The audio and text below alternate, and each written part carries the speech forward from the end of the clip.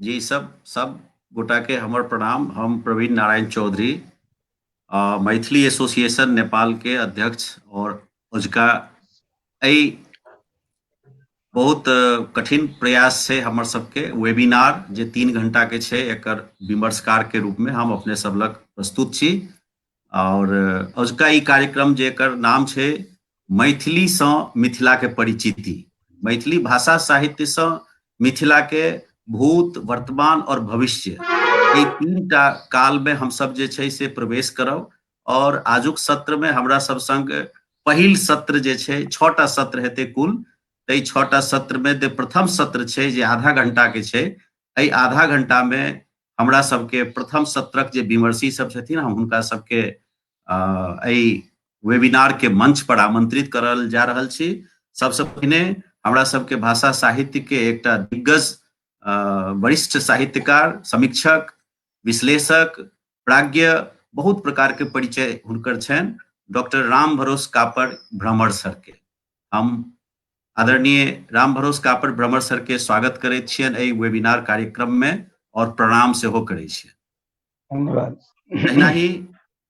तेनाही हमर सबके एहि सत्र के दोसर बहुत सुपरिचित नाम डॉक्टर महेंद्र नारायण राम, जे मैथिली लोक साहित्य के बहुत सुविज्ञ लेखक, बहुत पैघ नाम जिनकर हम सब जनै छियै, जिनका से बहुत किछु सीखऽ के अवसर भेटैत अछि। तो आदरणीय डॉक्टर महेंद्र नारायण राम सर के सेहो एहि वेबिनार के मंच पर स्वागत करै छियै। अहूँ के नमस्कार। नमस्कार। और अजुका हमरा सबके तेसर वक्ता, एहि विमर्श सत्र के तेसर वक्ता छथि प्राज्ञ रमेश रंजन झा, जे तकनीकी कमी के कारण से और कने मने आई शनि दिन लाइट के समस्या आदि इत्यादि के कारण से एखन धरि लाइव नहीं भ पेला हँ, लेकिन कने देर में हमरा सब संगे जुड़बाक संभावना छनि, तो हुनका हम सब बाद में स्वागत करब। तहिना हमरा सबके उसका तेसर चारिम जे छथिन से डॉक्टर विभा कुमारी हमरा सबके बीच में, भले हमरा सबके उम्र से कने हुनकर उम्र कम होइन, लेकिन शिक्षा दीक्षा और हुनकर जे ज्ञान छनि ओ हमरा सबसे बहुत आगू, और हमर भाषा के लेल एकटा बहुत पैघ नाम हम बुझै छियै डॉक्टर विभा कुमारी जी के। हुनका हम स्वागत करै छियै वेबिनार में। डॉक्टर विभा कुमारी के माइक जी डॉक्टर विभा कुमारी जी के स्वागत। प्रणाम सब गोटे के, धन्यवाद। और अजुका विमर्श के हमर सबके पांचम आदरणीय अजीत आजाद भाईजी, आदरणीय अजीत आजाद भाईजी के सेहो हम एहि वेबिनार के मंच पर स्वागत करै छियै। और हमरा बुझाइए जे आब हुनकर तकनीकी कमजोरी सब जतेक रहै से सब सबटा हटि गेल हेतनि, और बिना कोनो विलंब के, चूंकि समय के बड़ा सीमा छै एहि वेबिनार में, आ बहुत कम समय में बहुत महत्वपूर्ण बात सब करऽ के छै, तो तै लैके हम सबसे पहले चलै छी हमरा सबके बुजुर्ग अभिभावक संरक्षक, हमर मैथिली भाषा के बहुत पैघ नाम डॉक्टर राम भरोस कापड़ भ्रमर सर लग हम सब चलि रहल छी, और हुनका लग सीधे अपन पढ़ाई काल से लऽ के एखन धरि जे छै मैथिली के एतेक पैघ सृजन यात्रा अपने केलिए हँ, तो सबसे पहले तो अपने से हम जानऽ लेल चाहब जे अपन सृजन कर्म में मैथिली साहित्यक स्वरूप आ पढ़ाई काल से एखन धरि के यात्रा में केहन देख रहल छी? अहाँ के हिसाब से ई समय 1 मिनट अकै छै। हम काल्हियो कहने रही, तब ई ततेक बात नमहर पूछ देलिए जे बड़ा कठिन छै 1 मिनट में सलटी आयब, लेकिन जे संभव भ सके हम कहऽ कोशिश करै छी। जी सबसे पहिने देखियो, मैथिली भाषा के प्रति हमर रुचि, अब हमर पढ़ाई के बात कहि देलहुँ। हम जै परिवार से, जै क्षेत्र से, जै गाम से हमर उपस्थिति अछि ओहिठाम मैथिली पढ़ाई के कोनो परंपरा नहीं छलै, किछु नहीं रहे। एकटा उत्साह, हम जनकपुर में पढ़ एलहुँ, डॉक्टर धीरेश्वर झा धीरेन्द्र हमरा बगल में रहथि, हुनकर सानिध्य से हम मैथिली दिस आकृष्ट भेलहुँ, एहिमे दू मत नहीं छै। आ निरंतर मैथिली में हम अग्रसर पढ़ैत गेलहुँ, आ एम.ए. धरि निरंतर प्रमुख विषय के रूप में हमर मैथिली रहल। आ एकटा अभियान के रूप में मैथिली हमर पढ़बाक चाही, हमर मातृभाषा छी, एकरा बेसी से बेसी विस्तार के लेल हम सब की कऽ सकै छी, ताहि दिस हमर अभियान शिक्षण दिस गेल। दोसर बात ई भेलै जे भाषा साहित्य, एहि के क्रम में भाषा साहित्य के बात सेहो एलैए। तो एक निश्चित बात है जे जाहि रूप में हम सब जहिया शुरू केलहुँ 27-28 2027-28 बोलू ना, ऐसे 40-45 वर्ष पहिने मैथिली के जो पोजिशन रहे 45-46 वर्ष पहिने हमर पहिल कविता प्रकाशित अछि 1964 में मिथिला मिहिर में ईमानदार बालक कई कविता बाल कथा प्रकाशित रहे। तो बुझियो ओहि अंदाज जे ओहिसँ पूर्वे से हम किछु लिखित रहिए, तो ओहि हिसाब से जे स्टार्ट आ शुरू भेलैए तऽ हमरा लागल जे निरंतर एहिमे बहुत रास कमी छै, खाली गैपिंग छै। तो मैथिली लोग लिखित तखित नहीं रहे, या तो नेपाली लिखे अथवा कोनो आन भाषा के पत्रिका के अभाव रहे, ओहन अवस्था में हमसब लिखलहुँ, शुरू केलहुँ। निश्चित रूपे हमरा सबके ओहि लेखन में या ओहिठाम तक पहुँचबा में पहले कहलहुँ आदरणीय डॉक्टर धीरेन्द्र के बहुत महत्वपूर्ण भूमिका रहलनि हैं। आ बहुत रास वस्तु लिखल गेलै। हमर व्यक्तिगत स्तर पर जे कहबै तऽ हमहूँ काफी लिखलहुँ। आ मैथिली के एखन के वर्तमान अवस्था छै, छोट सब समय में नेपाली हम निश्चित पर नेपाली संदर्भ में बेसी बात करऽ चाहब। तो नेपाल में नेपाली बाहेक नेपाली तो राज्य संरक्षण रहे, ओकरा सब सुविधा चले, राजकीय संरक्षण प्राप्त छै, अखनो सब तरह प्रतिष्ठान छै, आन संस्था सब छै। लेकिन मैथिली में तो किछु नहीं छै। मैथिली में तो अपने पेट काटि के लोग लिखैया, अपने के पेट काटि के किताब कीनैया या ओकर प्रकाशन करैया। तो एहन अवस्था छै। ओहन अवस्था में नेपाली बाहेक के नेपाल में बाजऽ वाला तमाम भाषा से समृद्ध मैथिली आ ओकर साहित्य छै, एहिमे दू मत नहीं छै। चाहे वो कोनो रूप में देखबै एकरा, अहाँ ओकरा विधा विभिन्न विधा छै, विभिन्न विधा के रूप में सेहो कम लेखल नहीं भेलैया, निरंतर लिखित जाइ छै।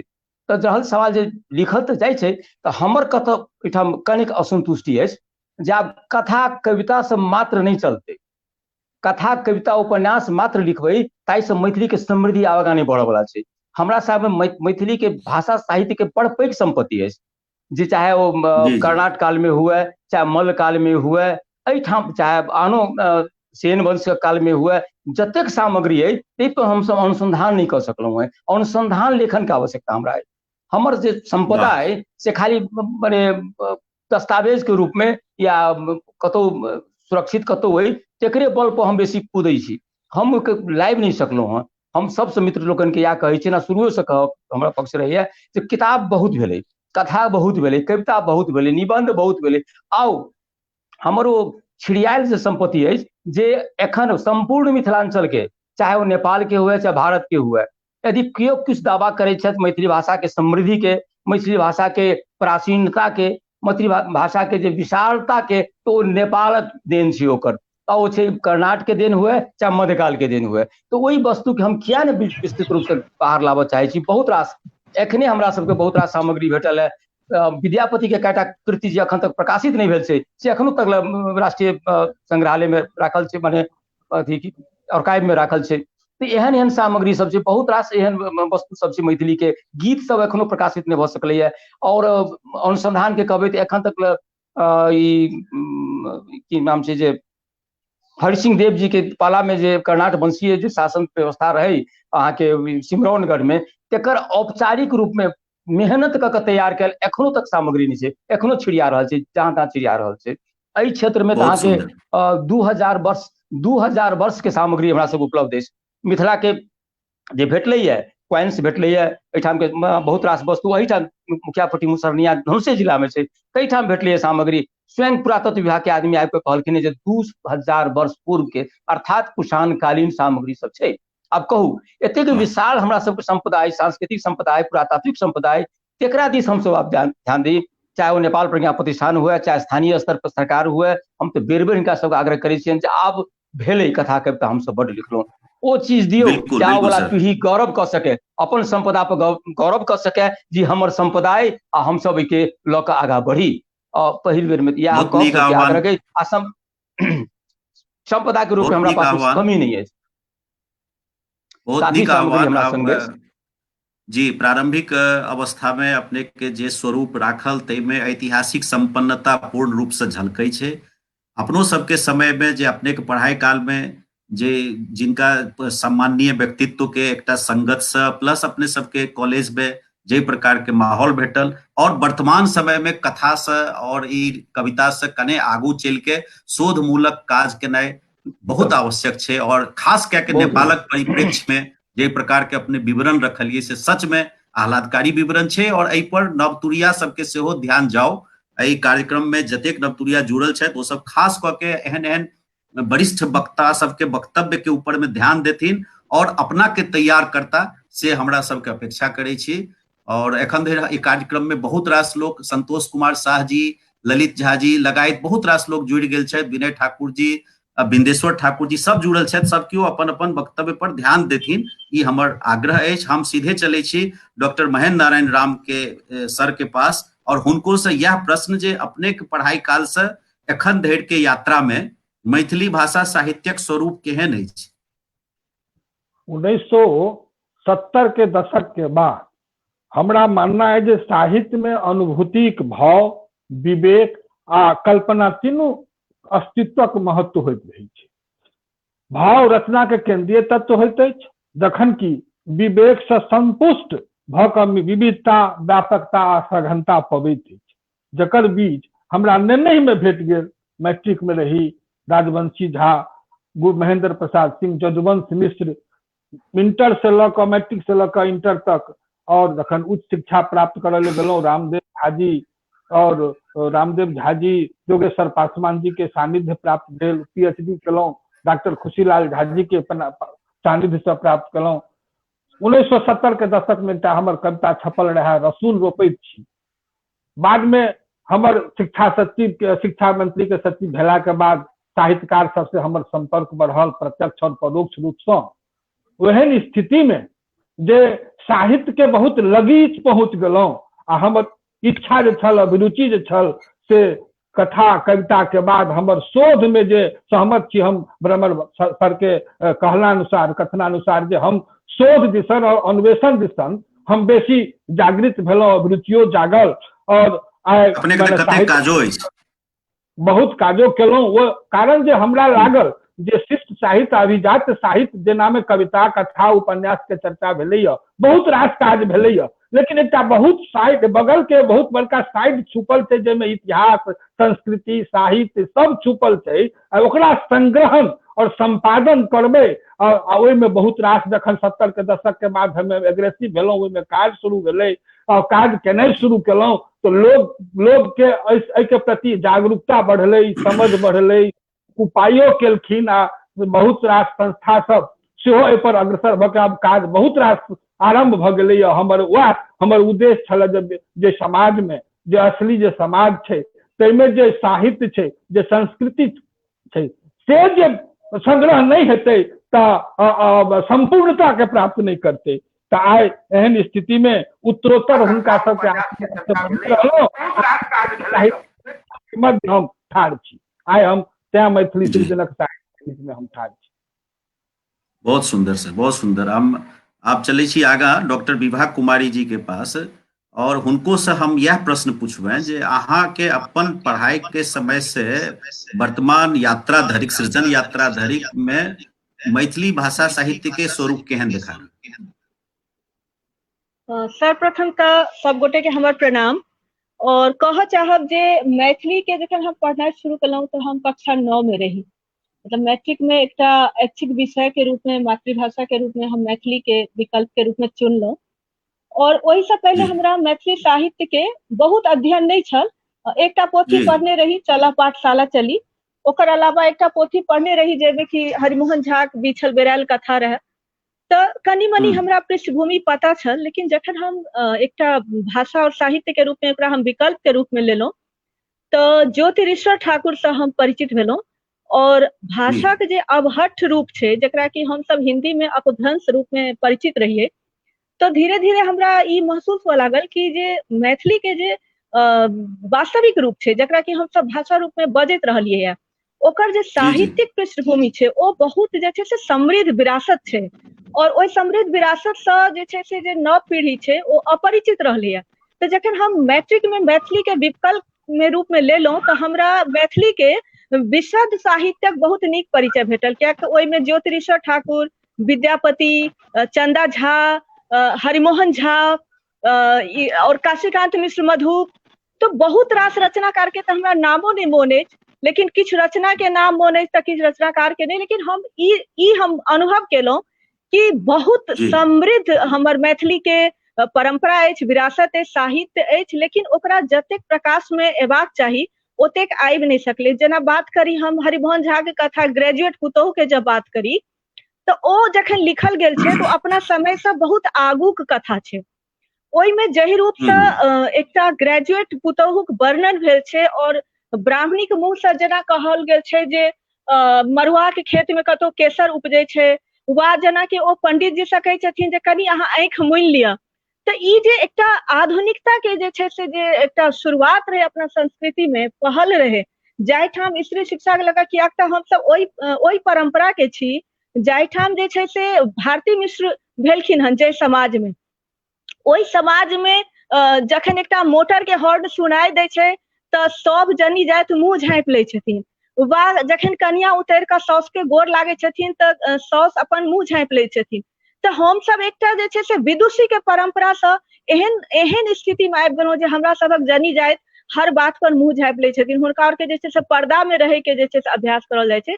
तऽ ग्रेजुएट पुतोहु एहन जे कथा छै, या फिर जे छै से हमरा किछु कथा मन पड़ैया जेना कि कथा काव्य जे काशीकांत मिश्र मधुप के छै घसल अठन्नी, जेना कि हिंदी में हम सब प्रगतिशील काव्य पढ़े छलहुँ, तो ओहि रचना के जखन हम देखलहुँ हमरा लागल कि हिंदी में जो प्रगति कविता सब छै, प्रगतिवादी कविता, ओहि सबसे कनिको 19 नहीं छै। तो मैथिली के जे साहित्य छै ओकर चाहे हम विषय के बात करी चाहे शिल्प के बात करी, तो हम अपना छात्र जीवन से लऽ कऽ और अखन तक के जीवन में हम देखै छी, और ई बात हम पहिनैयो बाजल रही और हम एहि लेल हमेशा प्रयासरत छी कि अपन जे भारतीय भाषा के पाठ्यक्रम छै ताहिमे मैथिली के अखन तक समावेश नहीं भेल छै। जहन कि मैथिली के जे साहित्य छै ओकर चाहे हम विषय वस्तु के बात करी वा शिल्प के बात करी, तो कनिको दोसर कोनो भाषा से 19 नहीं ठहरै छै। हाँ, यदि कमी छै तऽ कमी ओकर जे छै से जनतब देबऽ में कमी छै, संसार तक ओकर परिचिति नहीं भेल छै, अनुवाद नहीं भेल छै, ओ दुनिया तक पहुंच नहीं सकल छै कि या जेना कि राजकमल चौधरी के रचना छै, उषा किरण खान के रचना छै, उषा किरण खान के बहुत रास हिंदी रचना सर आजुक पीढ़ी परिचित छै, मुदा हुनकर मैथिली रचना से बहुत रास आजुक पीढ़ी जे छै से अपरिचित छै। तो एहन बात नहीं छै कि अपना और के साहित्य समृद्ध नहीं रहले या वा लिखल नहीं गेलै, बहुत बहुत हम सब समृद्ध परंपरा के अनुयायी रहल छी, मुदा ओहि साहित्य के संसार से परिचिति भेनाइ अखन बाँचल छै, शेष छै, ओहिमे अनुवाद के आवश्यकता छै, और ई विश्व के ई जनतब देनाइ जरूरी छै कि मैथिली में विषय के स्तर पर वा शिल्प के स्तर पर वा कोनो विधा में, जेना कि गीत छै या गजल छै या कथा छै, लघु कथा छै, दीर्घ कथा छै, उपन्यास छै, समीक्षा छै, शोध पत्र छै, अकादमिक रूप में सेहो मैथिली के बहुत नीक, अखन जब वर्तमान के बात करी, जेना कि हम अपन छात्र जीवन से लऽ कऽ अखन तक के स्थिति देखी, तो जखन हम सब छात्र रहिए तो मैथिली में अतेक बेसी शोध पत्र नहीं लिखल जा रहल छलै जतेक बेसी शोध पत्र अखन लिखल जा रहल छै।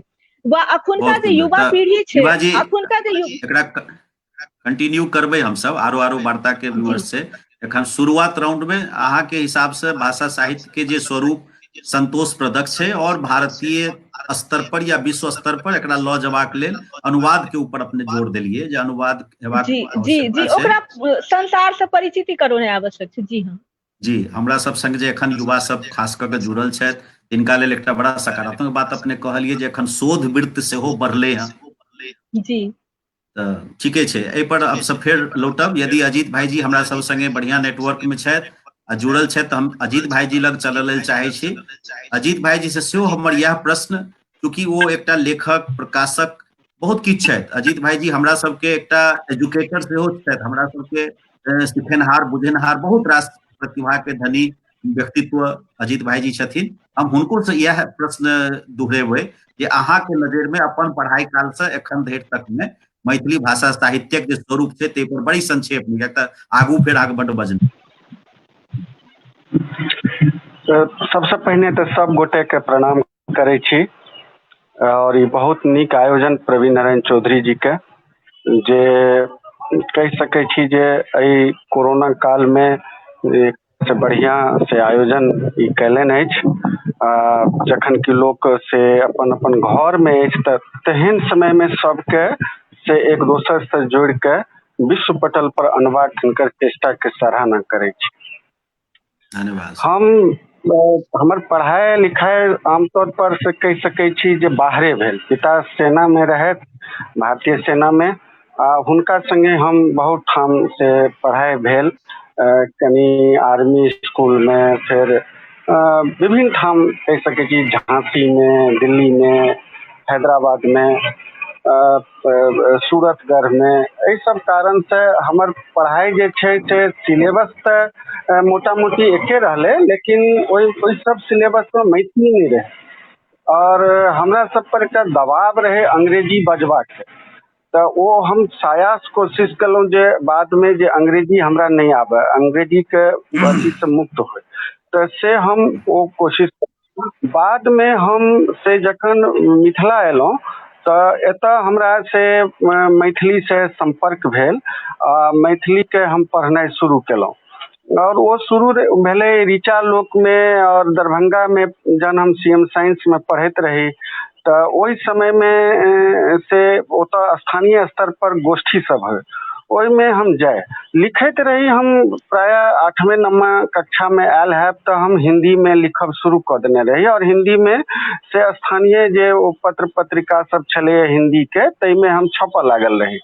लेकिन हमरा से एकर से मैथिली में जखन एलिए और मैथिली में एक दूटा रचना देखलिए तो हमरा ओहि समय में अमर जी, दरभंगा के और बहुत रास जेना यात्री जी, रामदेव बाबू, हिनका सबक जे सत्संग भेटल तो ई सब जे सराहना कलन, तो हमरा लागल जना मैथिली में लिखक चाहिए।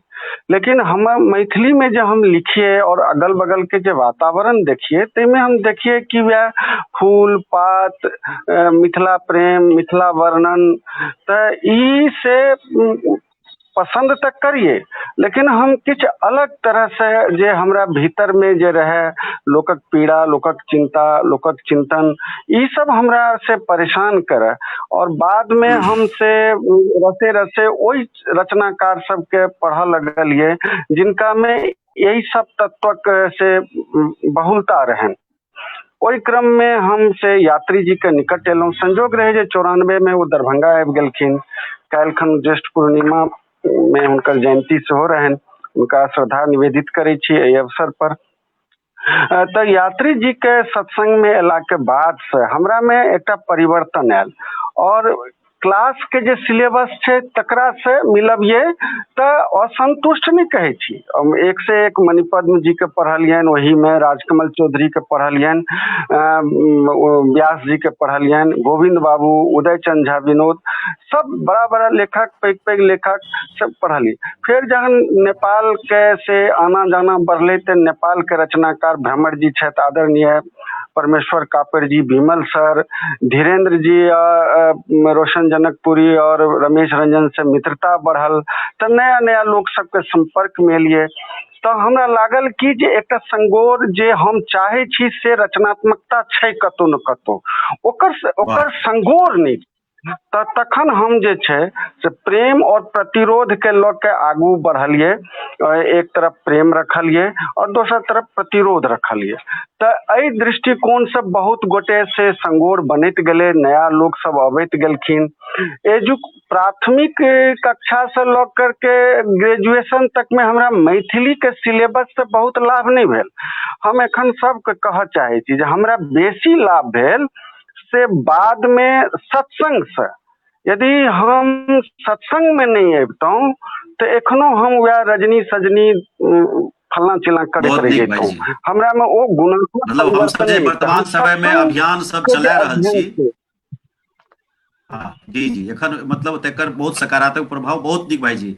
आब सेकेंड राउंड में हम सब चले छी और फिर सीधे हम डॉक्टर कापर सर लग चले छी और हुनका से ई जानल चाहब, एकर बहुत एके लाइन में वस्तुनिष्ठ प्रश्न के बुझ के एकरा जवाब देथिन जे अपना भाषा साहित्य से लोक के कतेक जुड़ाव छै, लोक कतेक जुड़ल अछि। अपने सबसे विज्ञ त पढ़ाई काल से एखन देर जुड़लहुँ, लोक केना जुड़ल अछि अपना भाषा से? हमर तो पहिने कहलहुँ जे एकटा संजोग छलै जे हम जुड़लहुँ। अहाँ देखबै जे अथी परिवेश से हम जुड़ल छी, बहुत कम एखनो उपलब्धिता छै।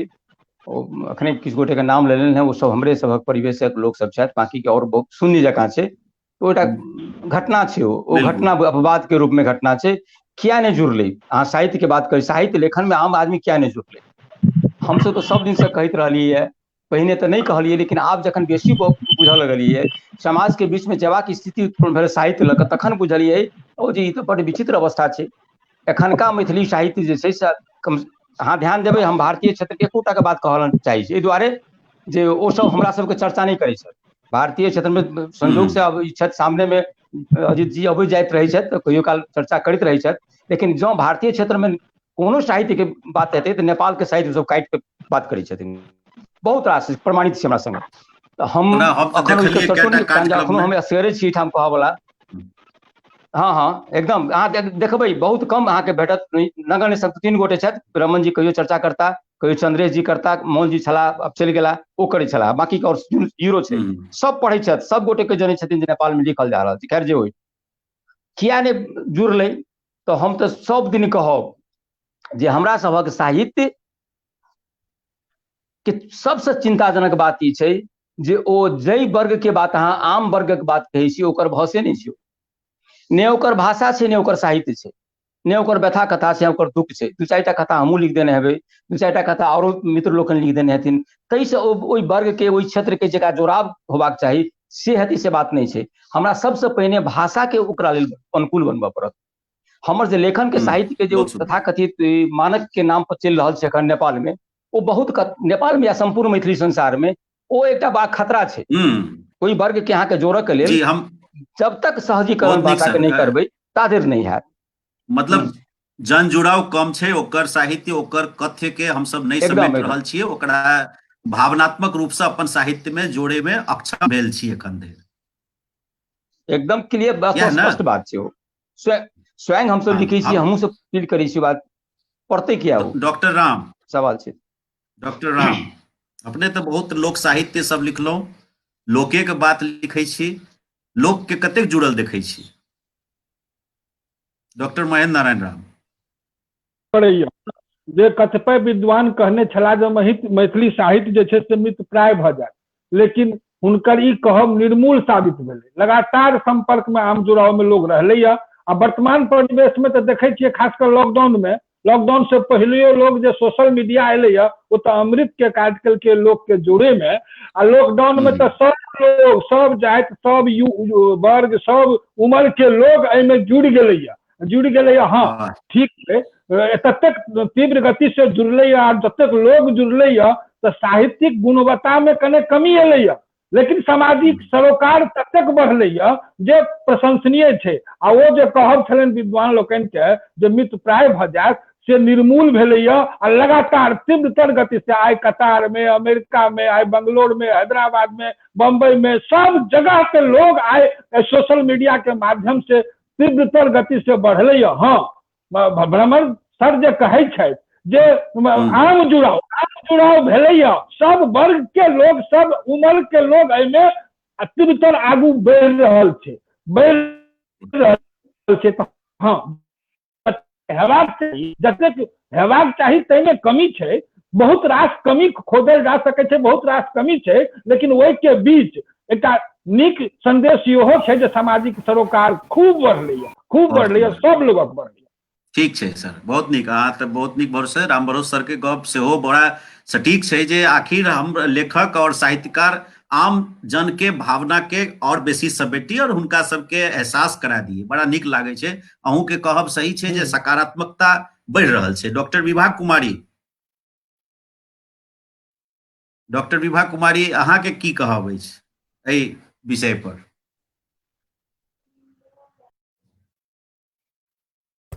सर वो डिस्कनेक्ट क्या करनी राहुल जी, डॉक्टर विभा कुमारी जी संगे वो डिस्कनेक्ट छत, बाकी सब पैनलिस्ट मतलब कि अगला सेशन के जो रेडी छत वो कहीं डिस्कनेक्ट छत। अच्छा ओके, तऽ ठीक छै। तऽ तखन हम सब सीधे आगू बढ़ै छी और फेर से चलै छी डॉक्टर राम भरोस कापड़ सर लग। अजीत भाईजी तऽ देखा रहल छथि। अजीत भाईजी, एहि विषय पर अहाँ करे किछु कहितियै, अपन भाषा साहित्य से लोकक जुड़ाव कतेक छै? भाषा साहित्य से जुड़ाव छै। प्रवीण जी, हमारा आवाज सुन रहल छी? हाँ जी।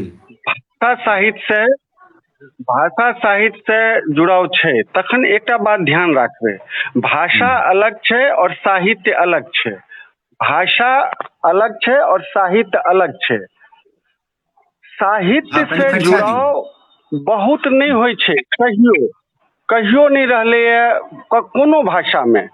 साहित्य लोकक बात करे छे, लेकिन लोक जे छे से साहित्य में नहीं रहे छे।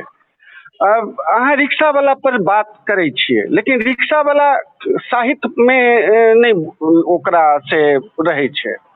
भाषा से जुड़ाव रिक्शा वाला के छे, पथेरी के छे। भाषा से जुड़ाव छे, साहित्य से अपेक्षाकृत जुड़ाव नहीं छे। अब एतऽ भ्रमर सर के जे कहब रहन से ई बात मानै छी जे बहुलांश में नेपाल के रचनाकार के चर्चा एहि पार नहीं भ पबै छै। एकर से उल्टा इहो होइत हेतै जे अहू पार के रचनाकार के चर्चा ओहि पार नहीं होइत हेतै। मुदा हम व्यक्तिगत स्तर से कह सकै छी जे एना से जानि बुझ के नहीं होइ छै। एही पार के लोग एही पारक रचनाकार के कते चर्चा करै छथिन, नहीं करै छथिन। तो साहित्यकार से साहित्यकार के चर्चा बहुत मायने नहीं राखे छे। क्या तो हमहू लेखक छिए, तो जखन हम प्रवीण जी के चर्चा करते नहीं छियन, महेंद्र जी के चर्चा करते नहीं छियन, तो महेंद्र जी से अपेक्षा की करबे। हाँ ई करे छिए, महेंद्र जी लिख रहला अछि, हमहू लिख रहल छी, तो हम सब आपस में लेखन के बात करबे। चर्चा तो आम आदमी करते, दोसर आदमी करते। बहुत सुंदर भाई जी। डॉक्टर विभा करैया कि नहीं करैया ई मुख्य बात छे। तो हमरा ई लगैया कि भाषा के संपर्क आम जन में छे, मुदा साहित्य के संपर्क बहुत गोटे लग नहीं छे, और जे नेचुरल छे और स्वाभाविक छे। ठीक छै, डॉक्टर विभा कुमारी जी सेहो जुड़ गेली हैं, बीच में कनी डिस्कनेक्ट रहे। अहाँ के की कहब अछि, अपन भाषा और साहित्य से लोकक जुड़ाव केहन देख रहल छी?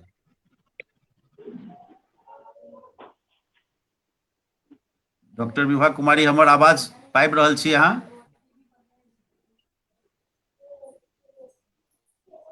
हमरा लगैया सर उनका कहीं नेटवर्क के दिक्कत थी, बाकी अगला सेशन में ज्वाइन कर। अच्छा विभा जी, हमर आवाज पाबि रहल छी? साउंड बिल्कुल नहीं छै। अच्छा अच्छा, अहाँ हुनका किछु तकनीकी दिक्कत छनि, तऽ ठीके छै। आब हमसब जे छै एम्हर धीरेन्द्र प्रेमर्षि भाईजी सेहो अपन फेसबुक से कमेंट केला हँ जे साहित्य सँ लोक नाच गान जकाँ भीड़ कहियो नहीं जुड़े छै, मुदा जाहि हिसाबे जुड़बाक चाही से तुलनात्मक रूपे हिंदी आदि आर्थिक रूपे जनसांख्यिक रूपे समृद्ध भाषा से कमजोर अवस्था मैथिली के नहीं छै। धीरेन्द्र सर के ई कमेंट छल। तेनाही श्रीचंद कामत जी सेहो एकटा बड़ा सांदर्भिक बात लिखला है जे सब पैनलिस्ट से प्रश्न जे मानक साहित्य असली मैथिल जे मैथिली में जीवै छथि ओकरा पर प्रहार नहीं छै। तऽ हम श्रीचंद कामत जी से कहऽ चाहबनि जे प्रश्न अहाँ रखलहुँ बड़ा नीक छै, एकर उत्तर के सेशन जे छै से सबसे लास्ट में छै। वो अहाँ के करीबन 4:30 से 5 कहने छै, लेकिन हम सब आधा घंटा करीब प्रोग्राम डिले भ गेल छी, 15 मिनट करीब प्रोग्राम डिले भेल। हाँ जी, 1 मिनट,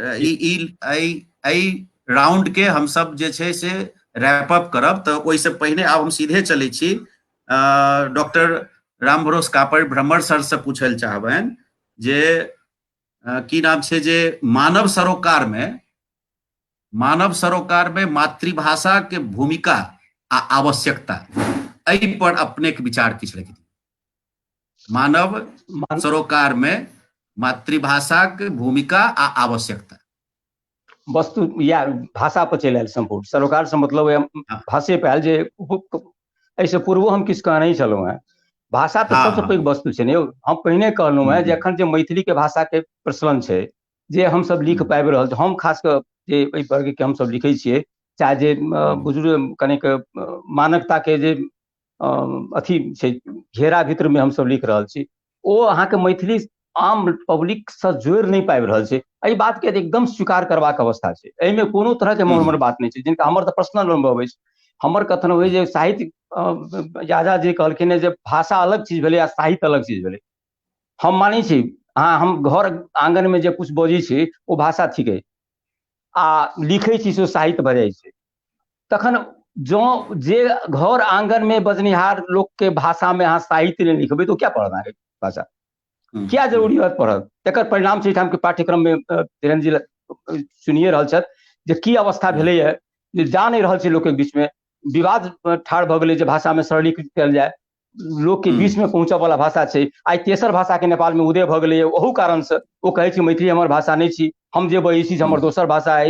एहि बात के सत्यता तऽ हमरा सबके है ने भऽ सके भारतीय क्षेत्र में सब गोटे समान रूप से बुझैत हेतनि, आ सेहो हम देखै छियनि जे मैथिली के नाम पर जे जमावड़ा होइ छै ओहिठाम, खास कर आंदोलन के नाम पर, मिथिला राजा के नाम पर जाइ छै तऽ 10 आदमी रहै छै ओहिठाम बैसल भाषण करैत रहै छथिन। तऽ ई स्थिति से आम जुड़ाव जाधरि नहीं हैत। अहाँके मैथिली हमर भाषा छी, हम जे बजै छी से अहूँ बाजू अथवा अहूँ लिखू, चाहे अहाँ लिखै छी से हमर भाषा में लिखै छी, ई जुड़ाव जाधरि नहीं हेतै ताधरि नहीं संभव छै। बहुत कठिन अवस्था में हमसब जा रहल छी। नेपाल में संदर्भ में तो और कठिन भऽ रहल है हमरा सबके। आओ वाला जे 78 के जे माने जनगणना छै, एहिमे की स्थिति उत्पन्न हेतै से बड़का चिंता के विषय ठाम के लोक के हेबाक चाही। बहुत कठिन अवस्था में राज्य के द्वारा संपोषित उपवर्ग भऽ सकै छै जे मैथिली से दूर भागि रहल छै, ओकरा हमसब केना समेटबै।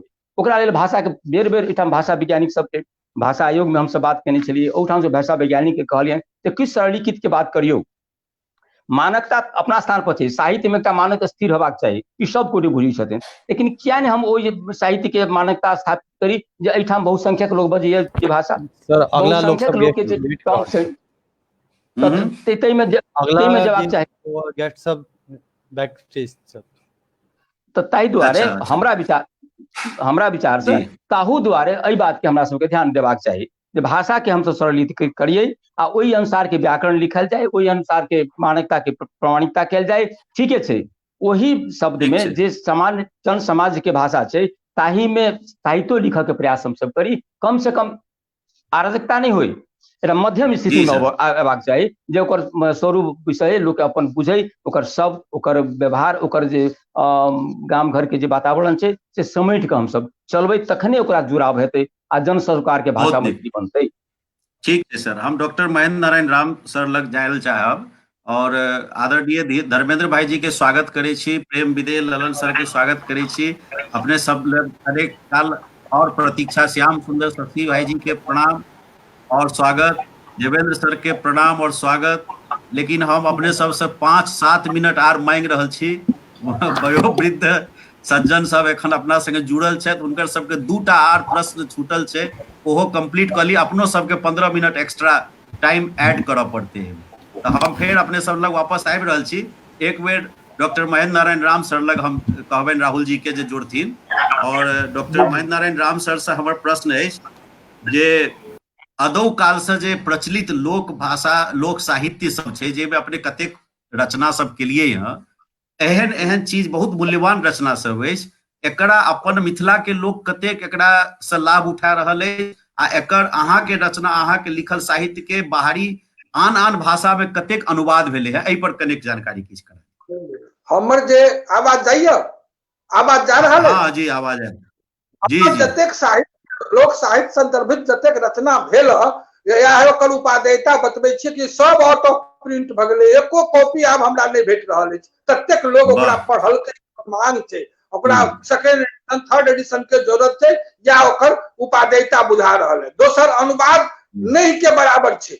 हमर जतेक रचना या लोक साहित्य संदर्भित और रचना जतेक छै, ककरो कोनो भाषा में हमरा नहीं लगैया कि जे वो अनुवाद भेलै। हाँ, ग्रियर्सन साहब जे सलहेश दीना भद्री आ गीत निवारक जे कलेक्शन करके प्रकाशित करने रहथिन, वो अंग्रेजी में अवश्य ओकरा अनुवाद मानल जा सकै छै। लोक कथा के संचयन छै से हिंदी में साहित्य अकेडमी से प्रकाशित वो बल्कि कहै छै जोगा बाबू के छै, लेकिन हमरा नहीं लगे नगन छै नहीं के बराबर अनुवाद अछि। ये हमर जे अनुभव है से कहै छै। ठीक छै सर, बहुत बहुत धन्यवाद अछि। और डॉक्टर विभा कुमारी के संग एक बेर आर हम जुड़ल लेल चाहब। डॉक्टर विभा कुमारी जी यदि हमरा आवाज के सुनि रहल छथिन तऽ हुनका से हुनकर विशेषज्ञता जे क्षेत्र में छनि, वाचिक और लिखित साहित्यक अंतर संबंध। डॉक्टर विभा कुमारी मैम वो डिस्कनेक्ट छथि सर, वो ज्वाइन नहीं छथि। अच्छा, उनका कनी प्रॉब्लम अच्छा ओ ठीक छै। तऽ आब हम जे छै से की नाम छै, अजीत भाईजी छथिन? नहीं सर वो नहीं छत। राहुल जी, अजीत भाई जी। नहीं सर वो नहीं छत। अच्छा चलो, अब हम सब चलो नेक्स्ट सेशन में हम सब प्रवेश करी। नेक्स्ट सेशन में प्रवेश कर हम जे हमर सब संगे विमर्शी जुड़ गेल छथि नेक्स्ट सेशन के, और सब गोटा के हम स्वागत करबनि। आदरणीय धर्मेंद्र भाई जी, आदरणीय प्रेम विदेह ललन सर, आदरणीय देवेंद्र मिश्र सर, आदरणीय श्याम सुंदर शशि भाई जी। श्याम सुंदर शशि भाई जी के सीटिंग पोजीशन में अपने नहीं छथिन, कनि जल्दी आबो। और बिना कोनो समय खर्च केने सबसे पहले हम क्षमा प्रार्थी छी जे पहिल बेर प्रयास कऽ रहल छी। आई प्रयास में बहुत रास त्रुटि संभव छै। श्याम भाई जी के प्रणाम और स्वागत। सब गोटा के प्रणाम, जते श्रोता छथि हुनको सबके आ सधे सर सहित मित्र धर्मेंद्र के सेहो आ तहिना मित्र की कही जे ललन जी के सेहो आ सर के आ विशेष प्रणाम देवेंद्र सर के। जी जी प्रणाम प्रणाम प्रणाम। सबसे पहले हम एहिमे ललन भाईजी से पूछबनि जे मातृभाषा में अथवा मातृभाषा के शिक्षा लेल नेपाल में केहन नीति अपनायल गेल छै, केहन नीति पहले से रहले है, और अहाँ स्वयं कैटा अभियान संचालन केलहुँ शिक्षक के रूप में, संगठनकर्ता के रूप में, मातृभाषा के पढ़ाई बेसी से बेसी स्थान पर होए, बच्चा सब अपन मातृभाषा में शिक्षा प्राप्त करे। भाई जी अपन अनुभव किछ राखू। ललन भाई जी। हाँ, हम प्रेम विदेह ललन जनकपुर धाम से 3 दशक से मैथिली भाषा साहित्य सेवा कर रहल छी। 2.5 दशक से अध्यापन कार्य में लागल छी और 8 वर्ष से मैथिली साहित्यकार सभा के संचालन, और एहि साल एक नया गठन भेले मातृभाषा शिक्षक महासंघ, अगर प्रदेश 2 के संयोजक सेहो छी। हम सब व्यक्तिगत और संस्थागत अभियान के रूप में ओना बहुत काज भेल छै। मुख्य जे इससे संबंधित बात से मात्र कहि रहल छी। मैथिली साहित्यकार सभा द्वारा सामुदायिक विद्यालय में मातृभाषा विषय पठन पाठन समस्या आ समाधान एहि विषय पर धनुषा जिला स्तरीय गोष्ठी के संचालन करबेने छलहुँ। इसमें प्रधान अध्यापक जिला भर के स्रोत व्यक्ति शिक्षाधिकारी सहित के सहभागिता रहल छल। तकर बाद जिला शिक्षा कार्यालय धनुषा द्वारा मातृभाषा मैथिली में पढ़ेबा के लेल विद्यालय सबके पत्र पठाओल गेल, जाहिमे हमरा सबके संस्था रतन कुमार कर जी के पहल भेल छलै। तकर बाद इस संस्था द्वारा अंग्रेजी माध्यम विद्यालय में मातृभाषा के प्रयोग जिला स्तरीय अंतरक्रिया, जिसमें पैप्सन मध्य पैप्सन विभिन्न प्रिंसिपल सहित के सहभागिता छल। और के साथ साथ शिक्षा मंत्रालय, भाषा आयोग, मधेसी आयोग और प्रदेश 2 सरकार के 3 बेर ज्ञापन पत्र बुझा चुकल एहि सब मुद्दा के लऽ अन्य मातृभाषा में पठन पाठन, मातृभाषा में शिक्षा, विभिन्न मुद्दा के संग एहि मुद्दा के बहुतो ज्ञापन पत्र देल जा चुकल। अब रहल बात सरकारी नीति, तो सरकारी नीति में अब टाइम बहुत कम है, सब बात कहना संभव नहीं भऽ रहल है। मोट गप। हाँ, जब सब संविधान के नियम के उल्लेख करना संभव नहीं, टाइम कम। तो उनका संविधान में शिक्षा संबंधी कानून, निर्देशिका, पाठ्यक्रम इस सब में जैसे मातृभाषा में शिक्षा और मातृभाषा विषय यानी मैथिली विषय के शिक्षा के व्यवस्था हो, तो सरकारी नीति ओझरायल है आ नियत बेईमानीपूर्ण गैर जिम्मेवारी पूर्ण है देखल गेल अखन तक। अच्छा, जेकर हम प्रमाण दे रहल छी। शैक्षिक तालीम केंद्र द्वारा जे बहुभाषिक की कहै छै बहुभाषिक शिक्षा कार्यक्रम चलाबऽ के लेल मातृभाषा में चलाबऽ के लेल एकर प्राथमिकता देबऽ के मातृभाषा माध्यम के, लेकिन सरकार की कलकै मातृभाषा माध्यम में सेहो तालीम शिक्षा के देलकै आ अंग्रेजी माध्यम में चलाबऽ के सेहो तालीम देलकै, यानी बढ़ा देलकै। ई जे छै बात उलझ गेल छै कि हाँ, तकर बाद सरकारी विद्यालय सब जे अंग्रेजी माध्यम से चलौलकै तकरा प्रोत्साहन देलकै सरकार। ई प्रमाण। दोसर प्रमाण देव जे मैथिली शिक्षक के दरबंदिये ने आइ तक देलकै, ई समस्या क्रिएट भेल। तकर बाद मैथिली पाठ्य पुस्तक तऽ छपै छै, 105 तक के किताब छै, 9-10 किताब, तो किताब उपलब्ध छै, मुदा ओहि किताब के अनुदान भेटबाक चाही विद्यालय के, अनुदान नहीं दै छै, तो विद्यालय अपना तरफ से पाई खर्च नहीं करऽ चाहै छै। तकर बाद ई जे छै ई समस्या सब जे देखल गेल। और वर्तमान ठीक है भाई जी, अहाँ लग फिर दोबारा आयब फिर मतलब बाकी बात अहाँ दोसरो बेर में अपन समेट लेब। एक बेर हम चले छी आदरणीय धर्मेंद्र भाई जी के पास। धर्मेंद्र भाई जी, एकटा साहित्यकार सेहो छथिन, पत्रकार के बहुत पैघ पद तक हमरा सबके गरिमा के बढ़ेने छथिन। संचार क्षेत्र में मैथिली भाषा के अवस्था एहि के ऊपर में समग्र विचार एकटा अपने रखियो।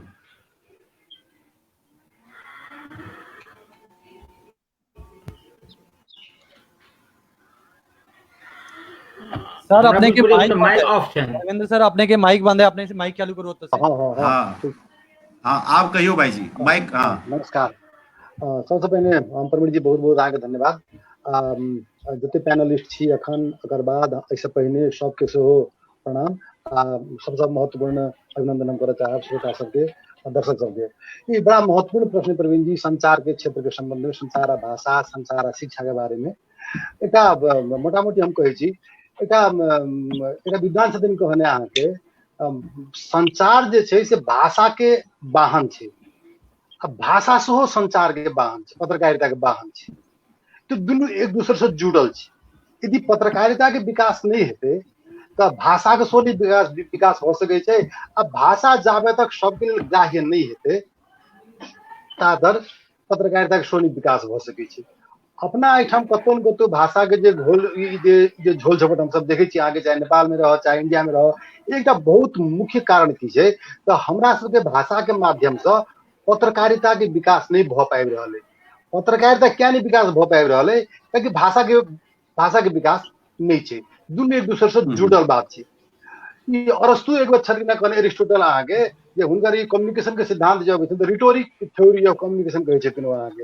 अखन कतौ न कतौ भारत नेपाल दुनू ठाम जे देखबै अहाँके तो ई संचार के पत्रकारिता के माध्यम की भ रहल छै, जे सब संचार माध्यम से आबद्ध छथि वो सब जे नीक बुझै छथिन, अपना हुनका जे नीक लगै छनि, अपना के जे उचित बुझाइ छनि सएह ओ रिटोरिक रूप से दै छथिन जे अहाँके लेभेटा पड़त ई बात। लेकिन वो जे बात दऽ रहल छथिन से आम व्यक्ति, आम पाठक, आम श्रोता, आम दर्शक कते ढंग से लऽ रहल छै नहीं लऽ रहल छै नहीं लऽ रहल छै, ताहि बात के मूल्यांकन हमरा नहीं करै छै। एहिसँ पहिलका सत्र में आदरणीय रामभरोस सर छथिन कहने जे हम सब कहै छै जनबोली के कतौ न कतौ समस्या है। निश्चित रूप से ई समस्या पत्रकारिता में सेहो छै। पत्रकारिता के कोन भाषा त पत्रकारिता कोन भाषा प्रयोग करते। पहिल बात जब नेपाल के हम सब बात करी तो मैथिली में पत्रकारिता के नितांत अभाव छै।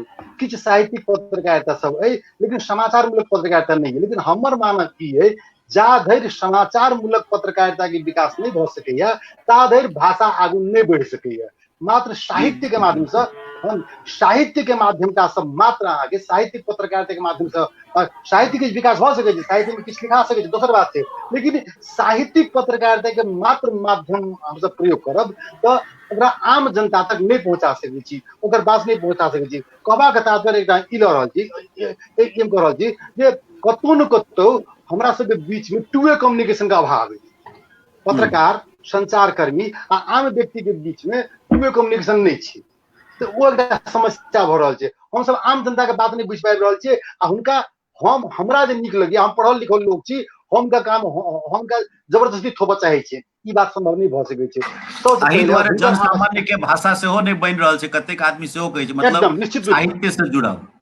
हाँ तो ताहि दुआरे ई कतौ न कतौ की छै एकटा अहाँके ई पब्लिक स्फेयर के बात भेल। कहबाक तात्पर्य कि हमर अहाँके भाषा, हमर अहाँके पत्रकारिता पब्लिक स्फेयर के माध्यम नहीं बनि सकलैया। जनता के बीच में ओहि भाषा के माध्यम से छलफल केना हेतै, विचार विमर्श केना हेतै। हेबरमास एकटा भेलखिन विद्वान, जर्मन विद्वान भेलखिन अहाँके, वो अहाँके पब्लिक स्फेयर पर बात केलखिन। तो निश्चित बात के एकटा भाषा आ विचार के निर्माण के संदर्भ से हमरा अहाँके भाषा कमजोर भ गेल या हमसब ओते प्रयोग नहीं कऽ पाबि रहल छी। ताहि दुआरे ओहि माध्यम से हमसब विचार निर्माण करऽ में असमर्थ छी, असक्षम छी। तो भाईजी एहि संदर्भ में हमर सबके सरकारक नीति की छै? सरकारक नीति केहन छै? तो सरकारक संघीय सरकारक नीति देखियौ, संघीय प्रदेश सरकार आ स्थानीय सरकार के तो हमरा अखन कोनो नीति नहीं बुझाइ जे ओकर कोनो नीति छै। अच्छा, कोनो नीति नहीं भने ओकर सबके नीति छै हमरा बुझाइए, बुझलिए। जहाँ तक संघ के बात छै, अहाँके संघीय सरकार के बात छै, ओकरो अहाँके स्पष्ट नीति नहीं छै। कहियो 2-3टा प्रज्ञा प्रतिष्ठान सब छै, प्रज्ञा प्रतिष्ठान में कहियो किनको कथि के नोमिनेशन कऽ दै छनि, लेकिन काज कते करऽ दै छनि से जे ओतऽ गेल छथि हुनके बुझल हेतनि जे ओ काज करऽ में कते सक्षम भेला वा समर्थ भेला। दोसर बात अहाँके प्रश्न छला हमरा प्राप्त भेल, ओहिमे पुस्तक प्रकाशन के बात अहाँ केने छियै। राम भरोस सर जहिया साझा प्रकाशन छलखिन तहिया 1-2टा शायद पोथी सब ओतऽ सब प्रकाशन भेलै। एकेडमी से सेहो नेपाल प्रज्ञा प्रतिष्ठान में छलाह रामभरोस सर, तहिया 1-2टा किछु प्रारंभ भेल छलैया। लेकिन मैथिली मोटा मोटी नेपाल के दोसर भाषा छै सबसे बेसी बाजल जाय वाला, करीब सरकारी तथ्याङ्क के अनुसार 13-14% छै एतऽ अहाँके। ओहि भाषा के ओहि तरहक सम्मानजनक नीति, सम्मान प्रदान करबाक नीति सरकार के कतौ नहीं छै। हाँ, संचारक माध्यम जे कहबे अहाँके एकटा क्लॉज की छै, अहाँके एकटा प्रावधान प्रेस काउंसिल जे कि पत्र पत्रिका के वर्गीकरण करे छै, ओहि में की कहने छै, राष्ट्रीय भाषा को पत्रकारिता, खाली मात्र मैथिली के लेल नहीं, राष्ट्रीय भाषा के पत्रकारिता, राष्ट्रीय भाषा में जो पत्र पत्रिका प्रकाशन है तो ओकरा मूल्यांकन में कनी बेसी नंबर देल जायत। हमरा बुझे सिर्फ एकटा एतऽ छै, ओहि राष्ट्रीय भाषा में शायद मैथिली पढ़ैत हेतै नहीं, तो राष्ट्रीय भाषा एक सरकारी स्तर पर कही तो ओतऽ एकटा किछु प्रावधान छै, आन कतौ एहन अवस्था नहीं छै जतऽ नेपाली से कंपटीशन नहीं कर पड़े। नेपाली राष्ट्रीय भाषा छै देश के, ओतऽ कंपटीशन करे के संभावना नहीं छै। समतामूलक अवस्था छै, समानता नहीं क्षमता है, चाहे समता के अवस्था नहीं छै। ठीक है भाई जी, फिर पुनः अपने लगाए रहल छी। एहि बीच में हम फिर चलल चाहब शिक्षे से जुड़ल प्रश्न के ऊपर में हमरा सबके अग्रज आदरणीय देवेंद्र मिश्र सर, जे स्वयं शिक्षण पेशा से लऽ के लेखन क्षेत्र में मातृभाषा के पढ़ाई करायल जाए, मातृभाषा के पढ़ाई करेनाइ आई बहुत अनिवार्य छै। साक्षरता बढ़ते अनेक प्रकार के हिनकर महान सोच रहलनि हैं, कतेक रास काज केला, सरकार के नीति निर्धारण में सेहो कतेक बेर अपन राइटिंग में कतेक रिपोर्ट वगैरह देने छथिन, ज्ञापन पत्र देने छथिन। तऽ देवेंद्र सर, मातृभाषा मैथिली में पढ़ौनी लेल सरकार संग कयल गेल प्रयास आ एकर आरंभ से एखन धरिक अवस्था पर प्रकाश देल जाय, संगे एहिसँ छात्र सबके कतेक दूरगामी लाभ भेटले, अहू पर अपन समग्र विचार राखल जाय। जी बहुत बहुत धन्यवाद। हमर आवाज सुन रहल छी? हाँ जी जी जी, अपने का आवाज है। हमर आवाज सुन जी, सबके नमस्कार करै छी। और सरकारी नीति के संबंध में प्रेम विदेह ललन जी के गप से सहमत छी हम, और धर्मेंद्र बिहवल जी के, आदरणीय बिहवल जी के गप से सहमत छी। वो सब जे कहलखिन है ई सबटा सत्य गप छियै।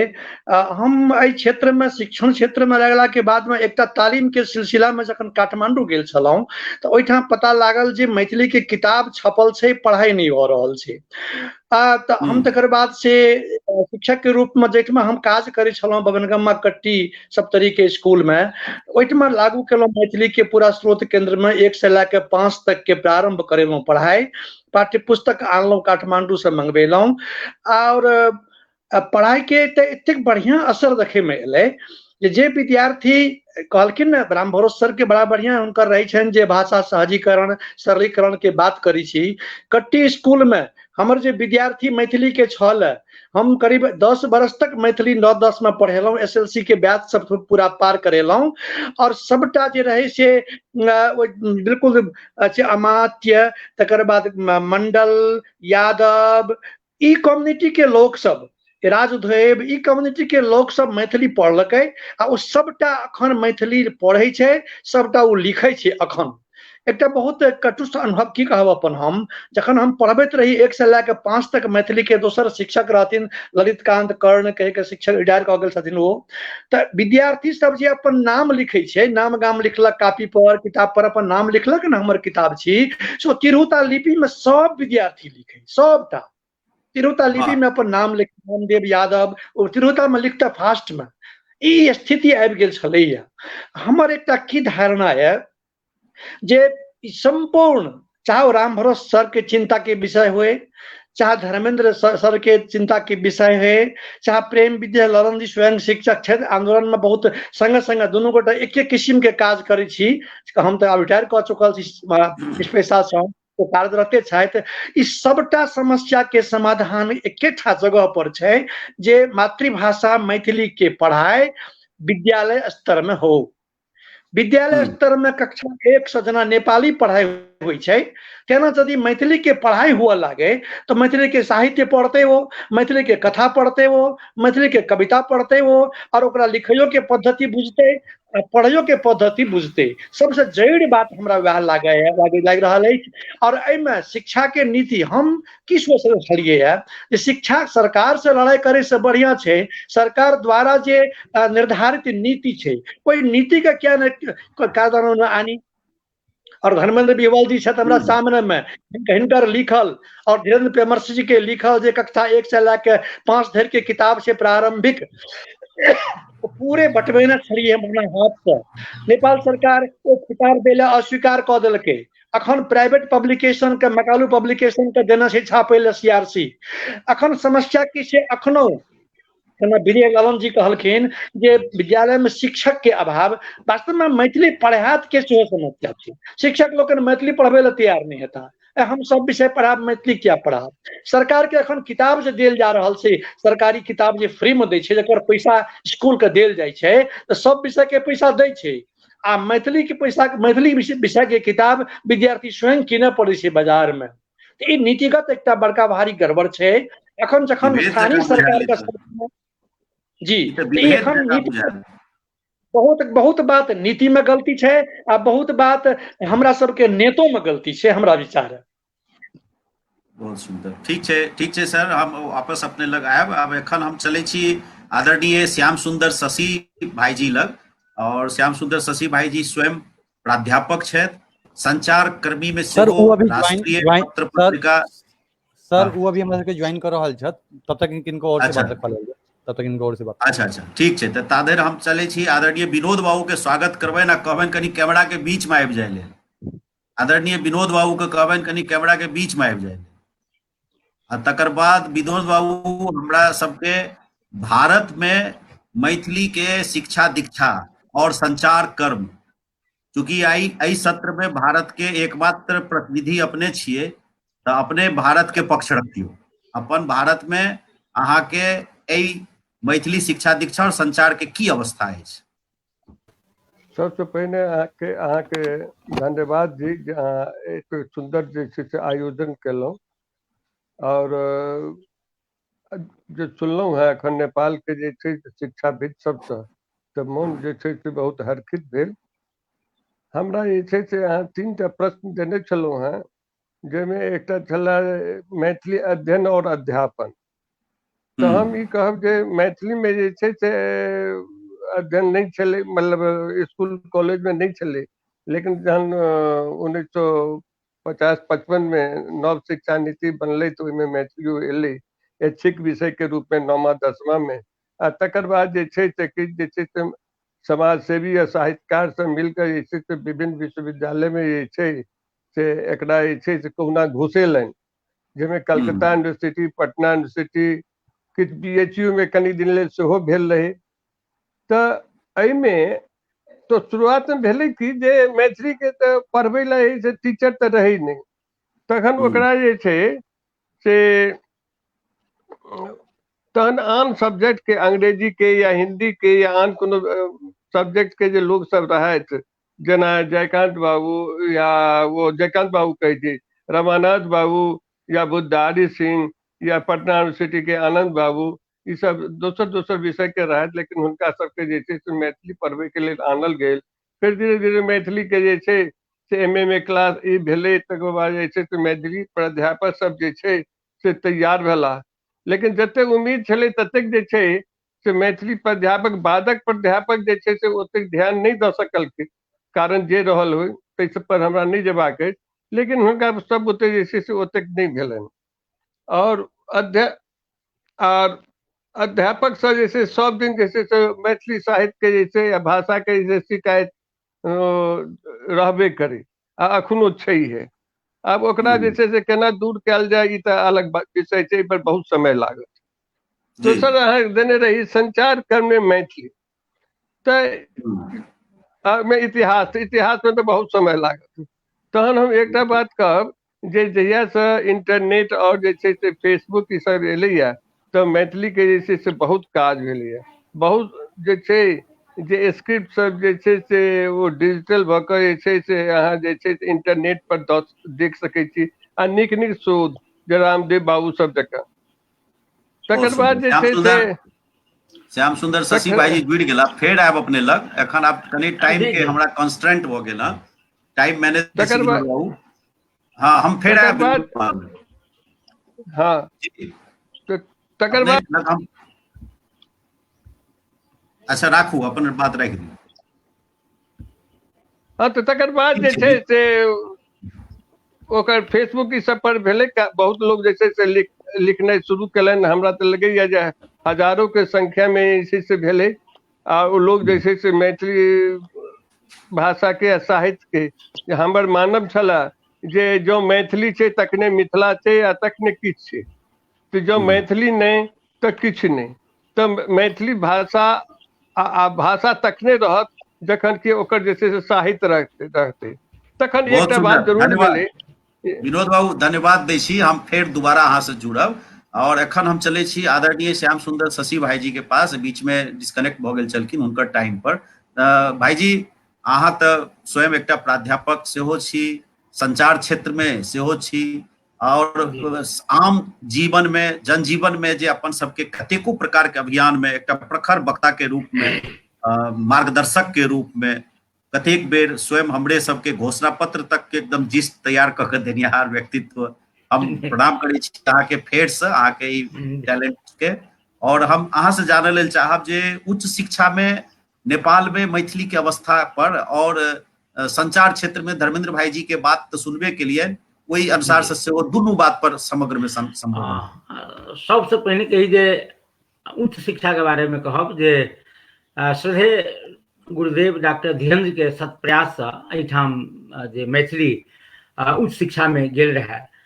मुदा अवस्था की थी जे बिना सिर माने बिना पैर के बिना शरीर के मस्तक जकाँ लागि रहल छै उच्च शिक्षा। चूंकि उच्च शिक्षा के जे आधार हेबाक चाही से नीचा से हेबाक चाही।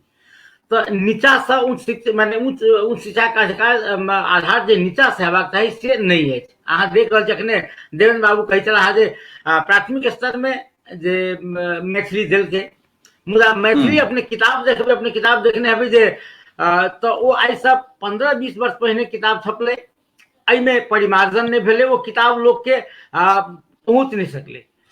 तकरा बाद अहाँ के बीच में प्राथमिक स्कूल में कक्षा में गेलिए, निम्न माध्यमिक विद्यालय में नहीं रहे, हाई स्कूल में 9-10 में ऐच्छिक विषय में मैंने अतिरिक्त गणित के सब्स्टिट्यूशन में जे अपने के मैथिली देल गेल है।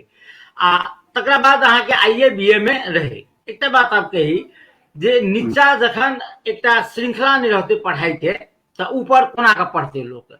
आई के तो अवस्था की चीज हमरा देख रहा छी जे न मात्र मैथिली अपितु राज्य संरक्षित नेपाली आ अंतरराष्ट्रीय समुदाय में जकर मेन पावर बिकाई है वो अंग्रेजी, बाहर के एकोटा भाषा आब जीवित रहबाक अवस्था नहीं है नेपाल में।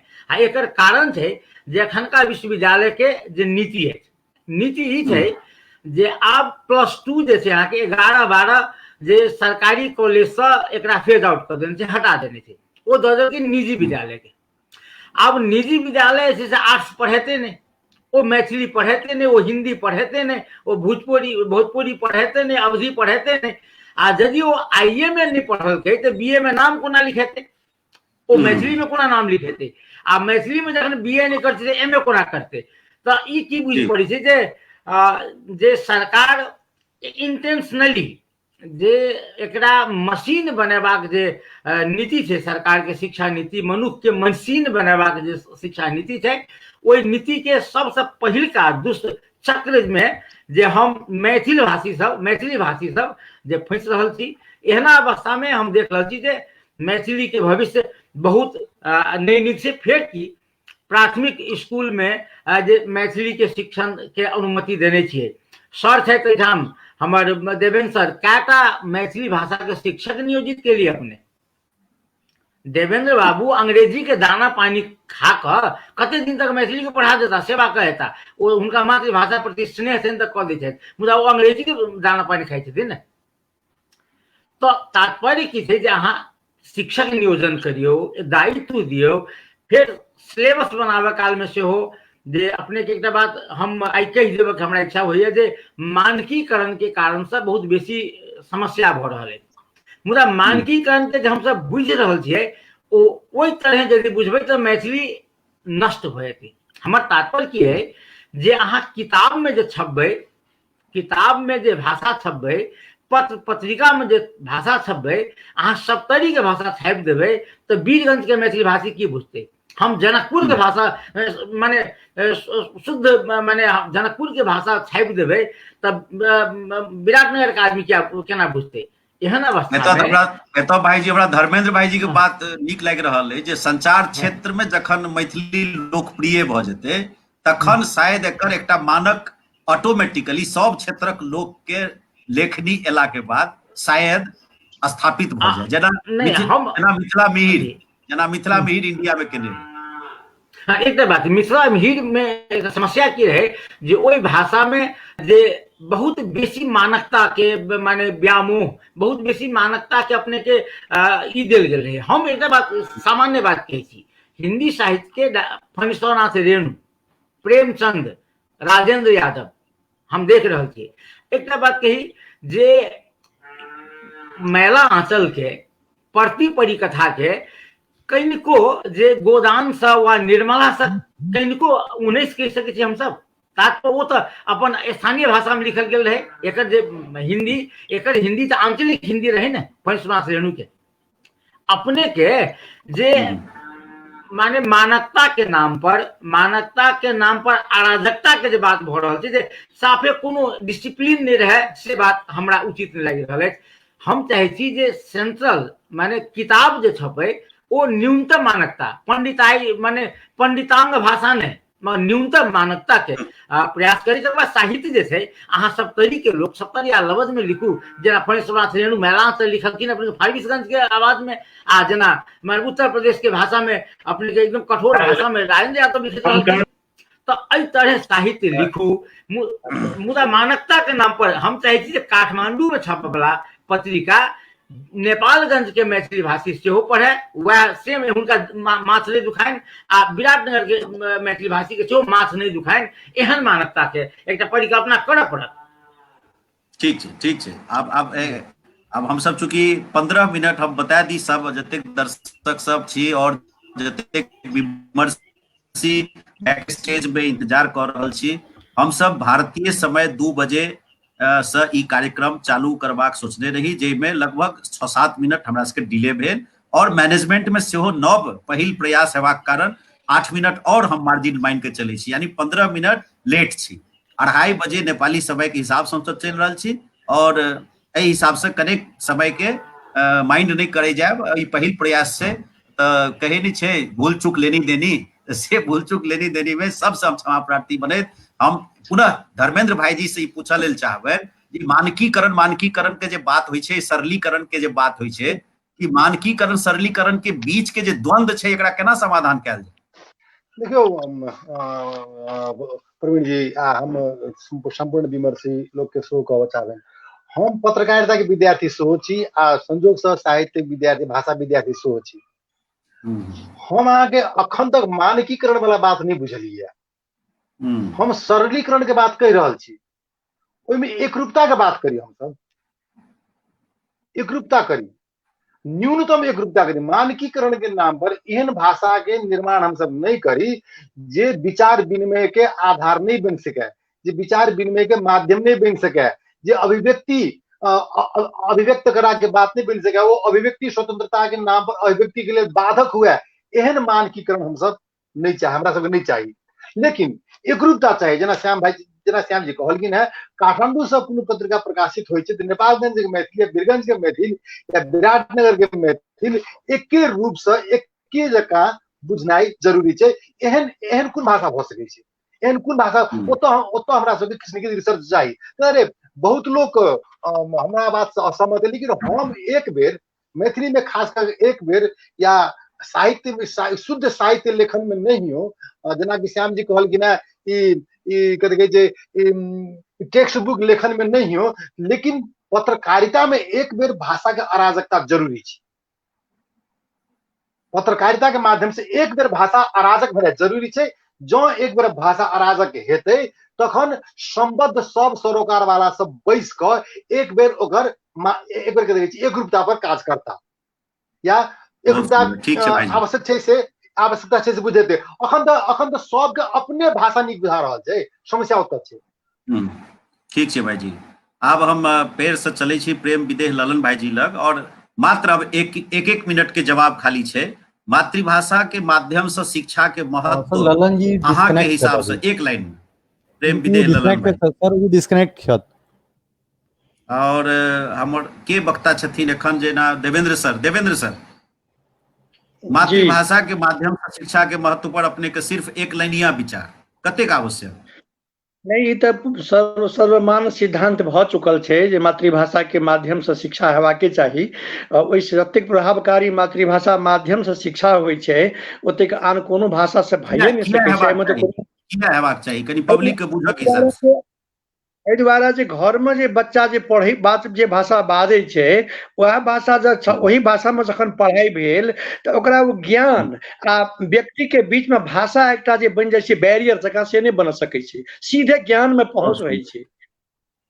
एक और तखन एक रति हमरा आधा 15-20 सेकेंड आर समय दियो हमरा जे ई मानकीकरण के बात जे भ रहल छै ने एकरो जड़ छियै अहाँके शिक्षा में जे प्रयोग नहीं होइ छै सएहटा। आइ देखो नेपाली भाषा के लिए हुमला जुमला के नेपाली, दार्जिलिंग के नेपाली और काठमांडू के नेपाली में आकाश पताल के अंतर छै। लेकिन कांतिपुर पत्रिका के जे नेपाली छै तकरा दार्जिलिंगो में पढ़ै छै लोग, नेपालगंजो में लोग पढ़ै छै। कारण वो नेपाली लोग शुरू से पाठ्य पुस्तक में शुरू से पढ़ने छै, एहि दुआरे ओकरा कोनो भ्रम नहीं छै। भाषा तो बहुत बोली ओकर हेबे करते छै, भाषा के जतेक बेसी बोली छै ओकरा ओतेक समृद्ध मानल गेल छै कि मैथिली के तो वैशिष्ट छै जे बहुत ज्यादा बोली छै। लेकिन एकरा से शिक्षा के माध्यम में जखन चलि एतै तकर बाद ई समस्या सब नहीं रहतै। बहुत सुंदर, ठीक है सर। प्रेम विदेह ललन भाई जी, अहाँ के नजर में मातृभाषा के माध्यम कतेक जरूरी है? माध्यम तो ये बहुत जरूरी है, या तो एते सहजता से एते जल्दी दोसर भाषा में लोग बुझे नहीं सकिए, तैं विद्यार्थी के मातृभाषा तो अनिवार्य है पढ़ाई। या तो हम एक उदाहरण देव, एठम जनकपुर में किछुए वर्ष पहले नेल्टा के सम्मेलन अंतर्राष्ट्रीय सम्मेलन भेल, ओहिमे अंग्रेजी के विद्वान सब एक वर्ष कहलखिन जे प्राइमरी स्कूल के यानी प्रारंभिक शिक्षा निश्चित रूप से अहाँ सब जे से मातृभाषा में देल करी। दोसर उपाय नहीं, जते बड़का बड़का देश है जे विकसित भेले वो अमेरिका कही बेलायत, चीन, जापान, कोरिया सब मातृभाषा में शिक्षा तो कहीं विकसित भेल। एतऽ भारते में जैसे छियै हम सुनै छियै जे इंजीनियरिंग तक उच्च शिक्षा में जैसे मातृभाषा के प्रयोग भ रहल छै। ताहि दुआरे तो प्रारंभिक नहीं, यदि हायर एजुकेशन तक होए मातृभाषा अति उत्तम है। पपुआ न्यू गिनी में अपने के 500 भाषा में प्राइमरी एजुकेशन देल जा रहा है। ये लोग जैसे सबक लेल आवश्यक है मातृभाषा में शिक्षा, बहुत जरूरी। ठीक है भाई जी। श्याम सुंदर शशि भाई जी छथिन? श्याम सुंदर शशि भाई जी नहीं सर, वो नहीं छत, अगला सेशन के तैयारी कर रहा है। श्याम सुंदर शशि भाई जी नहीं सर, वो नहीं छत। अच्छा, चलो तो हम सब सत्र के समापन विनोद सर छत, विनोद सर छत। अच्छा, विनोद बाबू, भाषा आ कला के अंतर संबंध पर एक किछ अपने समझा देती है। भाषा और कला के अंतर संबंध। देखियो, भाषा जाबत तक जे छै जो समृद्ध रहत तो ओहि संगे ओकर संस्कृति सेहो समृद्ध रहते। आ कला जे छै से संस्कृति के जे छै जतेक रिचुअल्स छै, परंपरा छै, ओकरे वो रूप में जे छै से अबै छै।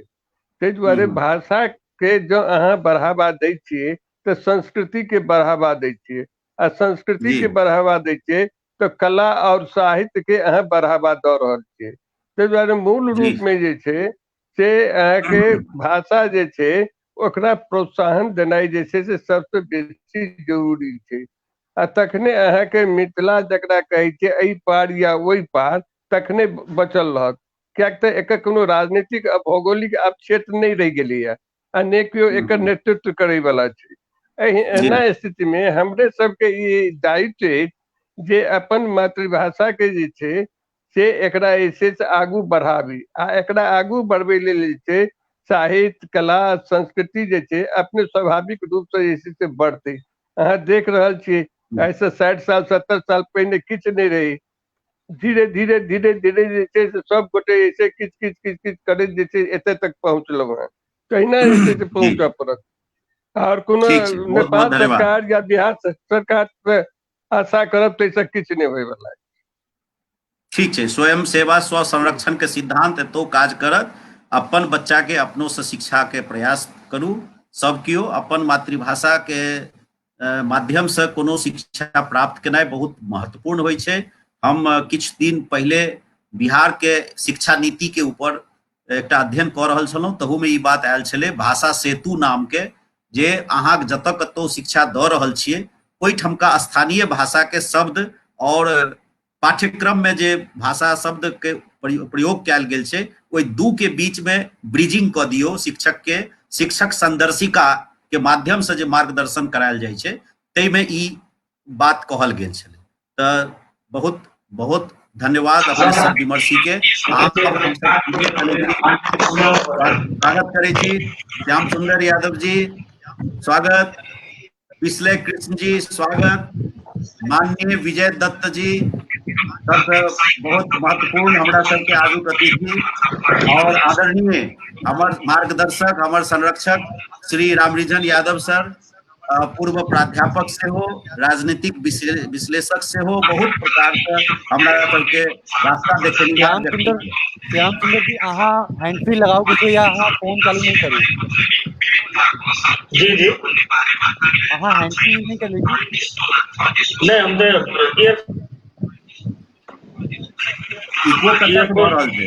अहाँ के ओतऽ से इको भऽ रहल है, अहाँ के माइक ठीक है सर करियो फिर बाकी कर। चलू सब गोटा के हृदय से स्वागत करैत और हमर सब गोटा के प्रणाम से हो। आदरणीय रामरिजन सर जी, आप भाषा आयोग गेल छलो, डॉक्टर नवदेव अवस्थी सर संगे अपने के सानिध्य में भेंट घाट भेल, किछु प्रतिवेदन के ऊपर में चर्चा से हो भेल छले। मैथिली के अवस्था नेपाल में कोन प्रदेश में केहन छै, एहि सब चीज के बारे में अपने बहुत अध्ययन केने छी। की बुझाइत अछि भाषा आयोग के जे अखनका वर्तमान कार्य प्रणाली छै और जतेक समय बीत गेले हैं, आगामी समय में नेपाल में मैथिली के अवस्था केहन होय वाला छै? हाँ, सबसे पहले प्रवीण जी अपने के धन्यवाद देवा चाहे छी और इस समय में अपने जे कार्यक्रम आयोजन केलौ हैं के लेल साधुवाद के पात्र छी और जते जे साथी लोकन सब ओहि सेशन में सम्मिलित भेलौ हैं सब साथी लोकन के हमरा तरफ से पुनः नमस्कार अछि। अपने जे प्रश्न पूछलिए वास्तव में हम अहाँ जे भाषा आयोग में गेल छलौ अंतर्राष्ट्रीय मैथिली सम्मेलन के संदर्भ में वो 2000 की कहे छै ई 76 साल में गेल छलौ। हाँ याद 2076 में गेल छली, आप 77 भ गेल। तो हमरा अहाँ के सब गोटा के मालूम अछि कि नेपाल के संविधान 2072 जे बनल छै ओहि में स्पष्ट रूप से ई बात लिखल गेल छै कि 1 साल के भीतर जे है से भाषा आयोग बन जबाक चाही। तो 2073 साल भादो 23 गते में ई भाषा आयोग बनल, मुदा अखन धरि जे छै से भाषा आयोग पूर्णता प्राप्त नहीं केलक है। और वह लवदेव अवस्थी अध्यक्ष है, एक महिला उषा हमाल और सदस्य सचिव लक्ष्मी प्रसाद भट्टराय काज कर रहल छथि। हमरा जहां तक मालूम है 3 गोटा से बेसी लोग अखन तहर ओहि में नियुक्ति नहीं भला, जबकि 7 प्रदेश के लोग सबके ओहि में आब समय जे है से 77 बीत गेले, 3 साल से बेसी समय बीत गेले, 6 साल के वो आयु छे आयोग के।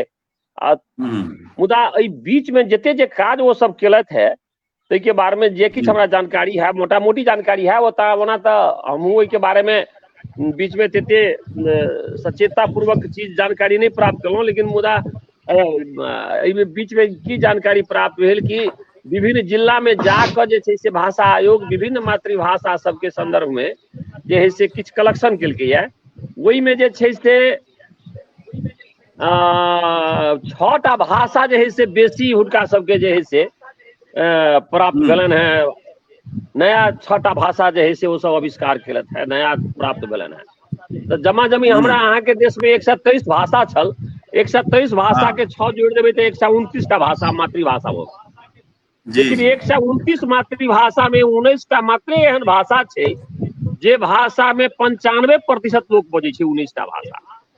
आ मैथिली जे छे से ओइमे दोसर सबसे लार्जेस्ट स्पीकिंग लैंग्वेज छे।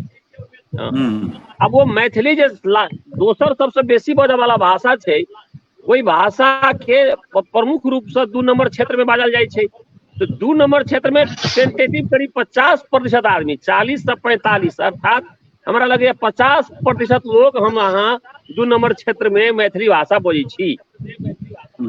और 1 नंबर क्षेत्र में जे क्षेत्र से अहाँ कार्यक्रम संचालन कर रहल छी, वही क्षेत्र में दोसर भाषा के रूप में मैथिली के भाषा आयोग के जे पुस्तिका छे ओइमे दोसर भाषा के रूप में मैथिली बाजल राखल गेल। अब अई जे 2 नंबर जे क्षेत्र है, ओइ 2 नंबर क्षेत्र में लवदेव अवस्थी हमरा संगे जे किछ लगे आई में तो जनकपुर के छी, जनकपुर के तो विजय दत्त जी छथि हमर भाषा आयोग की कहे छै मधेसी आयोग के अध्यक्ष। अब इस डॉक्टर विजय दत्त काठमांडू में रहे छथि, इनका मालूम भेलन कि नहीं भेलन। तो जनकपुर में जे गेल छला ई सब भाषा आयोग के जे सदस्य लोकन सब, ओइ संदर्भ में जे है से ये सब चाहलखिन कि मैथिली भाषा जे है से काजक भाषा होई 2 नंबर प्रदेश के। कियाक त जई प्रदेश के 50% लोग एकटा भाषा बजे छे, वही प्रदेश के प्रमुख भाषा के रूप में ओकरा स्थापित किया जाए। एहि दुआरे भाषा आयोग के सदस्य लोकन सब अध्यक्ष लगाए सब गोटा जे है से हमरा जहां तक मालूम भेल कि मुख्यमंत्री जी से ई सब समय मांगने छला कि इस संदर्भ में जे है से अपने किछ बात सुनियो आई पर जे है से आप लागू के लेल जे है से आगाड़ी बढ़ू। मुदा मुख्यमंत्री जी हिनका सबके समय नहीं देलकन। ई सब लोड के निराश भ क लोग के जे है से हाँ मुख्यमंत्री जी समय नहीं देलकन या समय नहीं भेटलन, ताहि दुआरे वो सब लोड के चलि गेला। आ ओहि संबंध में हमरा लगे ई सब बेसी काज जनकपुर में नहीं भेला। अब जनकपुर के साथी लोगन सबके बेसी मालूम हेतन। हाँ मुदा हमरा लगैया कि अखन जे है से भाषा आयोग जे पुस्तिका प्रकाशन केलक है ओइमे यह चीज सब छै। और मैथिली भाषा के जैसे वो सब चाहे छथि कि 2 नंबर प्रदेश में जे प्रमुख भाषा के रूप में स्थापित होई से भाषा आयोग के मनसूबा देखल जा रहल छै। हाँ मुदा 1 नंबर प्रदेश में जे हम अहाँ जे दोसर भाषा के रूप में जे बजै छी, तो 1 नंबर प्रदेश के जे शासक लोकन सब है हुनका सबके इच्छा नहीं छन कि भाषिक रूप से जे से मैथिली भाषा 1 नंबर प्रदेश में स्थापित हुई। एहि के लेल विभिन्न प्रकार के षड्यंत्र सेहो भ रहल अछि। हम अहाँ अंतर्राष्ट्रीय मैथिली सम्मेलन के दरमियान में के भंडाफोड़ सेहो केने छलहुँ और हमरा लगैया कि एहि पर हमरा अहाँ के और काज किछु करऽ पड़त। जखन हम अखन विराटनगर से बाजि रहल छी अपन घर से, तो एहिमे हमरा बहुत रास बात चीज मालूम भेल ग कि मगही भाषा के लऽ कऽ किछु लोकनि सब खास कऽ कऽ सिरहे के लोग सब जे राति दिन मैथिली बजैया, आ हमर गामे के बगल में जे एकदम प्योर मिथिलांचल के वासी वो सब छथि, मिथिला मधेश के वासी छथि, लाहन के बगल में हुनकर घर छनि। ओ लोकनि सब हम तो यादव छी लेकिन मुदा वो जातीय रूप से किछु दोसर जाति के छथि, आ वही जातीय रूप से अपना के फुटा के वो कहै छथिन कि हम मगही भाषा बजै छी। ई बड़ा दुखक बात अछि, बहुत दुख के बात अछि कि एहि ढंग से जैसे एकटा जाति के हमरा अहाँ के मिथिलांचल के एकटा जाति के फुटा कऽ आ वो सारा जे है से कंपेनिंग कऽ रहल छै कि नहीं हमरा सबके भाषा जे है से मगही भाषा अछि। ई बड़ा दुखक बात अछि। एहि पर हमरा अहाँ के किछु काज करऽ पड़त, हुनको सबके समटऽ पड़तै, कहऽ पड़तै कि अहाँ सब जौ राम रिझन यादव सिरहा के रहऽ वाला वो मैथिली बजै छथि, ओहि गाम में वो मैथिली बजै छथि, आ ओहि बगले के गाम में के अहूँ के जन्म भेलै, वही गाम के स्कूल में अहाँ पढ़ने छी, अहाँ कोना के मगही भाषा बाजि गेलियै। तो वो हमरा लगैया कतौ ने कतौ से वो जे है से प्रभावित छथि, वो व्यक्ति लोकनि सब प्रचालित छथि। तो वही व्यक्ति लोकनि सबके हमरा अहाँ के कन्विंस करऽ पड़तै। हम अहाँ जो कन्विंस कऽ सकलियै तो हम अहाँ सफल हैब, नहीं हमरा अहाँ के व्यक्ति के शासक वर्ग कन्विंस कऽ के हमरा अहाँ के फोड़ि देलक तो वो हमरा अहाँ के कमजोरी अछि। ताहि दुआरे हम अहाँ अपन कमजोरी के देखैत हुनका सबके कन्विंस करी। और हम अहाँ सब मैथिली भाषी सब छी और प्रदेश नंबर 2 में हम अहाँ दोसर स्थान में, एको नंबर में दोसर स्थान में छी आ 2 नंबर में तो छी ही प्रथम स्थान में। हमरा कम से कम ई 2टा प्रदेश जे छै से मैथिली भाषा के लेल जे है से बड़ा फर्टाइल लागि रहल अछि, जेना अखन धरि जे है से आयोग के हमरा रिपोर्ट में भेटल है। बस एतबा बात अखन कहब। बहुत सुंदर। और अब सीधे हम सब चले छी माननीय अध्यक्ष मधेसी आयोग हमर सबके अग्रज आदरणीय डॉक्टर विजय दत्त सर के पास, और बहुत पैघ विद्वान छथिन, बहुत बेर बेर हिनकर विचार सुनबाक अवसर भेटल अछि, बहुत प्रेरणा भेटै छै हिनकर वाणी से, हिनकर संबोधन जतऽ जतऽ हम सुनलहुँ हँ ओ जखन जे बात रखै छथिन बड़ी सारगर्भित और संतुलित बात रखैत देखलियै। तऽ आदरणीय अध्यक्ष महोदय, अपन आयोग में हमर सबके भाषा के प्रति अपने के नजरिया नीति की छै? जी, सबसे पहले प्रवीण नारायण चौधरी जी सहितक टीम के हम हृदय से धन्यवाद आ आभार व्यक्त करै छी। ई शताब्दीक ई सबसे महासंकट के बीच में हम सब छी, मुदा ई वर्चुअल बहुसंवाद के माध्यम से एक दोसर के एकटा विचार विमर्श करबाक जे छै से अपन मनक बात कहबाक जे छै से समय मिलल। एहि के लेल हृदय से आयोग हम व्यक्तिगत ढंग से अपने के हृदय से सम्मान व्यक्त करऽ चाहै छी आ संपूर्ण टीम के प्रति हम छै से आभार व्यक्त करऽ चाहै छी। जी, आब एकर हमरा लग जे जाहि हिसाब से अपने के पहुंचायल गेल जे संवाद अछि, जे जानकारी अछि, जे हमरा 2टा प्रश्न के जवाब देबाक अछि मुख्य रूप में। ओना इहे 2टा प्रश्न जे छै से हमरा बुझे सब किछु छै। पहिल में अपने की आयोग के प्रति के अपेक्षा आकांक्षा की छै से जे हिसाब से अपने के छै ने, आयोग के पहचान के प्रति, भविष्य प्रति के कतेक जे छै जे एकर जे छै लोग के अपन आयोग के प्रति के जिम्मेवारी छै जे अपने देल। तो एक बात ई देखल जाए नंबर 1 में जे नेपाल के जे संविधान जे छै से प्राध्यापक रामविजन यादव सब बात सुंदर बात कहि चुकला। संविधान जे संविधान भाषा आयोग के बने नहीं, वह संविधान जे छै मधेसी आयोग के धारा 262 में छै। आ एकर जे छै जे तो एकटा ई बात बुझल जाए मधेसी आयोग बनल, एहि के मतलब ई भाषा के लेल सेहो काज करैया नंबर 1। तो ई बात बुझल जाए संवैधानिक पहचान जे छै, कॉन्स्टिट्यूशनल आइडेंटिटी जे छै से एकर भेटल नंबर 1 पहिल बेर नेपालक इतिहास में। ओहि के क्रम में वही में जैसे मौलिक हक सबके व्यवस्था में भाषा संबंधी जे 2047 साल के संविधान में सो मातृभाषा के छै, लगातार जैसे मातृभाषा के संबंध में जे पूर्व वक्ता सब जे विचार रखलक से मिली। तो आब ई विचार कल जाए ओहि के संविधान बनला के बाद जे छै जे एकर आइन बनले, आइन के एकर जे छै प्रस्तावना में छै जे इतिहास आ संस्कृति के पहचान, हक हित के संरक्षण, संवर्धन आ प्रवर्धन के लेल जे छै सशक्तिकरण के लिए ई आयोग काज करत। आ ओही के आइन के दफा 7 के ठ में छै जे भाषा, कला, संस्कृति, साहित्य, परंपरा, इतिहास ई सब के संरक्षण करबाक लेल छै जे ई आयोग कार्यक्रम के तर्जुमा क नेपाल सरकार के सिफारिश करत। जै के क्रम में जे छै हमरा 1 वर्ष भेल है, 1 वर्ष के अपने वेबसाइट में मधेसी आयोग के MADHESSICOMMISSION commission@gov.np में अपने जाके देखल जेतै जे भाषा के संबंध में एकदम स्पष्ट रूप से हम जे सिफारिश कर चुकल छी, आयोग सिफारिश केने छी। एहि के सिफारिश के संग संगे एकर जे छै प्रमोशन, प्रोटेक्शन आ एम्पावरमेंट के लिए कार्यक्रम के लिए सेहो जे छै जे एही पे जे छै हम सब अध्ययन अनुसंधान के बात केने छला। मात्र भाषा के नहीं, लिपि के लिए सेहो जेना मैथिली के बात हम आके छै देवनागरी में लिखली कि हमरा आके जे हमरा आके जे अक्षर छै मिथिलाक्षर है नै लिपि, उ कतन तिरहुता लिपि मिथिलाक्षर जे विलुप्त भ रहल अछि नै। ओना किछ इनिशिएशन एलै या किछ एक्टिविस्ट के तरफ से, तो एहि हिसाब से एकर आगू बढ़ेने अछि। आ एहि के प्रति यदि कियो काज गलत कर रहल छै, ई नहीं मान रहल छै, तो ओही के जे छै दफा 7 के आधार पर छै जे उजूरी संकलन क क ओकर जे छै अनुसंधान आ तहकीकात करबाक लेल नेपाल सरकार के जे सिफारिश करतै देखल जाए। तो अब नेपाल सरकार के अर्थ भेलै जे संघीय सरकार सेहो भेलै, प्रदेश सरकार सेहो भेलै आ जे स्थानीय सरकार सेहो छै। हमरा सबके ई बात बुझबाक आवश्यकता है, स्थानीय सरकार जे छै बहुत पावरफुल सरकार छै।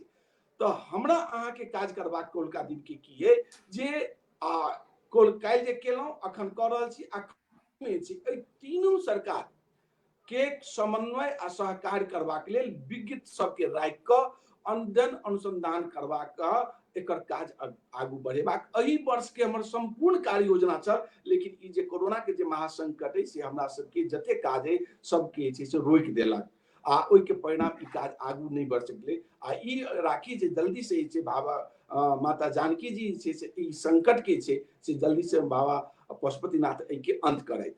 आ ई परिस्थिति में हम सब छी आ ई काज जतेक जे छै एक वर्ष ई आयोग के भेल है ई एहि के क्रम में छै से सिफारिश कऽ कऽ मात्र नहीं एकर इम्प्लीमेंटेशन जे छै नीति निर्माण आ विचार निर्माण तो करबे करते योजना बनेबाक लेल नेपाल सरकार के तीनू तह के हम अपने सबठाम जाकर एकर जे छै पत्राचार यानी 753 जे पालिका छै नेपाल में सबके पत्राचार केने छी 7टा प्रदेश के पत्राचार केलहुँ हैं आ संघीय सरकार के तो केने छी।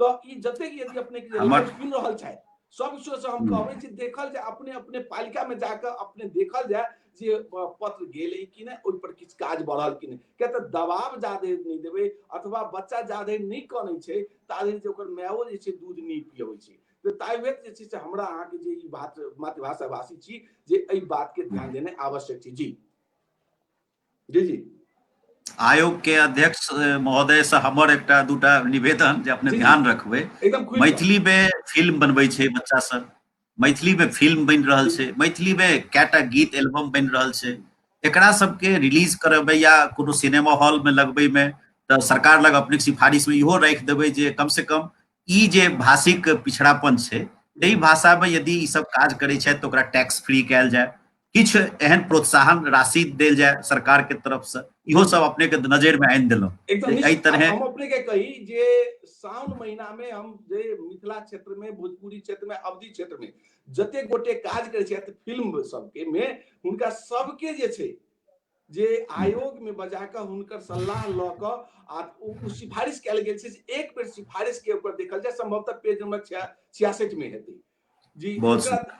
में जे छै जे नेपाल चलचित्र बोर्ड जे छै ओहि में सेहो समानुपातिक समावेशी जे छै जे प्रतिनिधित्व हेबाक चाही सेहो बात आयोग में हमरा लगे कोनो संवैधानिक आयोग पहिल बेर जे छै ई बात के सिफारिश केने छै। एहि के जानकारी हम कहने रहियन जे अखन बहुत नीक जनकपुर से आगू बढ़ल छनि जे वरिष्ठ जे छै से लेखक वा चलचित्र कर्मी रमेश रंजन झा जी के हुनका हम कहने रहियन जे अपने देखियो ए तो कत तक आगू बढ़ल है हम सिफारिश केने छी कनेक आब अपने सब के लेल आगू बढ़बियो। तो आयोग जे है से पूर्ण रूप से एहि पर लागल है आ काज कर रहल है जे कोलका दिन में काज हेतै। अब अतीत जे होय छै से वर्तमान के बहुत महत्वपूर्ण होय छै आ वर्तमाने के आधार पर भविष्य होय छै ताइवेत ई संपूर्ण रूप से छै काज करबाक लेल तैयार है आ नेपाल सरकार एहि पर बहुत पॉजिटिव है। हम कहब संसार में यदि कोनो ठाम कोनो काज बढ़ल छै विद्यापति पुरस्कार कोष नेपाले में है जतऽ बनल है आ विद्यापति पुरस्कार कोष से काज कर रहल छै हम अपने के नेपाल सरकार के संस्कृति मंत्रालय के जे छै से 1 करोड़ के अक्षय कोष से बनल छै ताहि दुआरे सरकार के जे काज कर रहल छै तऽ हृदय से हम सब धन्यवादो दिए आभार व्यक्त करनाइ हमरा अहाँ के आवश्यक बहुत सुंदर। संचार क्षेत्र में पर्यटन में फिल्म में एहि सब में बहुत संभावना छै हमर भाषा के रोजगार ताहि लैके अपने के नजर में आनि देलहुं। आब हम सब आगू बढ़े छी एहि वार्ता में अपने बनल रहब आ फिर अपने लग हम सब आयब अब आगू चले छी। शायद जीवनाथ भाई जी नहीं जुड़ले जीवनाथ चौधरी जी मैथिली विकास कोष के अध्यक्ष महोदय आदरणीय जीवनाथ चौधरी जी से हम सब आमंत्रण केने छियै आ वो एक पैनल में आई एखन धरि नहीं जुड़ पेला बहुत रास गतिविधि जनकपुर में करेलखिन मैथिली विकास कोष के अगुवाई में और हम सब बड़ा लाभान्वित होइत रहलहुँ। Maithili art and literature festival international drama competition तकर बाद जे मैथिली मिथिला चित्रकला से जे कतेको महिला सब जे छै काज कऽ रहल छथिन हुनका सबके एग्जीबिशन के लेल प्लेटफॉर्म देलखिन नाटक रंगकर्मी कलाकर्मी हिनका सबके आगू बढ़ेलखिन। हम हुनकर अनुपस्थिति सेहो हुनका प्रति आभार के शब्द प्रकट करऽ चाहब और जे दर्शक सब छथि हुनका सबके ई प्रेरणा लेल कहब जे एहन एहन जानकी जी के बरद हस्त पुत्र सबके सेहो जे छै से हमेशा प्रोत्साहित करैत रहक चाही जैसे आरो एहन सपूत सब आगू आबि के काज करथिन। एहिठाम विजय चंद्र झा बाबा सुशील झा सर राजन जी उगना शंकर जी बहुत रास लोग विमल भाई बहुत रास लोग एहिमे लाइव में देख रहल छै श्रीचंद जी लगायत कतेको रास लोग के हम देख रहल छी जे एहि चर्चा में अपने सब संग जुड़ल छी। तो हम आब जीवनाथ भाईजी के मिस कऽ रहल छी, नहीं जुड़ पेला एखन धरि। श्याम सुंदर यादव पथिक जी लग हम आगू चले लेल चाहब। हिनकर साहित्य सेवा, हिनकर खोज मूलक संचार कर्म, हिनका द्वारा जे सप्तरी क्षेत्र में चाहे दीना बद्री से जुड़ल लोक देवता से जुड़ल खोज होए, चाहे सखरेश्वरी भगवती के खोज होए, चाहे गाम गाम में छुपल पुरातात्विक विशेषज्ञता होए, बहुत रास काज श्याम सुंदर पथिक जी बहुत कम उम्र से करैत आबि रहल छथिन। मैथिली यदि जीवै एहने एहने सपूत के कारण जे स्वयं सेवा स्वयं संरक्षण के सिद्धांत पर सृजनशीलता के निरंतरता देख जियने छै। श्याम सुंदर जी हम हृदय से प्रणाम करैत स्वागत करै छी कार्यक्रम में। अहाँ के देल प्रश्न जे छै से अहाँ के फॉरवर्ड केने छी, अहीं के काज से जुड़ल बात छै। एखन केना की चलि रहल छै, भविष्य की देख रहल छी, समग्र में अपन बात राखू। जी बहुत बहुत धन्यवाद देव साहब, आभार से हो व्यक्त करे साहब आयोजक के एहन विकट अवस्था में जे एहि तरह मैथिली के जे बहस आयोजन केलहुँ ताहि के लेल संपूर्ण के धन्यवाद।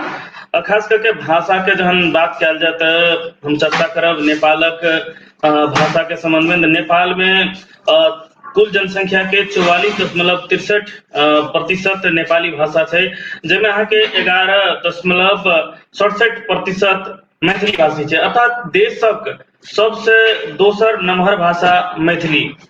वही तरह प्रदेश नंबर 2 में देखल जाए तो प्रदेश नंबर 2 जे कि मिथिला के एकटा कोर के रूप में जानल जाए छै, प्रदेश नंबर 2 जकर बात कयल जाए तो कुल जनसंख्या 54,41,045 है, जिसमें अहाँ के मैथिली के प्रतिशत देखल जाए तो 45.29 अर्थात 45.29% लोग मैथिली भाषी है प्रदेश नंबर 2 में।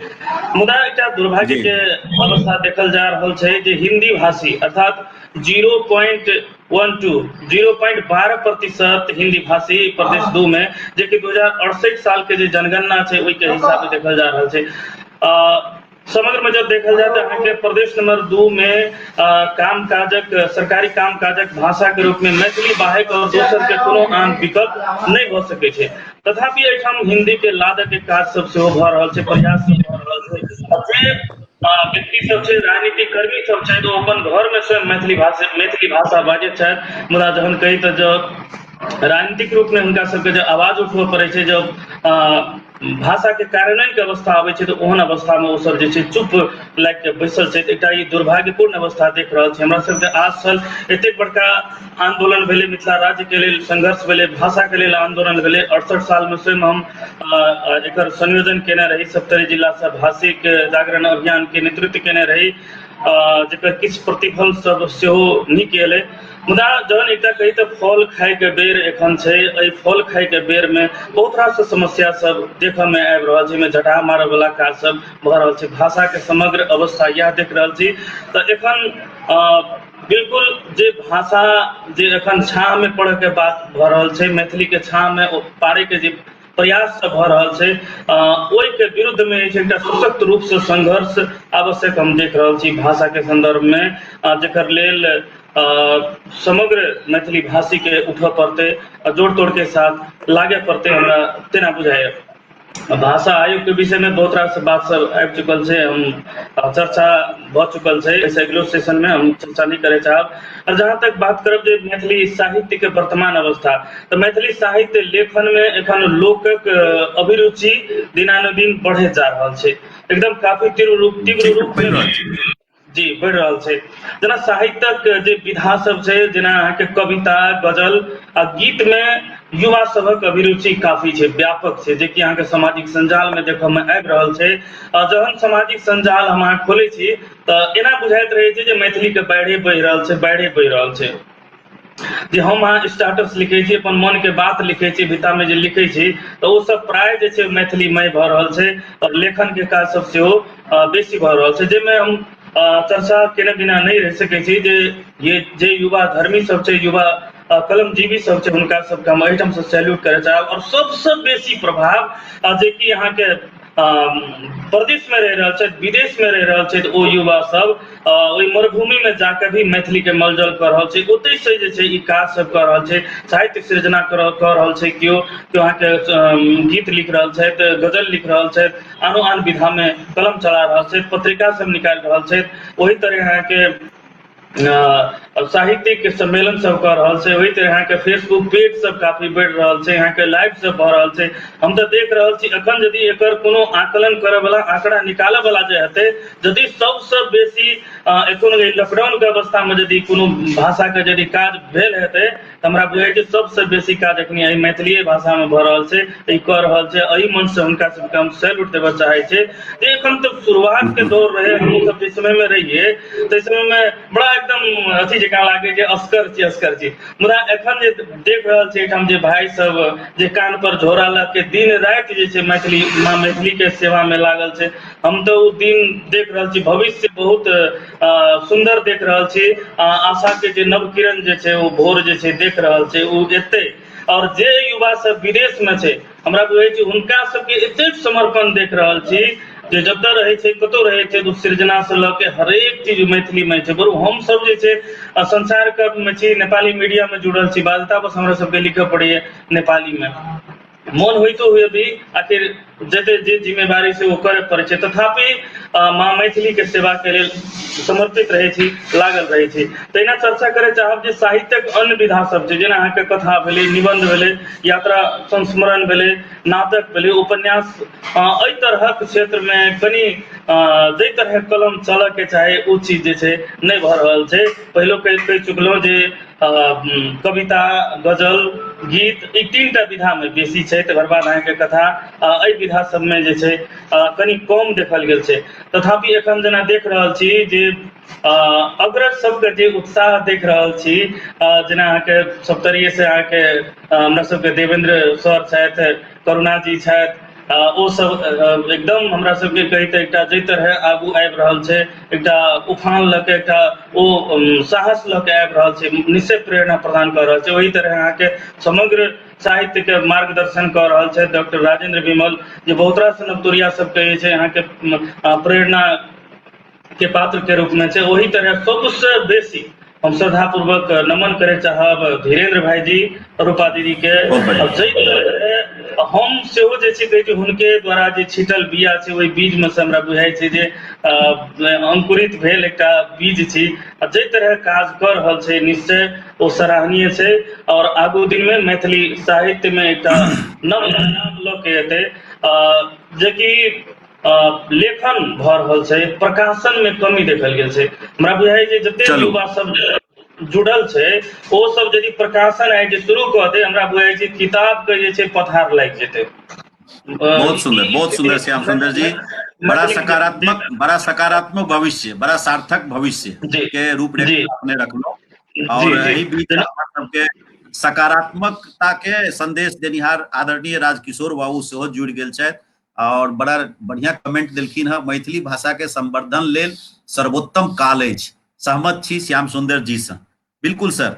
एखन सही में बहुत रास युवा और जे जेना श्याम सुंदर जी एकटा रूपरेखा देला हमरा सबके सोझा में से यथार्थता छै, और सबसे पैघ खासियत छै जे मैथिली में काज करऽ के लेल ककरो 10 बेर टोकऽ नहीं पड़ै छै, ओकरा प्रोवोक नहीं करऽ पड़ै छै, ओ सेल्फ प्रोवोक्ड होइ छै और सेल्फ मोटिवेटेड होइ छै, अपने आप आगू अबै छै। एकरा हम कहै छियै जानकी तत्व। आप बिना कोनो विलंबक एहि सेशन के हमर सबके बहुत महत्वपूर्ण वक्ता जे आइ भारत के तरफ से प्रतिनिधित्व कर रहल छथिन, श्री किसलय कृष्ण से जुड़ल चाहब।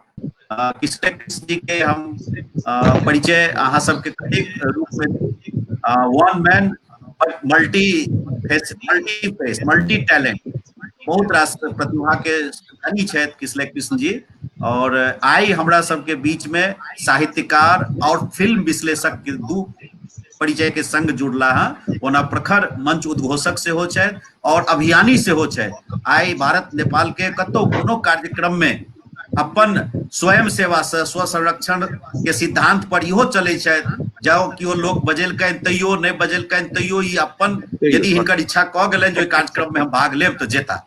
से हमर रामनिधन सर सेहो अपन मुस्की दऽ के हिनकर बात के स्वीकार केलखिन है। आब सीधे चले छी किसले जी। मैथिली आ आन कोनो भाषा सभक भविष्य आइ काल्हि फिल्मे से जुड़ल कहै छै लोक। आई फिल्म के कैटा रूप छै, कार्टून, हास्य प्रहसन, गीत संगीत, ऑडियो वीडियो, क्या प्रकार के समग्र में भोजपुरी केना मैथिली कतऽ आगाड़ी से भऽ रहल कतऽ धरि के भोजपुरी यात्रा भोजपुरी भोजपुरी भोजपुरी के हाँ, मैथिली से हाँ, भोजपुरी केना आगाड़ी भऽ गेलै? केना आगाड़ी भऽ गेलै कहियौ। हाँ, भोजपुरी केना आगाड़ी किसले भऽ जी गेलै? सब गोटा के सबसे पहले अभिवादन करैत छी हम, यथोचित प्रणाम नमस्कार। और मैथिली एसोसिएशन नेपाल के ई विशिष्ट पहल प्रवीण भैया के नेतृत्व में वेबिनार के जे आयोजन हो रहल अछि से सकारात्मक अछि। शारीरिक रूप से हम असक्षम छी, माने हाथ में प्लास्टर या हाथ जोड़ियो नहीं सके छी ठीक से, लेकिन तथापि ई जे एकटा महत्वपूर्ण आयोजन छै से आयोजन में हम जुड़ल छी। बड़ा बढ़िया सवाल उठेलिए। भाषा पर तो बहुत रास 1 घंटा से सुनि रहल छी, भाषा पर विमर्श भेलै। भाषा के जे विभिन्न भाषा संप्रेषण के जे माध्यम छै ओ एकटा माध्यम में महत्वपूर्ण माध्यम जे छै से विजुअल आर्ट सेहो छै, परफॉर्मिंग आर्ट, विजुअल आर्ट और सिनेमा। 50 वर्ष से बेसी भ गेलै मैथिली सिनेमा के आरंभ के, सबके बुझल ये। इतिहास के बेर बेर जे छै से हम की सुनाबी, 1962 और 2020। लेकिन एखनो तक मैथिली सिनेमा कतौ ने कतौ लगे छै जे घुसकुनिया मारि रहल छै। और तुरंत जे छै से रामरिजन सर के बड़ा बढ़िया बात भेलखिन जे भोजपुरी सिनेमा एते अगाड़ी केना चलि गेलै। बाजारवाद के दृष्टिकोण से देखल जाय त ठीके अगाड़ी चलि गेलै, ओ एकटा अगाड़ी जरै छियै। लेकिन जखन वैश्विक सिनेमा के परिवेश में अहाँ जेबै और भोजपुरी सिनेमा के ताकबै त अहाँ के कतौ नहीं भेटत। माने 1 से लेके 200 तक के जे लिस्ट छै रीजनल सिनेमा के, ओहिमे भोजपुरी कतौ एग्जिस्ट नहीं करे छै। ओइसे बहुत कम चले वाला बंगला, ओइसे बहुत कम चले वाला असमिया, ओइसे कम क्षेत्र वाला हमरा लगे नेपालियो, ओकरा जगह छै टॉप 200 में, लेकिन भोजपुरी के नहीं छै। अब किया नहीं छै त हमरा लगे एकरा हमरा अलग से व्याख्यावे नहीं पड़त। हम बेर बेर कहते लिए है मंच से जब मैथिली में भोजपुरी के हाँ जे मने हमरा ई कहलिए है जे मैथिली में जब एहन फिल्म बनऽ लागे त नहीं बनै छै, सह नहीं। हम कई बेर ई चीज जे छै से हम कहलिए हैं। अब आबू मैथिली सिनेमा दिस। मैथिली में काज भ रहल है। ममता गावे गीत से लेके और सस्ता जिंदगी महक सिंदूर 1999 तक जे उठा पटक रहले, गैप रहले, वो गैप के बाद आब के जे दौर छै डिजिटल दौर में जे छै से अपन उपस्थिति दर्ज करा रहले है। ई बात अवश्य छै। जहिना भाषा साहित्य में एकटा संवादहीनता छै जे जनकपुर के लोग के सहरसा के लोग नहीं पढ़ रहल छै, सहरसा के लोग के मोरंग के लोग नहीं पढ़ रहल छै, सीतामढ़ी के साहित्यकार के चर्चा मधुबनी में नहीं भे रहले है, पूर्णिया के साहित्यकार के चर्चा दरभंगा में नहीं भे रहले है। ठीक यह स्थिति सिनेमा के सेहो छै। हम जोड़े ले चाहब ई दुनू तार के। जे सिनेमो विराटनगर में की भे रहले है वो सहरसा में पता नहीं छै, दरभंगा में की भे रहले है वो पूर्णिया में पता नहीं छै। सबसे पहले तो छै जे संवादहीनता के समाप्त करे पड़ते। मने मिथिला मखान अहाँ के राष्ट्रीय अवार्ड ले लेलक है, जे एकटा महत्वपूर्ण भारतीय सिनेमा के अवार्ड छै। एखन विगत 10 मई के अहाँ के एकटा Maithili cinema internationally professionally release भेल है, गामक घर, जकर पहिल दिन के छै जे 499 टका खर्च कय के 13,000 आदमी देखलकै है गामक घर के। ई 10 मई के मूवी इंडिया पर वो प्रोफेशनल रूप से रिलीज भेले। उससे पहले वो मामी फेस्टिवल में चल रहे। मनोज श्रीपति जी के लव यू दुल्हन आवे छै और दिल्ली के विभिन्न पीवीआर में अपन सशक्त उपस्थिति दर्ज करबैत छै। राजकमल चौधरी के कथानक पर ललका पाग आवे छै प्रशांत नागेंद्र के 1 महीना पटना में एकटा पीवीआर में चले छै, लेकिन सब ठाम नहीं पहुंच पावे छै। त ओकर हम एकटा महत्वपूर्ण कारण बतेलौं जे ओ संवादहीनता। जेना आइ हम सब वेबिनार में छी त एठमा चारू दिसका लोक भेट रहल छी, धनुषा के लोक के सेहो देख रहल छियै, मोरंग के लोक सेहो भेट रहल छथि, मधुबनी के लोक सेहो, हम सहरसा से सेहो छी। तो ई एकटा संवादहीनता के समाप्त कर रहल छै। सिनेमा के सार्थक अध्याय शुरू करबा के लेल चाहे ऑडियो कैसेटे किया न हुए, ई चीज करे पड़ते। एक दोसर एकटा सिनेमा जब बने छै तो ओहिमे हम कलाकार ताकि त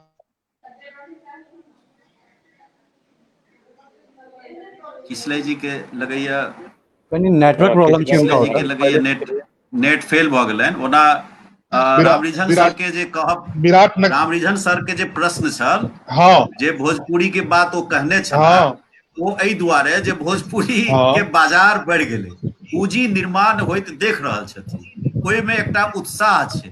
ओना अहाँ बड़ा नीक कलात्मक हिसाब से बात कहलियै। ओ गप के छोड़ के हमरा ई बताओ, नेपाल और भारत के मिथिला के अंतर संबंध में फिल्म एकटा बड़ा पॉजिटिव बात हमरा देखाइए। उनका निर्माणकर्ता नेपाल तरफ आबि के शूटिंग करे छथि, नेपाल के लोग भारत तरफ जाके रिकॉर्डिंग करबैया, बड़ा सुंदर एकटा हम रिलेशन देख रहल छी डेवलप करे। एहि पर किछु अहाँ विशेष बात कहू। निश्चित रूप से सिनेमा एकटा एहन माध्यम छै, सिनेमा और रंगमंच दुनू के कही हम जे ई दुनू जे माध्यम छै से संबंध के सशक्त बना रहे हैं। बहुतो रास भारतीय निर्माता फिल्म बनेले था, ओ टेक्निकल टीम काठमांडू से हायर करे छथि, जे काठमांडू बम्बई से सस्ता पड़े छै। हम सब टेक्निकल चीज जे छै से काठमांडू से हायर कली। ओहि बगल के नेपाली मिथिला के निर्माता जखन आबै छथि तो वो सोचे छथि जे म्यूजिक जे छै से बम्बई के नीक होइ छै, तो हम म्यूजिक जाके बम्बई में कराबी। तो ई जे आपसी आदान प्रदान से काज होइ छै, तो संबंध के आर नेपाल में बनल फिल्म के बाजार से हो ओहिठाम भेट सकै छै। भारत जेहन जगह में अनेको नगर में जेना आराम से फिल्म हमरा याद अबैत अछि, राजकुमार महतो जी फिल्म राजा रानी जे नेपाली में बनल रहे, लेकिन ओकरा वो राजा रानी 50-60 लाख टका नेपाली टका खर्च क के फिल्म के ओ डब केला, मैथिली में रीमेक केला कहि सकै छियै। तकर बाद एकटा राइट लेला जे हमरा नेपाले टा बाजार में भेटल, बल्कि 7 करोड़ मैथिली भाषी पूरा विश्व भर में जतऽ जतऽ छै ओतऽ हमरा बाजार भेटल। और नरेंद्र मोदी जी जे प्रधानमंत्री जी आयल छला जनकपुर, तो वो बात कहलखिन जे हमें कहा गया है कि ऐसा ई सब बात देखे छियै तो फिल्म सब बड़ा महत्वाकांक्षी बन जाइ छै। अहाँ के केहन लगे? बड़ा एकटा अहाँके टटका जानकारी पर चली। कोरोना काल में छी अपना सब, एकदम विशद काल छै एकटा, हम एकरा लेल शब्द कहै छियै। प्रवीर गुहा छथिन नाटककार, ओ एकटा शब्द गढ़लखिन विशद काल। कोरोना काल केला के बाद फिल्मी दुनिया में हलचल मच गेल छै, खास करके बॉम्बे के जे सबसे पैघ फिल्म उद्योग कहल जाइ छै एशिया के, और सिनेमा हॉल आब बंद भए रहल छै। एक तरह से अहाँके जानकारी देती जे बड़का बड़का जे मॉल सब खुलले, पीवीआर एखन तक बंद छेबे करे, लेकिन संभावना व्यक्त कल जा रहा है जे सोशल डिस्टेंसिंग लेकर आन कारण लेकर पीवीआर अब खत्म भए जेते, पीवीआर रहबे नहीं करते, तो सिनेमा रिलीज कते हेते। ई बात आबि रहल छै जे सिनेमा रिलीज कते हेते, तो सिनेमा अब डायरेक्ट रिलीज हेते वेब पर। जेना काल G5 पर एकटा सिनेमा रिलीज भेलै है हिंदी के, पिंटू का बर्थडे। ओ फिल्म देखबे त अहाँ सब गीत देखबे मैथिली के, मैना के बच्चा सिहोलिया रे दूगो जामुन गिरा, पूरा पूरी ओ गीत छै, काले रिलीज भेलै है। त आब वेब पर फिल्म रिलीज हेतै, आब समस्या खत्म भए गेलै। आब जे छै से इहो समस्या खत्म भए गेलै जे हम दरभंगा एखन लगा रहल छी 5 दिन के बाद जनकपुर जायब, आब कोनो समस्या नहीं छै। आब छै जे अहाँ फिल्म बनाबियो, डिजिटल फिल्म 15 से 20 लाख टका के लागत के बने मैथिली में, और ओकर प्रचार प्रसार हुआ सोशल मीडिया पर, ओकरा हाइप हुआ और डेट निर्धारित हुआ जे एते तारीख के जे छै से फलाना चैनल पर हमर फिल्म रिलीज भए रहल है, 100 टका की 150 टका के टिकट छै ऑनलाइन, अहाँ सब ऑनलाइन देखू। और हम कहै छी जे मैथिली सिनेमा में वो स्थिति आबि सकैया जे 1 राति से 2 राति धरि जे छै से बजट वापस आबि सकैया। आब से संभावना अपना सबके सोझा आबि रहल छै, ओहि पर काज करऽ पड़तै। चलू बहुत सुंदर, ई बहुत नीक संभावना छै। तखन तऽ जे नेपालक लोक या भारतक लोक जे 7 करोड़ के सपना देख रहल छथि, ओ सपना जरूर पूरा हेतै। जी जी बहुत सुंदर। आब सीधे चले छी हम सब जे छै एहि सत्र के आखिर में छी। एहि सत्र के आखिर में हम सब जे छै ओना तऽ वक्ता सबके विचार राखि लेने छी। आदरणीय रामरिझन सर के एहि सत्र के कनेक अपने कंक्लूड कऽ दियौ, उसका कार्यक्रम के और सत्र के कंक्लूड कर। वास्तव में हमरा अंत से किसले जी के जे है से सिनेमा के से शुरू करे छी, हाँ बड़ा नीक जगह रखलथि। आब हिनकर जे अंतिम जे विश्लेषण छलनि कि आब ऑनलाइन पर हम अहाँ जे 100 रुपया दऽ कऽ जे चीज देख ले 15-20 लाख टका में जे फिल्म बन जायत, हाँ तो हमरा लगैया कि ई चीज जे छै से बड़ा नया इन्फॉर्मेशन अहाँ देलहुँ हैं। और जते जे फिल्म सब अहाँ कहलिए मैथिली में, हमरा लगैया मैथिली के गीतो अहाँ सब में छियै, गाम गाम जे छै से भोजपुरी गीत जे है से बाजार लेने छै, आप एहन बाजार लेने है, एहन चीज लेने है कि रात भर सुत नहीं दी। हाँ, वही पर केना का ओकर जे अहाँ मैथिली, हाँ सर, हम ऊपर जाइत रही मैथिली में ओकर ओकर हम अहाँ कोना का जवाब देबे ओकरा। सबसे पहले अपने के हम सर ओहि पर हम जाइत रही, प्रवीण भैया रोकले। हम तो ई कहलहुं मैथिली भाषा में प्रवेश ल चुकले हैं और ओकरा रोके के लेल हम ई कहब जे ओकरा रोके के लेल अपना सबका अभियान छेड़े पड़ते, सांस्कृतिक पुनर्जागरण चाहिए मिथिला का। हम बतबी जे हमर पंचायत में हम सब एकटा बनेने छियै धिया पुता के पिलास आर्मी, बड़ा इंटरेस्टिंग किस्सा छै। ओइ पिलास आर्मी के काज की छियै, गाम में कोनो फंक्शन में किछो में ककरो एठा डीजे में जब बाजते अश्लील गीत त ई पिलास आर्मी के लड़का सब जते चुपचाप पिलास लेके ओकर तार काट के चल एते 10 फीट, अब बजा तू ओना नहीं मानबी त माने ई एना के प्रवेश क्या गेला अहाँ में, अहाँ पर अपसंस्कृति आक्रमण जे छै अतिक्रमण सांस्कृतिक अहाँ के भए गेला जी, एक दिन में नहीं हट सकैया। ओकरा लेल अहाँ के जनजागरण, और हम कहै छी जे मिथिला पूरा पूरी सांस्कृतिक पुनर्जागरण मांगे छै और से कमोबेश आब भए रहलै है। सार्थक संकेत इहो छै जे अगर एक तरफ वो भोजपुरी प्रवेश ललके रहे तो ओकर विदाई के समय आबि रहल छै। आब पूर्णिया, सीतामढ़ी, कटिहारो में देख रहल छियै आब मैथिली गीत शुरू भए रहल छै। तो ई एकटा सार्थक चीज छै और हमरा लागै एते जे अपना सब वेबिनार, अंतरराष्ट्रीय सम्मेलन ई सब जे आयोजन करे छी ओकर प्रभाव एकटा कतौ न कतौ जा रहल है, इम्पैक्ट जा रहल है। रामनिजन सर धन्यवाद। वास्तव में चीज के जी एके मिनट हम एकटा बात हम एकरा एमे कह चाहै छी। हमरा एकटा के छोट पेन के छोट करवा के त के आगू में हम जे बड़का जे देलिए है तो ऑटोमेटिक एकर साइज छोट हेतै। तो हमर के हमर अपन हाइट के एते बढ़ाई, जी भाषा के हाइट के एते बड़ सुंदर बनाबी। एकर चतुर्दिक क्षेत्र एकेटा भाषा, संस्कृति, साहित्य सब कला के जे दोसर क्षेत्र कम हो जाए, नंबर 1। दोसर एमे आधुनिकीकरण, व्यवसायीकरण आ बाजारीकरण तीनों चीज देबो पड़त ने। तो बाजारीकरण जाबे तक जे चीज के नहीं देबे, ओकरा आधुनिकीकरण नहीं देबे, ओकरा जे से व्यवसायीकरण नहीं करबे, हम सब मंगनीये में देखा चाहे छी, मंगनीये में किताब पढ़ा चाहे छी, एक रुपया नहीं खर्च करऽ चाहे छी। तो एई बात पर सचेतना जरूरी छै, सचेतना जरूरी छै, रूपांतरण जरूरी छै, ओइ के बाद सशक्तिकरण जरूरी छै, आम में पहुंच के आवश्यकता छै। तो तै दुआरे तखन हम अहाँ कह सकै छी। दोसर से के हाइट से हम अपन हाइट के बढ़ाबी, बुझलियै ने। तो हमरा बुझाय ई नीक चीज रहतै बनिस्पत अन्य जे चीज हम सब मेजरमेंट के जे प्रयोग करी तैसे हमरा जेना बुझाइए। हम जे नीक चीज देबै त तो दोसर क्षेत्र तो घटतै ने। नहीं तो हमरा बुझे रामनिजन सर के प्रश्न वह बात चले रहे जे एकटा के बढ़ गेले, दोसर के किया घट गेले। तो अपनो हाइट के बढ़बै चली, अपनो क्षेत्र के बढ़बै चली, अपनो व्यवसायीकरण करी, अपनो जे छी सब काज करी। एक दोसर के एकटा जनकपुर से पत्रिका निकले छले मैथिली के, लोग किन्ना नहीं चलिए, लगभग जे चीज बंद के अवस्था में भ गेल छै। तो हम कहै छी हम सब नहीं किनै छी कि हम सब नहीं खरीदै छी, हम सब ओइ पर टका नहीं खर्च करै छी। मैथिली फिल्म पर हम अहाँ जे देखबै 100 रुपया लगतै तो हम सब देखऽ नहीं चाहै छी। तो ओकर लगानी केना पड़तै, समस्या तो से छै ने। तो ताइवे तो हमरा विचार से एहि पर किछ जे छै सचेतना के आवश्यकता छै, अंतिम तक बात पहुंचतै। हम अपने से इंटरप्ट केलहुं देख लेल सॉरी। हाँ तो अब नहीं बहुत आवश्यक बात कहलिए सर।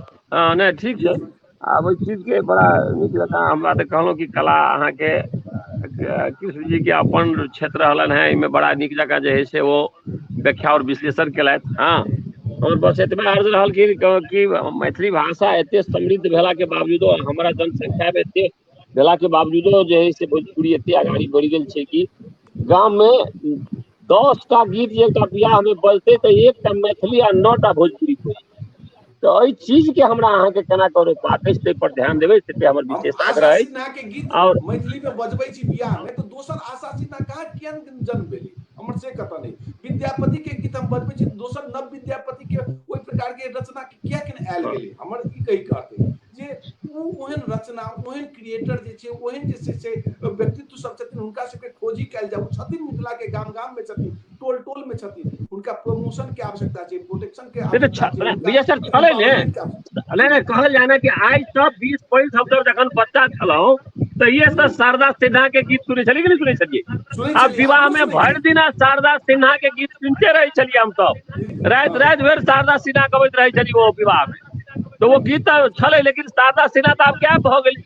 हाँ, तो तैं लऽ कऽ आब दोसर शारदा सिन्हा सेहो एबाक चाही ओहि प्रकार के। हाँ वो एबाक छै आ वही दुआरे कहलियनि कृष्ण जी के कि अहाँ सब जकाँ लोक सब जो छी एहिमे तऽ शारदा सिन्हा सब जन्मे और वही ढंग से हम सब फेर पुनः जे है से ई जे बड़ा छाड़ापन जे भोजपुरी में जे देखल गेलै तकरा विस्थापित कऽ कऽ हमर जे ई समृद्ध भाषा है सुमधुर भाषा है एकर जे ई भाषा में हम जो अपन के पुनर्स्थापित कऽ सकलहुँ तऽ फिर जे है आवे वाला दिन हमरे अहाँ के अछि। अब हम आ जाइ छियै विजय सर बड़ा नीक बात अपने मधेसी आयोग पे छी और मधेश के संदर्भ में कहलियै यऽ बहुत बात सब बहुत रास बात सब बिहार तक आयल छलहुँ किछु बात सब टूटी फूटी हमहूँ अहाँके कहने छलहुँ। वास्तव में अखन के स्थिति में अहाँ जे बात कहलियै यऽ हाँ अहाँ तब बजै छियै तऽ चीज छै। वास्तव में हम जानै छियै कि सरकार जे छै जे मैथिली भाषा के संदर्भ में किछु जे है से लोआल छथि के प्रधानमंत्री या कोई सरकार मैथिली भाषा के प्रति लोआल छै में कोनो दुमत नहीं। लेकिन जखन मैथिली भाषा के हम ई कहै छियै कि नेपाली भाषा से हमर मैथिली भाषा समृद्ध अछि तो मैं नेपाली भाषा में 1 करोड़ खर्च करै छी और हमारा मैथिली भाषा में तो 1 लाख दै छै तो जखन हम ओकरा तुलना करै छी नेपाली भाषा में तो वो सब जे है से हमरा अहाँ के दावा के प्रयास करिए नहीं। ताहि दुआरे हम अहाँ मधेसी आयोग से ही रिक्वेस्ट करब कि जे मैथिली के पोजीशन छै हाँ मैथिली के पोजीशन हम तो ई कहै छियै कि नेपाली भाषा के तो अपना लिपियो नहीं छै और इथनो लोग में तो 50टा भाषा 50म स्थान हमरा अहाँ के नेपाली भाषा कतौ नहीं छै विश्व में। ये चीज जब कहै छियै नेपाली भाषा भाषी लोग के तो वो सब जे छै से ई सोचे छै कि आब मैथिली जे छै से नेपाली साथ जे है से कंपटीशन कर रहल अछि। हमरा जेना लगैया कि अखनो नेपाली भाषा भाषी लोग सबके दिमाग में छै कि मैथिली में जे पठन पाठन जे शुरू भ जेतै तऽ काल्हि खुमा जे छै से हमरा नेपाली पर प्रभाव पड़त दुष्प्रभाव पड़त। ताहि दुआरे जते एकरा लिंगरिंग लगा कऽ तानि सकै छी ताने चल भाषा आयोग जाहिमे 7 आदमी से 9 आदमी के नियुक्ति होबाक चाही अहाँ मधेसी आयोग में छियै अखन धरि केवल 2 आदमी 3 आदमी जे टक जे ओजे कऽ रहल यऽ आब ओकर जे समय बीत रहल यऽ किया नहीं सरकार कऽ रहल है ई बात इस चीज सबके जे है मधेसी आयोग के उठेबाक छै कियाक तऽ मधेसी आयोग के मतलब भेलै मैथिलियो भाषा अवधियो भाषा थारुओ भाषा सब भाषा भेलै। ताहि दुआरे मधेसी आयोग ई चीज कहे सरकार के कि अखन की स्थिति में जे अहाँ ई आयोग के भाषा आयोग के जे एना रखने छियै से किया रखने छियै जे हमर विशेष आग्रह डॉक्टर विजय दत्ता से अछि प्लीज अपने इस चीज के उठा दियो।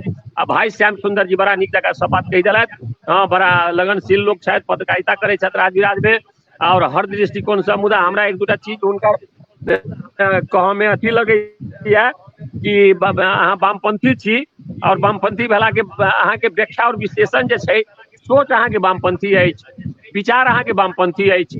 ताहि दुआरे जखन लेखन जकाँ अहाँ के जे काज होइए लेखन तऽ वो चीज जे छै से अहाँ में अयबाक चाही श्याम सुंदर जी से हमर विशेष आग्रह अछि। छिन्नमस्ता के संदर्भ में जे अहाँ के पुस्तक हम देखने रही तो हमरा लागल कि देवेंद्र मिश्र लिखने छथि। देवेंद्र मिश्र जे चंदन केने रहे छथि पूरा आध्यात्मिक लोक छथि पूरे अध्यात्मवाद में लीन रहे छथिन तो हुनकर अपन सोच छनि ठीक छै हम ओहि के सम्मान करै छियै लेकिन अपने जे वामपंथी छी तो छिन्नमस्ता के जे अपने जे शक्ति के जे अपने जे ढंग से वर्णन जे केलिए से हमरा संतुष्ट नहीं केलक। ताहि दुआरे मिथिलांचल में जे शक्ति पीठ सब जे है ताहि पर एकटा अध्ययन कयल जाय और वही शक्ति पीठ के जे है से की अर्थ छै शक्ति पीठ के ओहि पर एकटा बृहत गोष्ठी अपने जे है राज विराज में कराउ आ वही पर हमहूँ सब आयब कि की छै शक्ति दुर्गा शक्ति छिन्नमस्ता शक्ति की शक्ति की छै शक्ति कतौ से आयल छै तो तैं लऽ कऽ एहि पर एकटा छलफल होनाइ आवश्यक छै और हम विशेष आग्रह अहाँ से करब कि एहि पर अहाँ जे है से एक बेर राज विराज में अहाँ अपन किताब के दोसर एडिशन निकाले के लिए ई एडिशन तो अहाँ के निकल चुकल है दोसर एडिशन और समृद्ध बने और किछु फराक सब में जाए एहि दुआरे अपन अहाँ कोई अपन लेखन में और किछु जे है से सशक्तता भरी या हमर बातें और आपके बड़ा नीक लागल सब गोटा के बहुत बहुत धन्यवाद साधुवाद। प्रवीण जी हमरा जे एकटा कहलहुँ कि चीज के कंक्लूड कर देबाक लेल ताहि के लेल अपनों के आयोजक के हम बड़ा तहे दिल से धन्यवाद देबा चाहे छी। कृष्ण जी, डॉक्टर विजय दत्ता प्रवीण और सर सुन रहे हैं आप हमें? साधुवाद। प्रवीण सर सुन पा रहे हैं? हाँ सुन पा रहल छी हमरा सबके। सब गोटा के प्रणाम।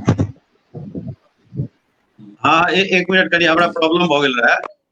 कोई बात नहीं, कोई बात नहीं। जी जी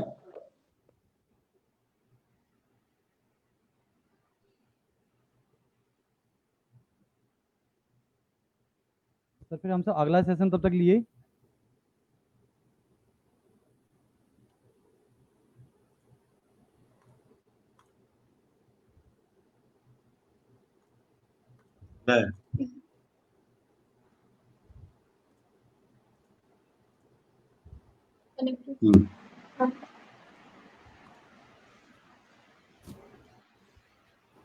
तो आवाज आबि रहल छै।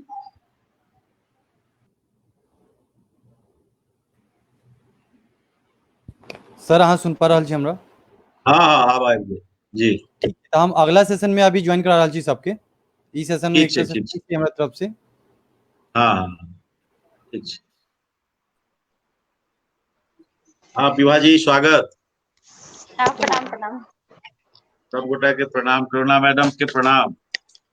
प्रणाम प्रणाम प्रणाम। और के छूटल छथिन? वंदना जी के नहीं जुड़ले ना? दू लोग जुड़ रहल छै, श्रेया मैम और वंदना मैम, दोनों गोटा अभी ज्वाइन कर रहल छै। तब तक बाकी सबसे बातचीत रखल जाए। हाँ कुमारी श्रेया और वंदना चौधरी।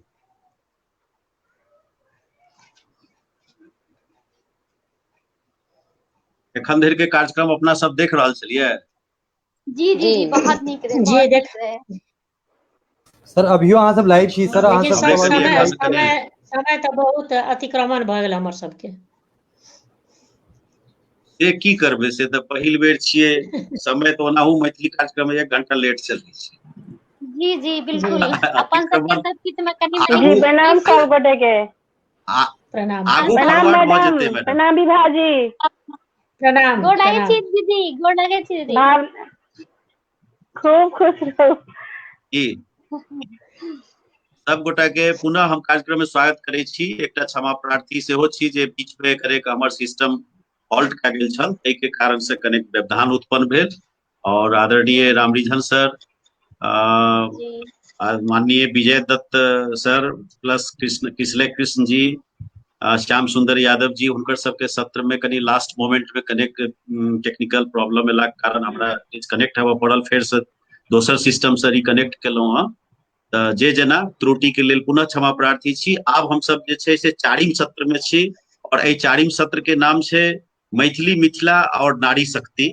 तै में हम आदरणीय करुणा मैडम के प्रणाम करैत स्वागत करैत छियनि। विभा जी के, विभा बहिन के हम सेहो स्वागत करैत छियनि।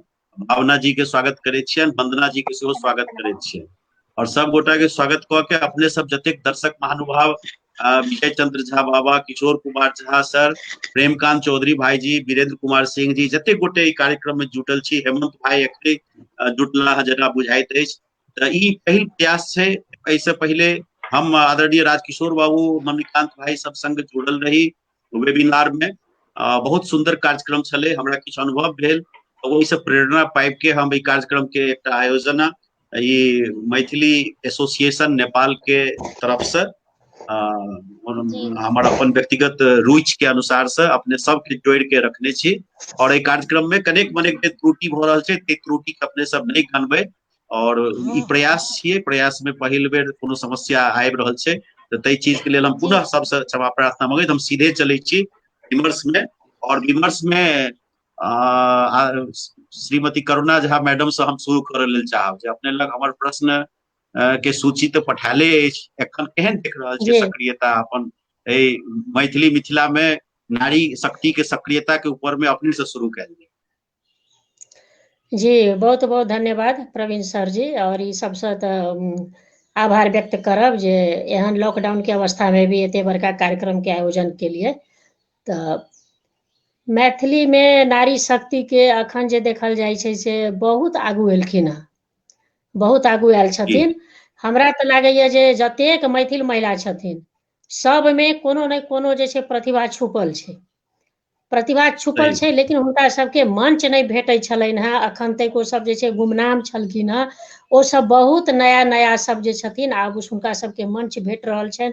सब केओ आगू आबि रहल छथिन, कोई कला के क्षेत्र में, कोई पेंटिंग के क्षेत्र में, कोई गायन के क्षेत्र में, कोई नृत्य के क्षेत्र में, कोई जे छथिन से कविता लिखै के क्षेत्र में, कथा लिखै के क्षेत्र में, हरेक क्षेत्र में महिला जे छै आब आगू आबि रहल छथिन। ई एकटा बहुत ही सकारात्मक पक्ष छै मैथिल महिला सबके लेल।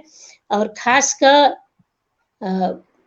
जतेक भारत के जे मिथिला क्षेत्र छै ओहिमे जते जनसंख्या छै और नेपाल के जे मिथिला क्षेत्र छै ओहि के जनसंख्या के अगर दुनू के अनुपात निकालल जाय तऽ हमरा लागैया जे नेपाल के महिला सब कनी बेसी एहिमे आगू छथिन, हुनकर सबके बेसी सहभागिता हम देखै छी। तऽ ई एकटा जे छै अपना सबके लेल बढ़िया एकटा लक्षण छै, बढ़िया शुरुआत छै। भारतों के विभिन्न नगर में, महानगर में बहुत शानदार देखलिए लोग सबके बहुत बेसी जी जी एना कोनो बात नहीं छै। हमरो सबके भारत में हम बहुत आगे पक्ष लऽ रहल छी। जी सबसे पहले कुमारी श्रेया के स्वागत करै छी। आप ई मैडम ई पहिल सत्र अछि जेमे सब विमर्शी समय पर उपस्थित भ गेल छी, ताहि दुआरे अहाँ सबके सही में ओनाही डिग्री भेट गेल। सब क्यों एमे उपस्थित भ गेलो, ऐसे पहिलुका सत्र कोनो जी। और विभा महिला जी सब पंक्चुअल होय छथिन, पुरुष सब लेट करै छथिन। बहुत नीक लाग रहल अछि भाईजी, बहुत नीक लाग रहल अछि। चाहब जे केहन जी जी प्रश्न बुझले अछि हमरा। समग्र में कहियो, समग्र में अहाँ के ई सक्रियता कते काजक, सार्थक कते छै, निरर्थक कते छै से गप। भाईजी अपने के प्रश्न जे छल ताहिमे सामाजिक संजाल के सेहो छल आ महिला सब कतेक आगू आबि रहल छै दुनू में, तो हम दुनू के समग्र में मिला के कहब जे सक्रियता के अर्थ की, सक्रियता के अर्थ भेल जे सार्थक काज करी, ओकरा हम सक्रियता बुझै छियै। आ अहाँ सक्रिय 24 घंटा रहब आ सार्थक काज किछु नहीं कर रहल छी तऽ अहाँ के सक्रियता हम नहीं दर्ज करब आ हमरो नहीं केओ दर्ज करैत ई होबाक चाही। सामाजिक संजाल पर जे अपने के प्रश्न में छल जे पुरुष सबसे 10% बेसी महिला के सक्रियता 10 गुना जी। तो पहिने तो हम ई कहब भाईजी जे 10 गुना के तो हटाए दी, किया हम नहीं संतुष्ट भेलहुँ ओहि बात से। एहि दुआरे नहीं भेलहुँ जे सामाजिक संजाल पर सक्रियता जे बढ़ल ओहिमे दूटा चीज देखा पड़ि रहल अछि। एकटा तो ओहिमे नीक बात सेहो अछि, ओहिसँ बहुत दीदी बहिन सब गोटा सब आगू बढ़लथि है। सबके एकटा के सही में दीदी कहलखिन जे प्लेटफॉर्म मिललन है, सबके भेटलनि है, सब अपन अपन बात राखै छथिन, केओ किछु कहै छथिन, केओ किछु कहै छथिन, ओ सब नीक पक्ष छै। मुदा सामाजिक संजाल पर जे आइ काल्हि हम नकारात्मकता जे देख रहल छी से बहुत दुखी कर रहल है। एहि दुआरे जे हम सब कतऽ छी अखन हम सब कोन समय में जीव रहल छी। हम सब कोनो समय में एहन देखने छलिए जे गाम घर में ई एम्हर से ओम्हर, ओम्हर से ओम्हर, से सब कहीं हमरा सब में अखन तक चिपकले अछि कि ई सब चीज हम सब छोड़ नहीं पाबि रहलहुँ हैं कि ई सब चीज पर हमरा सबके विचार करबाक चाही। एहि दुआरे जे सक्रिय रहनाइ बेसी महत्वपूर्ण चीज नहीं, सक्रियता नीक होय से कोशिश करी जी। सार्थक सक्रियता के गानल जायत और निरर्थक सक्रियता के अहाँ नहीं दर्ज करबे, और बड़ा सही बात छै, सही भावना अहाँ के राखल गेल। और तहिना ही भावना मिश्र जी के एहि बिंदु पर की कहक छनि, हुनकर प्रतिक्रिया ली। भावना मिश्र जी, जाबे तक भावना जी आबि रहल छथि, वंदना जी अहाँ के केहन लागि रहल अछि ई सक्रियता, महिला के सक्रियता? देखियो सक्रियता में यह जे दीदी कहलखिन है एकदम सही कहलखिन है कि हम ओनहिये काम कर रहल छी आ बिना निरर्थक काम करे छी तो ओ कोनो नहीं भेले। जे समाज के वास्ते नीक हुआ, जे हम जैसे समाज में बदलाव आबा, जैसे कि समाज में देखाई पड़े कि हमार महिला जे छै या बच्चा में किछ चेंज एले हैं, तो ओ चीज बहुत जरूरी छै। आ हम महिला सब जे छै बहुत नीक कर रहल छी। आर नेपाल में भी भ रहल छै और हम भारत में भी कह रहल छी कि महिला सब बहुत नीक कर रहल छथिन और अपन बच्चा के वास्ते, मैथिली के वास्ते, नारी शक्ति का जे पहिने जे नारी में ई रहे कि नहीं पर्दा के पीछा रहते से आब एना टाइप के बात नहीं छै। तब एलखिन है ई सोशल मीडिया एना भेले हैं कि सबके एक दूसरा के जोड़ के और उनकर जे डबल प्रतिभा रहे उनका जे छै निखारे में जे छै सोशल मीडिया के बहुत ही महत्व छै। जते भी धन्यवाद देल जाए सोशल मीडिया का उतने कम अछि और बहुत महिला अपन सबके जे स्त्री अछि, महिला अछि, बहुत आगा बढ़ले हैं। वो एक दूसरा के देख के एक दूसरा के की कह के जे छै बहुत आगा बढ़ले हैं। पहिलुका महिला रहे कि नहीं हम पर्दा केना जाब, एखनो हम ई देखलिए कि किछ लोग कहलखिन कि हम लाइव केना आब। जी जी जी ई सवाल के छोटे छोटे जवाब चाहे छै। कुमारी श्रेया अहाँ के की कहब अछि, केहन लग रहल अछि महिला नारी शक्ति के सक्रियता अपन मैथिली भाषा मिथिला संस्कृति में? जी सर्वप्रथम तो आभार प्रकट करना चाहब जे एहन महामारी के घड़ी में अपने सब लोग इनके एकजुट कर लिया, प्रविधि के माध्यम से सबके सामने ले लिया। प्रश्न में छै जे महिला के घूंघट प्रथा से लकर सामाजिक संजाल तक के बात भेल छै। घूंघट प्रथा वो तहिया जमाना से लकर अखुनका आजुक परिस्थिति तक के बात भेल छै। जहिया महिला सबके लेल जेहन परिस्थिति खड़ा भेले वो अपना के हरेक परिस्थिति में उत्तम साबित केलखिन है। तै के लेल ओकरा सामर्थ्य आ अपन सहभागिता के सिद्ध करवा के कोनो जरूरत नहीं छै। तेकर बावजूद किछ समाज में सकारात्मक परिवर्तन सब भेल अछि, जैसे समाज में शिक्षा, चेतना, क्षमता सबके विकास भेले। जै के बावजूद आई महिला सब अपन बंद घर के दुहरी से बाहर आबि कर लाज लिहाज के व्यवस्थित क के ओकरा अपन बात विचार में कन्वर्ट केलखिन आ वही सबके बावजूद आई परिणाम छै जे महिला सब अपन फेसबुक हो या प्रविधि के युग में प्रविधि के प्रयोग से अपन कला संस्कृति, खान पान, आचार व्यवहार ऐ सब के व्यवस्थित तरीका से समाज के सामने में प्रस्तुत केलखिन जे बहुत सराहनीय विषय छै। बिल्कुल बिल्कुल हम अहाँ से सहमत छी, बहुत सही कहलिए। कत घोघ कत एखन सरेआम सार्वजनिक सभा जना पहले गार्गी मैत्री के बारे में हम पढ़ने रहिए जे एकटा बहुत पैघ सभा भ रहल छै, गार्गी ओहिमे बैसल छथिन, याज्ञवल्क्य के द्वारा बहुत पैघ अपन वक्तव्य देल जा रहल छै, लेकिन गार्गी के सभा के मध्य में कोनो बात छुबै छनि तो ओ हाथ उठा के कहै छथिन जे हम अहाँ से किछु पूछऽ चाहै छी। एहन प्रकार के सार्थक अवस्था छै से वास्तव में हमरा फील होइए। तै दुआरे हम सही कोना विभा जी कोनो गलत हमरा नहीं कटली, 10 गुना कहीं बेसी लिख दिलिए ने। जी 10 गुना बेसी सक्रियता महिला के दै छै कोरोना में। कनिक बेसी लागल भाईजी। महिला के तो अखनो अपन सामर्थ्य सिद्ध करे के लेल एगो सीता जी राम जी बहुत रास स्ट्रगल करब बाकी छनि महिला सबके। बिल्कुल से सोचऽ पड़ता है। जी जी बिल्कुल जी। वंदना जी चुपे रहथिन की? हमरा जहन अवसर भेटत हम बाजब, जहन हमरा कहब तहन न बाजब। तो हमर ई कहना ये हम अपन व्यक्तिगत में विचार अपन, अच्छा आप 2 मिनट चुप रहो। हाँ हमर अपन ई व्यक्तिगत विचार है जे आय के समय में हमरा सब सन के महिला जिनका की आय बाहर के दुनिया जना की आय करुणा मैडम छथिन, विभा जी छथिन, हिनका सबके लेल बाहर के दुनिया मतलब बहुत पहले से शायद देखने हेथिन, बाहर निकले के अवसर भेटल हेतन। लेकिन आइ हमरा सब सन के महिला की जे कि सिर्फ एक घरेलू महिला बन कर रह गेल छलौं हैं, आई सामाजिक संजाल के माध्यम से अपन जे हमर सबके अंदर में आइ हम लिखऽ लगलौं हैं, आइ हमरा फेसबुक के माध्यम से हमर एक अपन पहचान बनल है, वो लेखनी के माध्यम से हुए कि दहेज मुक्त मिथिला के माध्यम से हुए कि हमर मतलब अपन कोनो तरह जे हमर बात विचार है या हम दोसर के ओ पॉजिटिव एक सकारात्मक सोच शेयर करे छियै तऽ ओ लोग के नीक लगे छै। तऽ हमरा ई लगैया जे और हर तरह से हमरा सामाजिक संजाल के बहुत रास फायदे नजर अबैया। 70% फायदा छै, हाँ 30% इहो छै जे आब अहाँ घर के काज धंधा छोड़ कऽ और अगर ओही में लागल रहबै तऽ ओ चीज गलत छै, और ओहि पर अगर अहाँ झोटा झोटाबैल करबै तऽ ओ चीज गलत छै।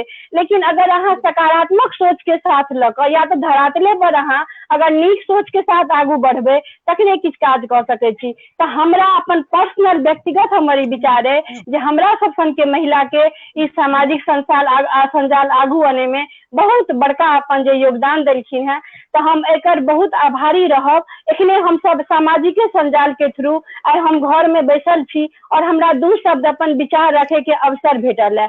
ऐसा पहले तो हमू सब और महिला में खासियत है जे हुनका या घोघ में रह पड़े या संघर्ष करऽ पड़े, ओ हर चीज में अपना आप के फिट कऽ ले छथिन, या ओ गाम में रहथिन तैयो शहर में रहथिन तैयो।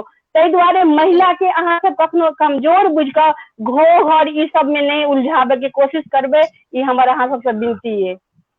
बिल्कुल बिल्कुल। लेकिन अहाँके तऽ फेसबुक के ऊपर में लेखे के लेल तऽ अहाँके बहुत पहले से हम प्रेरणा दऽ रहल छी, कोनो हम आइन के तऽ नहीं रखने रही। नहीं, अहाँ गलत बात, आइ हम एहि मंच पर कहि रहल छी फेसबुक पर आबे के लेल अहाँ हमरा रोके वाला छी। हमर बेटी सब हमरा एहि चीज के लेल प्रेरणा स्रोत बनल, और हम फर्स्ट नारी के ऊपर में कविता लिखने रही, कहने रही अहाँ एकरा छापि दियो, अहाँ ओकरा कहलिए नहीं, ई हम अहाँ के अपन इएह सब काज हमरा बचल अछि। तकर बाद हमर फेसबुक आईडी हमर बेटी खोलने और हम फेसबुक तखन चलबऽ लगलहुँ, और आब लिखत लिखत हमरा में एते हिम्मत आबि गेल जे हम बाजियो सकै छी। तो हम ई सामाजिक संजाल के एकटा भगवान के रूप बुझे छियै, ताहि के लेल हम उनकर बहुत मतलब फेसबुक के आभारी छी। धन्यवाद।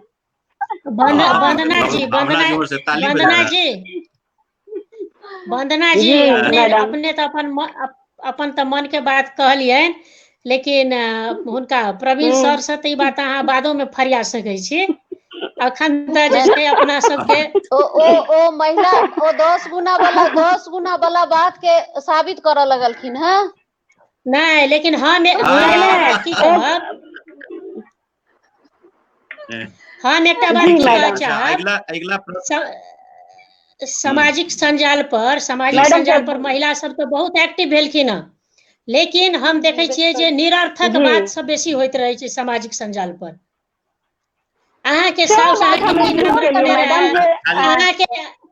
अहाँ बरसाइत में कोन कलर के साड़ी कीन के रखने छी, तऽ अहाँ के ई झुमका के डिजाइन हमरा बड नीक लागैया, तऽ अहाँ के आई की खाना बनेलियै या, अरिकोंच के फोटो, तऽ लाई के फोटो, तऽ माछ के फोटो, ई सब देखे छी तऽ हमरा लागैया जे महिला सब सही में महिला सब आगू आबै ला खुद नहीं चाहे छथिन।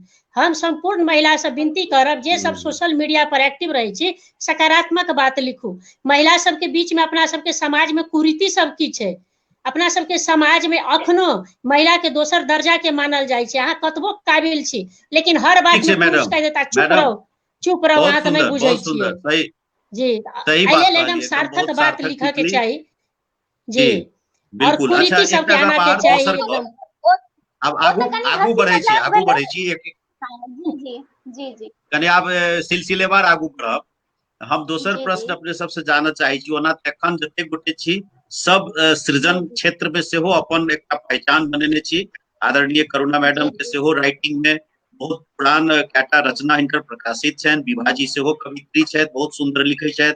हिनकर कनिक देरी पर अबै छनि, लेकिन जे अबै छनि से ठोकले बात अबै छै।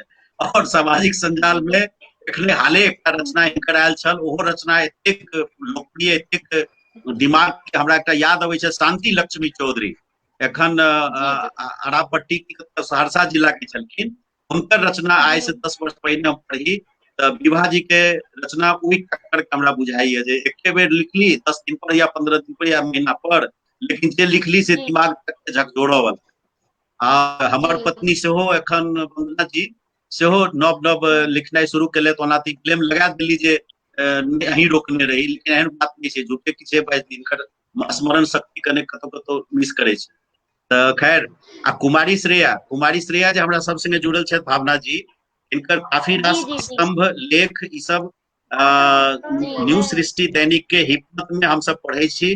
निकलैत रहै छै, एखन कोनो कारणवश ओ रुकल छै, लेकिन जे किछु अहाँ कंटिन्यूअसली लिख रहल छी। लेकिन हमरा ई कहू, आम महिला समाज में अपन भाषा साहित्य के प्रति लेखनी से कतेक जुड़ाव देख रहल छी? करुणा मैडम से शुरू करब, सबके कहब एक मिनट, सिर्फ एक मिनट, अपन भाषा साहित्य से आम महिला समाज के लेखनी से बहुत जुड़ाव छै आम महिला के। जी जी, बहुत जुड़ाव भ रहल छै। हम तो देखे छियै जे सब महिला किछ न किछ आब लिखे के प्रयास करै छथिन। आ हम सब जे एठम साहित्यिक गोष्ठी के आयोजना करै छी तऽ देखे छियै जे महिला सब जे सब नहीं कहियो किछ लिखे वाला सेहो सब आब 2 लाइन 4 लाइन कविता लिख के लाबै छथिन।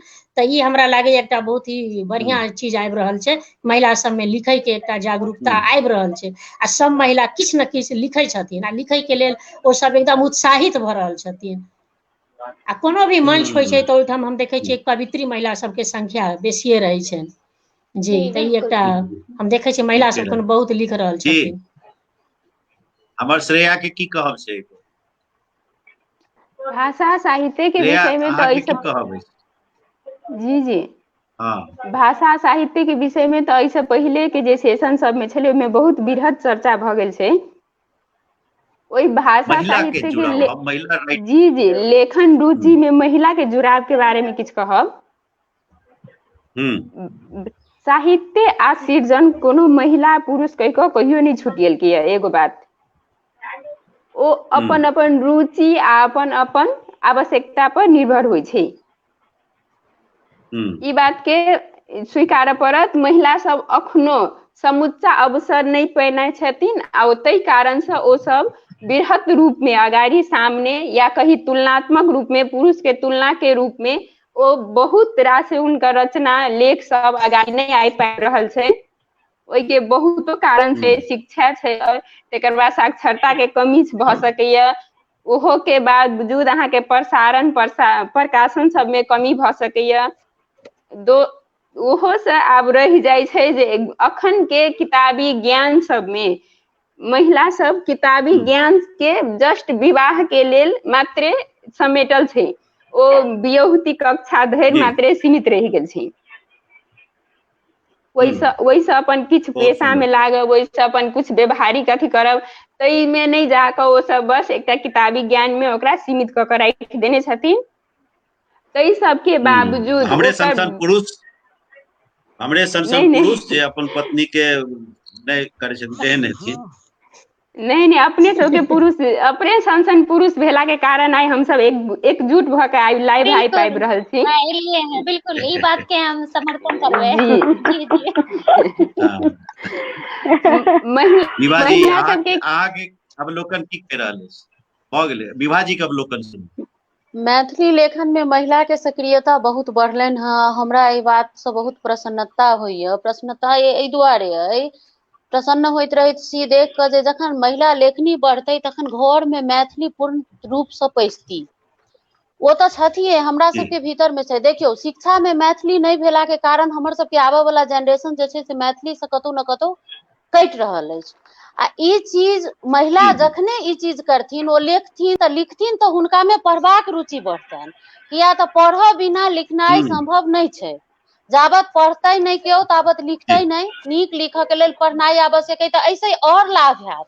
हमर सबके साहित्यिक जे एकटा जे ई अइ जे पोथी बिकाइत नहीं अइ, मैथिली पढ़ैत नहीं अछि लोक, तऽ ओकर पाठक बढ़थिन आ महिला सब सेहो पढ़ऽ के रुचि बढ़तनि, लिखथिन। आ ओहिसँ बाल बच्चा सब सेहो सीखत, हमरा घर में पूर्ण रूपे केओ हमरा ओहिठाम औती देखती, हुनको मन हेतनि। खास कऽ के महिला के देख कऽ महिला के ई चीज बेसी होइ छनि। तऽ महिला के सक्रियता ऐसे बहुत लाभदायक सिद्ध हैत। हम प्रसन्न छी एहि बात से। बहुत सुंदर, बहुत सुंदर।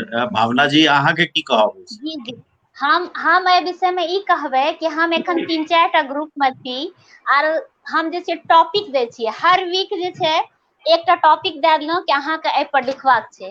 आ ई जे कहलखिन कि पढ़े के टाइम, एक्चुअली महिला जे लिखे छै ना, घर गृहस्थी संभाले तो लिखे छै। हमहू जे छै 15-20 टा किताब खरीद के राखलहुं हैं, लेकिन हम एखन तक पढ़ नहीं पाबै छी, कियाकि टाइम के कनी मैनेजमेंट में भ जाय छै दिक्कत। त टॉपिक जे हम द रहल छियै तो ओइ पर जहन एक महिला लिखे छै पढ़े छै त एक दूसरा के पढ़ के देख रहल छै बहुत इम्प्रूवमेंट, बहुत ज्यादा महिला जे छै लिख रहल छथिन, बहुत नीक लिख रहल छथिन। हुनका जतेक भी प्रशंसा करल जाय हम कहै छी कम छी। हम जते भी ग्रुप में देख रहल छी महिला ज्यादा लिख रहल छथिन, जेंट्स कम। अगर दुनू के तुलना करल जाए तो बहुत ही कम। जेंट्स में ई भ रहल छै कि अरे हम टॉपिक पर लिखबै, भावना मिश्रा टॉपिक देलकै एहि पर लिखबै, लेकिन महिला सब बहुत कॉन्शियस छथिन, ओ बहुत ही एक्साइटेड छथिन। हुनका जे हम लिखैत देखै छी, हुनका रचना में जे हम सुधार देखै छी, बहुत नीक लागैया। जे महिला कभी नहीं लिखैत रहथिन उनको हमरा फोन आबैया कि केना लिखी, हम उनका कहै छी कि अहाँ 4 लाइन से स्टार्ट करू, 2 लाइन से स्टार्ट करू। जरूरी नहीं छै कि अहाँ के कोनो सर्टिफिकेट मिले या कोनो उपहार मिले, अहाँ कोशिश 4 लाइन से करू और अहाँ देखियो सब बहुत नीक लिख रहल छथिन। स्थिति संतोषप्रद छै। करुणा मैडम सेहो कहलखिन जे ऑफलाइन ऑनलाइन दुनू समाज से जुड़ल छथिन, बहुत बढ़िया छै। एम्हर आदरणीय वंदना जी के हमर ई मानना ये रुचि छथिन, बहुत नीक लिखै छथिन। एक हमर ई कहना वंदना ये जी के हम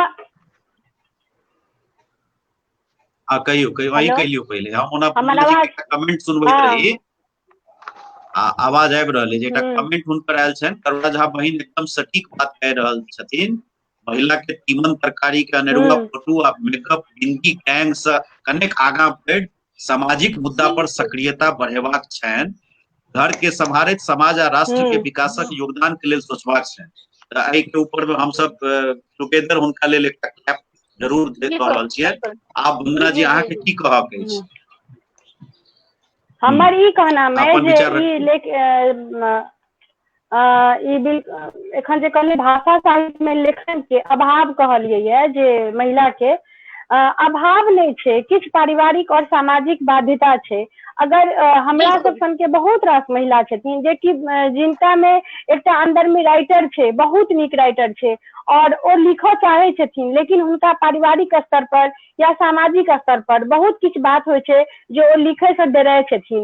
ओ चाहे छथिन हम लिखी, और ओ जे लिखे छथिन ओ हुनकर हृदय से निकलल या तो हुनकर अपन मन के व्यथा होइ छनि, या फिर जो ओ अपन आसपास देखे छथिन, आस पड़ोस समाज में वह चीज के ओ लिखे छथिन। तो हुनकर जे लेखनी रहे छै ओ एकटा भावना से जुड़ल रहे छै और वास्तविकता से जुड़ल रहे छै। ओ लिखत छथिन, लेकिन वह एक कारण यह है सबसे पैघ जे पारिवारिक और सामाजिक बाध्यता। अगर ऐसा ऊपर उठ कर अगर महिला चाहथिन ई सब बाधा नहीं बने तो वो बहुत नीक राइटर छथि, बहुत नीक लिख सकैत छथि। तो हम एतबे कहल चाहब एहि पर। बहुत सुंदर, बहुत सुंदर। हमर बाबा विजय चंद्र झा बाबा सेहो एकटा बड़ा सुंदर अपना सबके लेल एकटा संदेश दिलथि हँ। कोरोना माय के कृपा से बहुत महिला पुरुष गायक गायिका कवि आ कवित्री के वृद्धि भेल अछि। जय हे कोरोना माय। कोरोना माय के कृपा सही में कतेक भेल छै, कतेक भेल छै। विभा जी कोरोना माय के कृपा पर एक लाइन। जी कोरोना माय के कृपा, कोरोना माय के कृपा से तो छकबा पटबा भ गेल भाईजी। कोरोना माय के कृपा से छकबा पटबा भ गेल, पॉल्यूशन खत्म भ गेल, किछ सार्थको बात सब भेल, किछ निरर्थक सेहो सुनलहुं, सब चीज सुनलहुं। कहियो काल मोनो बड उबियाल, कहियो काल नीको लागल। तो अहिना खट्टा मीठा होइत ई समय बीतल। मुदा कोरोना माय के चलते तो छकबा पटबा जे भेल है सामाजिक संजाल पर, तकर तो बाते नहीं पूछू। जी बिल्कुल जी निश्चित रूप से कोरोना काल में कोरोना बहुत रास पॉजिटिवो चीज सब लोग ने छै, निगेटिव के मात्रे नहीं भ क। जेना लोग सबके अपन पारिवारिक अथी सब समय देना बिसरि गेल छलखिन। आब अखन एक दोसर के अपने घर में बुझाई छै जे ये पारिवारिक के सदस्य छै। तहिना प्रकृति के सेहो एगो नया रूप देलखिन है। प्रकृति पूरे तरह से चेंज भ क अखन नौलो रूप में आयल छै, ताहि लए एकरा पॉजिटिवे मानऽ पड़ती। करुणा मैडम जी कोरोना काल में हम खुद जे छै 10-15 टा कविता लिखलहुँ, गीत लिखलहुँ आ खूब अपने सुर ताल में गाबियो के अपन रिकॉर्ड कर लेलहुँ। तो लॉकडाउन के बहुत रास फायदा भी भेल छै। जे पुरुष सब कहियो घर में नहीं रहे छलखिन, जिनकर पत्नी सब सोचे छलखिन जे हमर पुरुष 2 घंटा घर में रहते, ओ सब ओ पत्नी सब एकदम अकच्छ भ गेल छथिन पुरुष सब से। ओहो एकदम अकच्छ भ गेल छथिन। भावना जी अहाँ बेसी व्यस्त रहै छियै त अहाँके पुरुष से अकच्छ भेल छी कि केना? नहीं भावना जी हमर घर वाला ऑफिस डेली जाय छथिन, कियाकि ओ बिजली वाला लाइट वाला में छथिन, तो उनका लॉकडाउन से कोनो फर्क नहीं पड़ले हैं। जहाँ तक कि वर्क लोड बढ़िए गेले हैं, उनकर काम ज्यादा भ गेले हैं, कियाकि ऑफिस में बहुत ज्यादा छुट्टी रहे छे, स्टाफ सब नहीं आवे छे, तो उनकर काम बढ़ गेले हैं। तो हमरा ई सौभाग्य प्राप्त नहीं भ सकल। लेकिन करुणा मैडम के बात कोनो गलत नहीं है, हम एकर भुक्तभोगी छी। हमर पत्नी कहबे खाली जे कहिया ऑफिस पहुंचते लेकिन हम बस यह कहबे कि कोरोना के अगर हम प्रिकॉशन लॉ के करी तो कोरोना एक तरह से हमरा सबके वास्ते एक वरदान समझियो, तो हम ई कहिए प्रकृति के वास्ते भी बहुत ही अच्छा भेले हैं। और हमर सबके एक सोशल मीडिया पर ज्यादा हम सब कॉन्शियस भ गेलो हैं, अपन परिवार का अपन फैमिली का पूरा टाइम दिलो हैं, अपन बच्चा के साथ रहबाक हमरा सबके मौका मिलल है। जतेक भी अगर पॉजिटिव में देखियो तो बहुत सारा पॉजिटिव भेले हैं, नेगेटिव में तो यह भेले हैं कि प्रिकॉशन के कनिटा अभाव भेले हैं, और ई बीमारी तो छेबे करे खतरनाक। लेकिन हम चाहब कि हर चीज में पॉजिटिव देखियो तो बहुत अच्छा छे। प्रिकॉशन अहाँ जते से जते ल सकी नहीं, लेकिन अखन तो पॉजिटिव शब्दे खतरा भ गेल छै, अखन तो नेगेटिवे ठीक छै।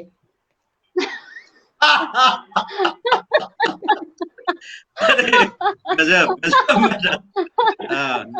वंदना जी के भाव सुनी कोरोना काल पर। वंदना जी कोरोना पर हम एक अपन रचना सेहो लिखने छलहुँ हैं, लेकिन एखन हमरा याद नहीं है जे कोरोना दोसर के लेल हेते, मतलब एकटा अथी के रूप में। हमरा लेल तो कोरोना जे छै से जेहने हम पहिने रही तेहने एखनो छी। हमर सबके यथावते जिंदगी ओहने अछि। हाँ, जे घर में नहीं बैसे वाला कहियो पुरुष पात सब छलखिन हैं, हुनका सबके लेल कोरोना ई असर करने हेतनि, लेकिन हमरा सबके लेल तो बुझियो जे एकटा हाँ, घर में बाल बच्चा सामने में अछि, घर वाला सामने में छै, काज जरूर कनी बेसी बढ़ि गेलै, लेकिन ई टेंशन से जरूर मुक्त भ गेल छी जे बाहर गेल छै तखन एता। तो ई चीज कनी माथा के कनी शांत केने रहैया, भले ही घर में काज जरूर बढ़ि गेल हुए, लेकिन ई सब चीज बाहर में हस्बैंड बाहर में छै, तो ई सब चीज के लऽ कऽ पॉजिटिव से हो एकर बहुत राज छै। आगा बढ़ी हम सब। एहि बीच में किशलय कृष्ण जी के बहुत नीक अहाँ सबके लेल खास क के किछु संदेश ओ कमेंट में देला है, जे बाद में अपने सब जरूर देखबै। एकटा कमेंट हम पढ़ि दै छी। मैथिली साहित्यों में लिली रे, उषा किरण खान, शेफालिका वर्मा, सुस्मिता पाठक, रूपा धीरू, मेनका मल्लिक, नीता झा, प्रेमलता मिश्र, अणिमा सिंह, इला रानी सिंह आदि अनेकों लेखिका के महत्वपूर्ण कृति सब छनि। नवोदित पीढ़ी के पढ़ैत आगू बढ़बाक चाही। हिनकर भावना में ई छनि जे हम सब मैथिली भाषा साहित्य के पढ़बो करी। जतेक बेसी पढ़बै दोसर के लिखल, ततेक अपन लेखनी जे छै से नीक हेतै। हुनकर कतौ न कतौ शिकायत रहे जे लेखन तो बढ़ले है। एक मिनट हम पर कह चाहे भाई जी, किसले भाई के बात से हम एक पूर्ण रूपे फिर हम सब रिपीट हम अपन बात करब। पहिने ही कहने रही हम सब समर्थन दै छियनि जे ग्रुप में अपना तरीका से जो आगू लाइव रहल छथिन महिला के लेकिन भाईजी लिखऽ के लेल पढ़ही पड़तै। जाबत हम सब नहीं पढ़बै, हम सब अपना आगू के जे लेखन में कतेक आगू रहलखिन है, ओ सब कोन तरीका से लेखन के लेलखिन है से हमरा सबके अनुभव नहीं भेटतै। ताहि दुआरे पढ़नाई बहुत आवश्यक छै। एहि के पोथी केना उपलब्ध लोग के हेतै, ई बहुत इम्पोर्टेंट बात या एहि पर अपने सबके विशेष रूप से ध्यान देबाक चाही। हमहू सब छी पाछा, हमरा सबके जे कहबै से सब हम सब करबै। हमरा सबके पोथी नहीं उपलब्ध होइया, एकर व्यवस्था हुए आ पोथी पढ़ के व्यवस्था पूर्ण रूपे हुए आ जे लिखथिन हुनका पढ़ही पड़तैन, ई सत्य बात छै। जी बिल्कुल बहुत सुंदर ठीक छै। आब हम किछ अपने सबके व्यक्तिगत जे अपने सबके परिचिति छै ओ एहिठमका हजारों दर्शक और हमरा उम्मीद है जे हजारों दर्शक यदि अपन अपन वाल पर वेबिनार के शेयर क लेथिन त 1000 गुने 10,000 भ सकै छै, 10,000 गुने 5 50,000 भ सकै छै। जते दूर तक संभव हुए लाखों आदमी तक पहुंचे हमरा सबके जे ई एकटा प्रयास अछि, एहि प्रयास के कतौ ने कतौ सार्थक स्वरूप तखने हेतै जखन एकरा बेसी से बेसी लोग देखे, अहाँ सबके बात सुने। तऽ हम सबसे पहिने चलै छी हमरा सबके बीच जे एखन हमरा सबके बुजुर्ग कहबनि तऽ फिर मैडम कथियो भऽ जेतनि, बुजुर्ग नहि कहबाक चाही मैडम, ओना हमर सीनियर छथिन अरुणा मैडम। हम सब हुनकर अभियान से बहुत प्रभावित छी। हमेशा कतौ आइ इंडिया के मुंबई होय, दिल्ली होय, काठमांडू होय, जनकपुर होय, विराटनगर होय, राजविराज होय, एते तक जे मोटरसाइकिलों में बैस के सौराठ सभा एहन जगह तक हमरा देखलियनि है। एहि खेत में आड़ि पर जाके हम सब राति के अबैत रही, तहू में कनिको नहीं डरेलखिन। तऽ ई सब चीज के हम प्रणाम करै छियनि मैडम।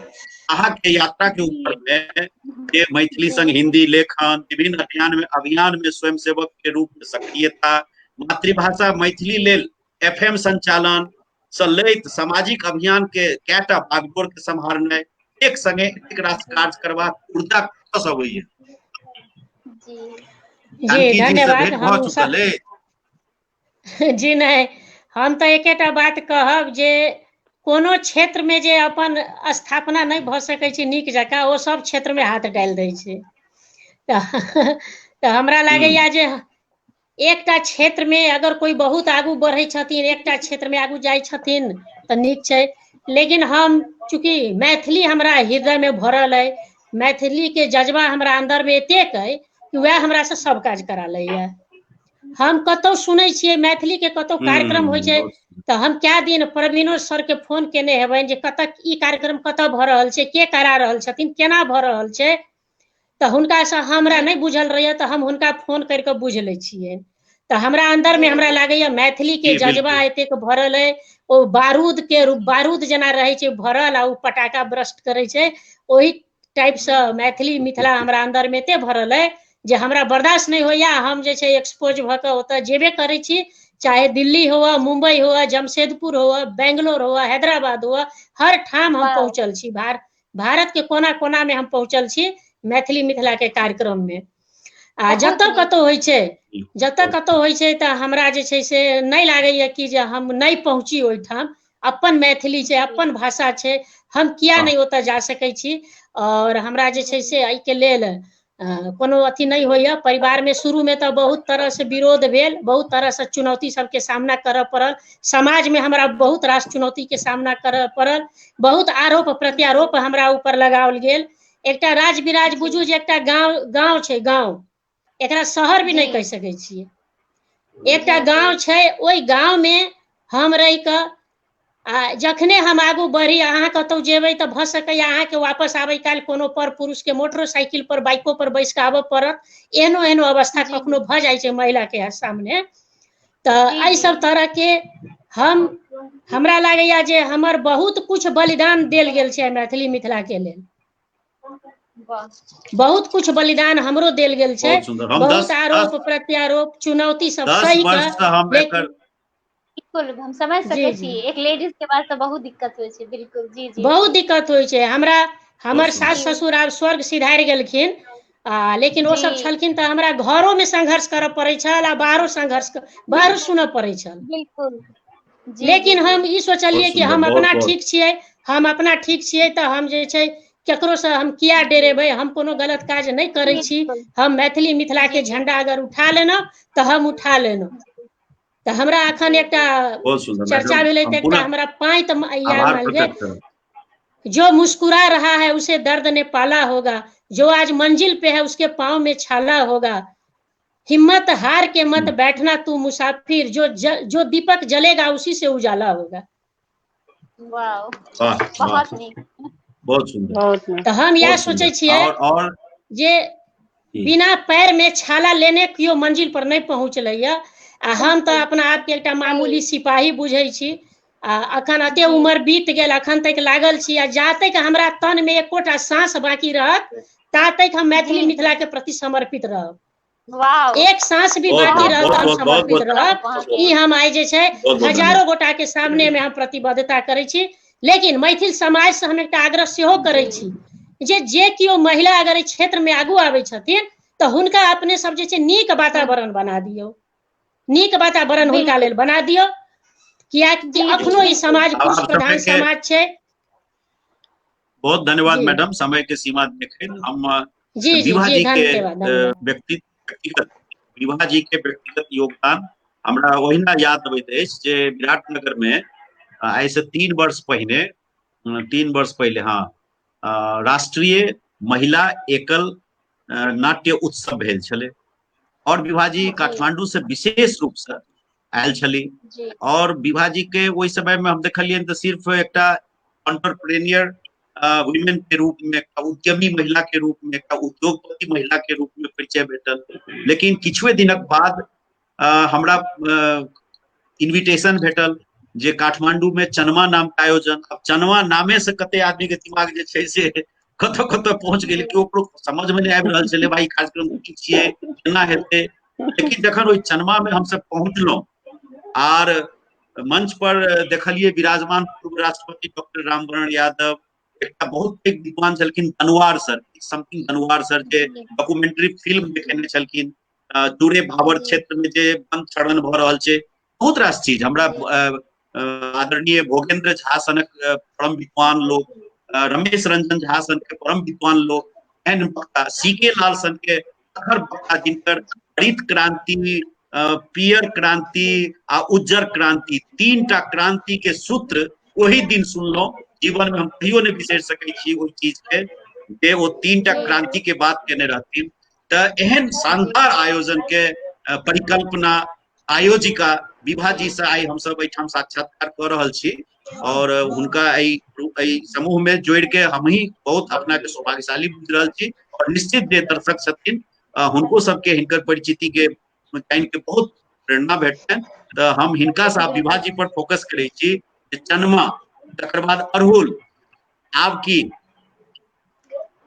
नाम तय नहीं केलहुँ अपन यात्रा पर कहो भाईजी जे सही में चनमा एकटा अद्भुत कार्यक्रम के छल। से चीज हमरा हम कोनो चीज में एना देखे छियै जे हम अपने पहिने कतेक संतुष्ट छियै कोनो चीज से। कार्यक्रम केनाई कोनो आयोजन केनाई महत्वपूर्ण बात नहीं अछि। आयोजन तो 1 हफ्ता के अंदर ऑर्गेनाइज कैल जा सकैया, नहीं कर सकै छी एहन बात नहीं छै। 2 बरिख पूरि गेलै चनमा के, 2 बरिख में तो हमहू कएटा कार्यक्रम कर लेने रहितौ ना, किया हम बीच में एकटा अरहुल के लिए, आब तो अरहुलो के 1.5 साल भ गेल हम रुक गेलिए। एहि दुआरे जे हम बहुत रासे कार्यक्रम नहीं करऽ चाहे छी। हम एतेक मात्र भले ही हम 4टा चनमा कऽ पाबी, 4टा अरहुल कऽ पाबी, मुदा हम चाहे छी कि एकटा एहन चीज होय जे समाज में नहीं भ रहल छै। जेना आयोजन के मैथिल समाज में हमरा सबके मिथिला में कमी नहीं अछि। अहू पार में ओहू पार में आए दिन हमरा तो होइए जे आयोजन के कोनो कमिये नहीं छै आ नीक आयोजन होइत अछि। इहो नहीं हम कहब जे आयोजन नीक भेबे नहीं कैल छलै या अखन नहीं होइत छै या नहीं हेतै, नीक होइ छै। अपन अपन एकटा विचारधारा छै लोग के। तो बहुत नीक कार्यक्रम सब आयोजन भ रहल, दिन रात होइत रहैया, आगुओ होइत रहे छै, विद्यापति स्मृति पर्व सब होइत रहे छन हुनकर नाम के। तो हमरो एक बेर इहो मन में आयल जे हमहू एक बेर विधि फेरली नहीं, ई तो होइते छै, जे चीज होइते छै वही चीज के हमहू रिपीट करी तो वो हमरा केना बुझाइत रहैया जेना हकार पड़ल है तो हकार पूरा वाला बात व्यवस्था के एकटा ओ होइ छै। तो हमरा विचार से चनमा वह एकटा छल। चनमा एकटा बहुत बड़का आयोजन छल, ई बात आब हम अपना संतुष्टि से कहै छी, मुदा ओहो में बहुत रास लोग के जोड़ितो किछ ओहि में छुटि गेल छला। मुदा आब हम ओकरा आगू जोड़ब। अखन समय काल एहन भेला से हम लेट भ रहल छी। हमर अग्रिम सेहो योजना ई अइ जे हम चनमा करब आ जनकपुर में करब। अग्रिम चनमा हम जनकपुर में करब। एही चनमा सने के ओहो चनमा हैत सेहो हम नहीं कहि सकब अखन, मुदा ओहो चनमा जे हैत से एकटा अपन नव रूप में नव उपस्थिति दर्ज करत समाज में, ई हमर विश्वास है। आई हमर एकटा प्राण है जानकी माँ से। बहुत सुंदर, बहुत सुंदर, बहुत सुंदर। ठीक है विभा जी, बहुत बहुत धन्यवाद। एना ही हम एखन जे अपना सब जुड़ल छी तीमे एकटा व्यक्तित्व एहन छथिन जिनका हम एखन हाले देखलिए जे हम सब मैथिल छी समूह, जे पर लगभग 5 लाख से फाजिल बहुत मेंबर सब छथिन और काफी सक्रिय ग्रुप छै सुनीत ठाकुर जी के संस्थापन में। बहुत सुंदर ग्रुप छै, ओहि पर बहुत रास मैथिल सक्रिय छथिन तै पर भावना मिश्रा जी एक संयोजन के काज केलखिन, जेमे नव नव प्रतिभा के बच्चा सबके बजा बजा के ओकर सबके कार्यक्रम करवेलखिन, ओकर संयोजिका रहलखिन। कोन प्रकार से ई बच्चा सबके तकलखिन पूरे भारत और पूरे नेपाल में, केना के हिनका दिमाग में एतेक प्रकार के विचार सब अबैत रहलनि, बहुत सक्रियता से हम काफी प्रेरित भेलहुं अपने के ओ कार्यक्रम से। तऽ अहाँ के यात्रा एखन तक के जे भेल तै पर और आगामी समय में की केना? जी हम यह एखन एकटा कहबै कि नव्या हम सब लेखनी प्रतियोगिता सेहो करा रहल छी। जी सब बात कहियो। जी हम ई कहबै कि हम ई देखलिए कि हमर सबके मिथिला मैथिली के बच्चा जे छै बहुत टैलेंटेड छै, लेकिन ओ अपन प्रतिभा के मैथिली में नहीं निकाले ले चाहे छै, ओ दोसर भाषा में, इंग्लिश में, हिंदी में निकाले ले चाहे छै। आ हमरा पता है कि हमर बच्चा मैथिली में कह सकैया, तो हम बहुत सारा बच्चा से करलिए, उनका हिचकिचाहट भेले जे हम केना मैथिली में करबे, लेकिन सब बच्चा के परफॉर्मेंस एते नीक, एते अपन भाषा के प्रति एते ओ सब मेहनत करलखिन, एते कोशिश करलखिन कि जतबा प्रशंसा करल जाए कम अछि। आ ई बात जे छै साबित भ गेलै कि अपन सबके बच्चा कतौ भी रहते, देश के कोनो भी कोना में रहते, विदेश में रहते, लेकिन अपन मिथिला मैथिली के कल्चर के नहीं बुझ सकैया आ ओ आगां बढ़ेते। हमरा ई बात के जानकारी अहाँ सबको दऽ रहल छी कि हमरा ई बात के खुशी अछि कि अगर काल्हि भने हम सब नहीं रहे छी तो हमर बच्चा सब जे छै मिथिला मैथिली कल्चर का अवश्य जे छै आगां बढ़ेते आ बहुत आगां बढ़ेते। और दोसर हम जे ई नव्या लेखनी एखन हम ड्राइंग के प्रतियोगिता भी करलिए रहे, एमे अपन मिथिला मासिक पत्रिका में, जेमे कि सारा पूरा देश विदेश के बच्चा के ड्राइंग एले आ स्वतंत्र ड्राइंग रहे, बहुत नीक नीक ड्राइंग रहले। तो ओकर चित्रकला देख के एते मन खुश भेल कि अपन सबके बच्चा पढ़ाई लिखाई करे, उनका में एते ज्यादा टैलेंट छै और एते सुंदर वो ड्राइंग बनावे छै। तो ओइसे भी हम बहुत ज्यादा भेलिए, बस एकटा अपना सबका ककरो आगां आबाक छै, उनका मोटिवेट करना छै कि वो अपन प्रतिभा का बाहर निकाले। और ई करे में बच्चा सबको बस एक बेर उनका मोटिवेट करना छै। आइयो हम एकटा बच्चा से करलो, ओ कहला कि नहीं हम केना जे छै डांस करब एते 5 लाख लोग के बीच में। हम कहलिए अहाँ में प्रतिभा या लोग ई कहत, लोग को हम कहलिए अनैये कहे वाला अनैये कहत, अहाँ अपन प्रतिभा के निखारियो आ लोग के देखाबिए में हिचक की। हम बाहर में रहे छी लेकिन हम मिथिला मैथिली के कल्चर के हम नहीं बिसर रहल छी, त अहाँ का आलोचना सहे पड़त, ओकरा अहाँ इग्नोर क दियो, ओकरा पर ध्यान नहीं दियो और अहाँ में जे प्रतिभा या ओ दूसरा के देखाबियो आ आगां बढ़ू। बहुत नीक लागलो, बच्ची रहे बहुत नीक लागले। त हम यह कहब कि बहुत सुंदर भावना है।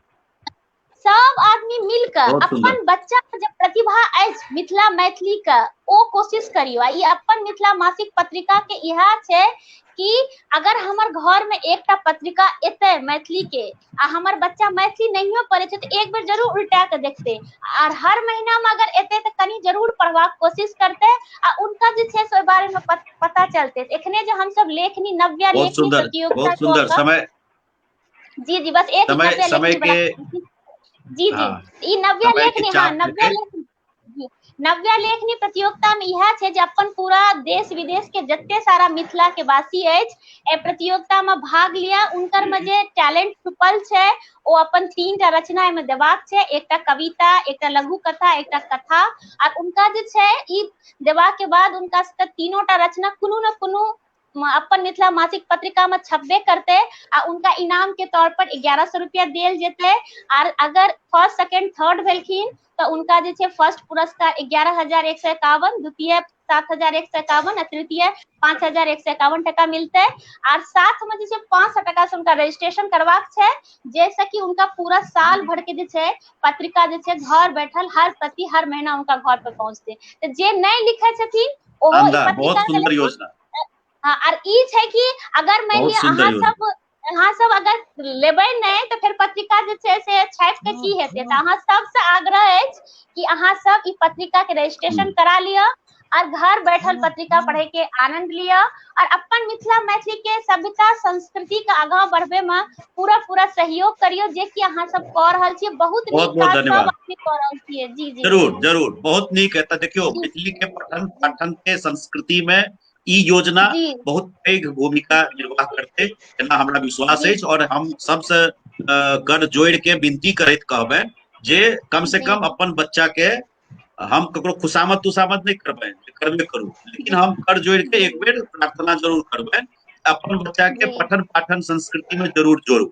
ऐसा ही के फायदा है, कियाकि भाषा देखियो भ्रूण निर्माण से ल के आ मृत्यु काल तक एकमात्र अपन मातृभाषा में लोक के सारा काज पूरा होइ छै। मरे काल में दिमाग जे छै वो हिंदी अंग्रेजी नहीं सोचे छै, वो मैथिलीए सोच के भगवान के घर जाय छै। तो तै दुआरे मोक्षो भेटे छै अपने भाषा में। ई गप लोक बुझथिन, अहाँ के काज सफल हुए। हम सब सीधे श्रेया से सुनी। श्रेया के प्रश्न हम राखि देने छियै। बस श्रेया, अहाँ बहुत नीक लिखै छी, अहाँ के एकटा अलग पाठक निर्माण होइत हम देखने रहिए। अहाँ शोध मूलक आलेख सेहो लिखै छी, कतेक रास अपन सांस्कृतिक विरासत के एक्सप्लेन क के लिखने रही एक बहुत रास आर्टिकल में। तो हमरा सबके गर्व होइत अछि जे अपन युवा पीढ़ी में श्रेया सन के एज ग्रुप के बच्चा सब, या आब तो हमरा लग आब अहूँ सयाने छी, बच्चा तो नहीं छी, तो मतलब अहाँ सबके ग्रुप में एक शानदार लेख के लेखै के क्षमता, हम अहाँ के ओहि लेखनी के प्रणाम करै छी। अहाँ बताओ अहाँ के यात्रा केहन रहल, आगा की हेतै? सर्वप्रथम तो कह चाहब जे हम एगो मैथिल महिला घर परिवार आ व्यवहारिकता से जोड़ल रहे छी, जैमे एके जगह स्नेह दुलार मेधा मिलान धैर्य संयम सब एके जगह पर समान रूप से प्रवाहित होइत रहैत अछि। वही जगह में अपन पारिवारिक तालमेल जाबे तक नहीं मिलल ताबे तक सुख शांति के परवाह नहीं भ सकैया। आ परिवार के आगू जाकर जेना कि विभा जी कहलखिन चनमा अरहुल फूल ई चीज सब करवा के लेल जे हौसला ऊर्जा अबै छै ओ अपन पारिवारिक पृष्ठभूमि से अबै छै। तहिना हमरो लेखन में सक्रियता के लेल हमरो पारिवारिक बैकग्राउंड बहुत महत्व रखे छै। आ मैथिल मिथिला में कहबी छै जे मिथिला के नामे से मुक्ति आ भुक्ति भेटे छै। अही मिथिला में भगवती स्वयं सहाय रहे छथिन जे किनको कोनो तरह से समस्या नहीं खड़ा हो, वो अपना रास्ता में एकदम सहजता के साथ आगाड़ी बढ़त रहे। तै आई मिथिला दोसर कला साहित्य भाषा सबसे बहुत अद्भुत आ बहुत उत्तम छै, जेकर रचना करबा के लेल बहुत भाषा सब असफल रहल अछि। अपना सबके मैथिल भाषा में किछ रचना सब एहन चीज सब छै जे वास्तविकता से ल क लौकिक आ अलौकिक सब तरह के वर्णन करैत अछि। ओई में अहाँ अथियो के देखल जा सकैया जे एगो फूल फुलाइत रहे छै सहेस में, कोनो भाषा ओई के अहाँ के वर्णन नहीं कर सकैया, कोनो शब्द से कोनो रचना ओई के अहाँ के वर्णन नहीं कर सकैया। उ अपने आप में ओहन कलाकृति से भरल अछि मिथिला में। वही सबके बुझबा के लेल सबसे पहले तो अपना सबके अपन स्वीकृति जरूरी अछि। जाबे तक कोनो चीज के अहाँ अपना से स्वीकृति नहीं करबे ताबे तक अहाँ के कला में निखार नहीं आबि सकैया, उ संभवो नहीं छै।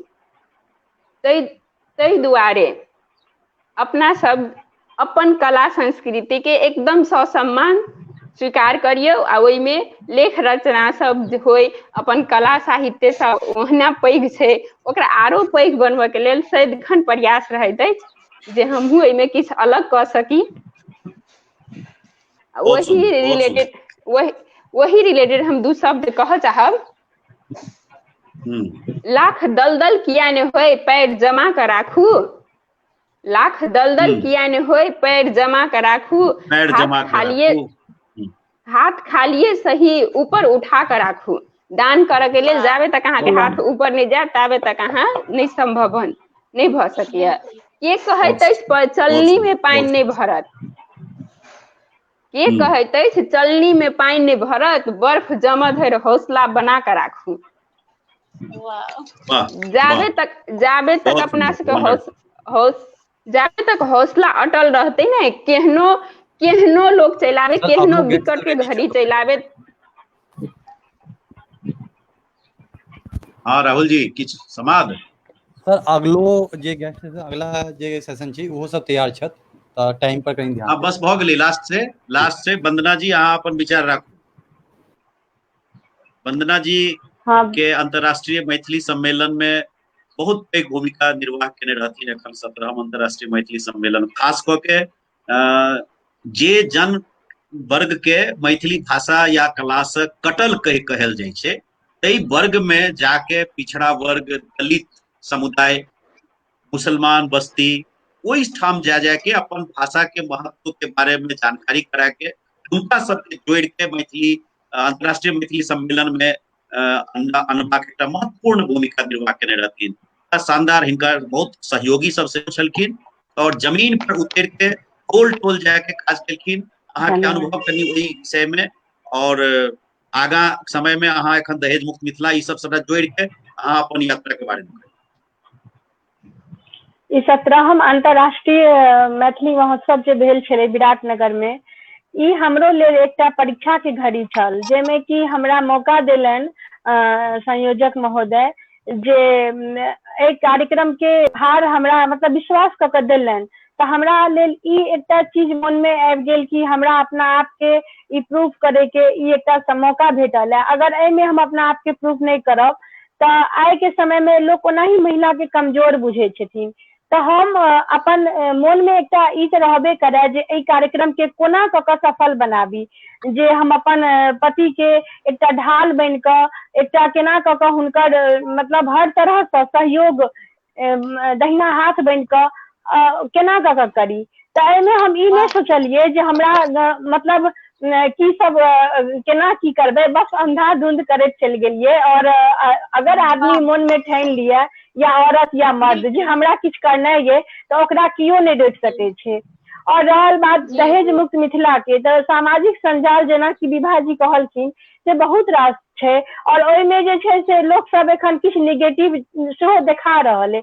तऽ हमरो ओ सब चीज कनी देखा में आबऽ लागल छलै और हमरा ई कनिक शंका भऽ गेल जे नहीं किछ ने किछ गलत चीज सब एठाम आब हेतै। तऽ हम अपना आप के कनिक ओहिसँ दूर दहेज मुक्त मिथिला से जोड़ि लेलहुँ जे अगर एहि जीवन में आयल छी तऽ किछ ने किछ नीक काज कऽ के जाय, जैसे कि समाज में हमरा गेला के बादो हमर नाम ककरो मुंह पर अबै, हमर बड़ाई के तौर पर, हमर प्रशंसा के तौर पर। तऽ हम दहेज मुक्त मिथिला से जखन जुड़लहुँ और एहिमे हम अपना मतलब घर परिवार सम्हारैत और तन मन से लागि गेलहुँ जे आइ के डेट में अहाँ काल्हिओ खन हमरा फोन आयल रहे जे दीदी अहाँ ई काज कऽ सकै छियै, किया तऽ अहाँ में ओ अछि, अहाँ के बात में दम अछि। तऽ एही समूह से कए गोटे के विधवा के, तलाकशुदा के, कए गोटे विधुर के विवाह जखन हम ओ पोस्ट दिए तऽ हम मजाक के पात्र बनि जाइ छलहुँ जे अहाँ ई पोस्ट केना दै छियै, लेकिन तकर बाद ओकर बहुत रास पॉजिटिव सोचे वाला सब सेहो एलखिन और आइ मतलब हुनकर सबके जखन विवाह एहि मंच से तय भेलनि तऽ ओहि परिवार सबके कतेक खुशी ओ कतेक आशीर्वाद हमरा देलखिन, तऽ ओहि चीज के हम ही अनुभव कऽ सकै छी। और हमरा लेखनी के सेहो एहिमे लिखने छलखिन प्रश्न में जे लिखे के बात, तऽ लिखे के लेल अगर महिला चाहे पुरुष कियो भी कियो बाहर से कोनो चीज लऽ कऽ नहीं लिखे छथिन, अपन मोन में जे बात उपजे छै ओकरे अगर अहाँ लिखबै तऽ ओ बेसी हमरा लगैया जन सामान्य के हृदय के छुबै छै। तऽ बस हम ओतबी करै छी, हमरा हृदय में जे उपजे छै सामान्य बात सब ओ हम लिखे छी और सबके ई कहै छियनि जे अहाँ सब लिखू, लिखला से अपन व्यक्तित्व के बहुत विकास होइ छै। जेना कि आइ हम ही दू शब्द बाजे के योग्य भेल छी तऽ बस, और एहिमे हमर पतिदेव के बहुत बेसी हाथ छनि, ओ हमेशा हमरा कहैत रहत अहाँ की हरदम लागल रहै छी फेसबुक पर, किछ लिखू कोन काज में लागल रहै छी। तऽ हम ओ लिखनाइ एकटा चैलेंज के तौर पर लेलहुँ और आइ हमरा लिखनाइ एतेक नीक लागल है जे हम रोज किछ ने किछ लिखैत रहै छी। घर के काज से मतलब जखने हमरा फुर्सत भेटैया तऽ हम लिखै छी। एहिमे हमरा परिवार के, हमरा बाल बच्चा के हुनकर सेहो बहुत सहयोग छनि। धन्यवाद। और हाँ एकटा बात और, विजय बाबा हमरा रहे जे मतलब विजय बाबा आशीर्वाद देला। सामूहिक विवाह के एक सेकेंड एक सेकेंड हमरा सामूहिक विवाह करेबाक एकटा हम आयोजना बना रहल छी, तऽ एहि मंच पर हम ई चीज बाजि रहल छी जे हमरा ओहिमे अहाँ सबके सामूहिक मतलब सहयोग चाही, और ओ सामूहिक विवाह जेना कि हम चाहे छी मिथिला एहि चीज के लेल ओ हंसियो रहल छथि हमरा पर जे अहाँ ई कोन तरह के सपना देख रहल छी, लेकिन जहन अहाँ सपना देखबे नहीं करबै तो सच हेतै केना। और हमर आदत है हम छोट नहीं देखे छियै, पैघे सपना देखे छियै। तो हमरा ये जे 50टा विवाह सामूहिक विवाह एक ठाम जनकपुर में या मधुबनी में हम सब कराबी, जेमे कि बहुत मतलब कम खर्च में और सब चीज हम सब एक ठाम कर सकी। तो ई चीज के हमरा अहाँ सबके आशीर्वाद चाहिए और सहयोग चाहिए। समय 5 मिनट देरी भ गेलै।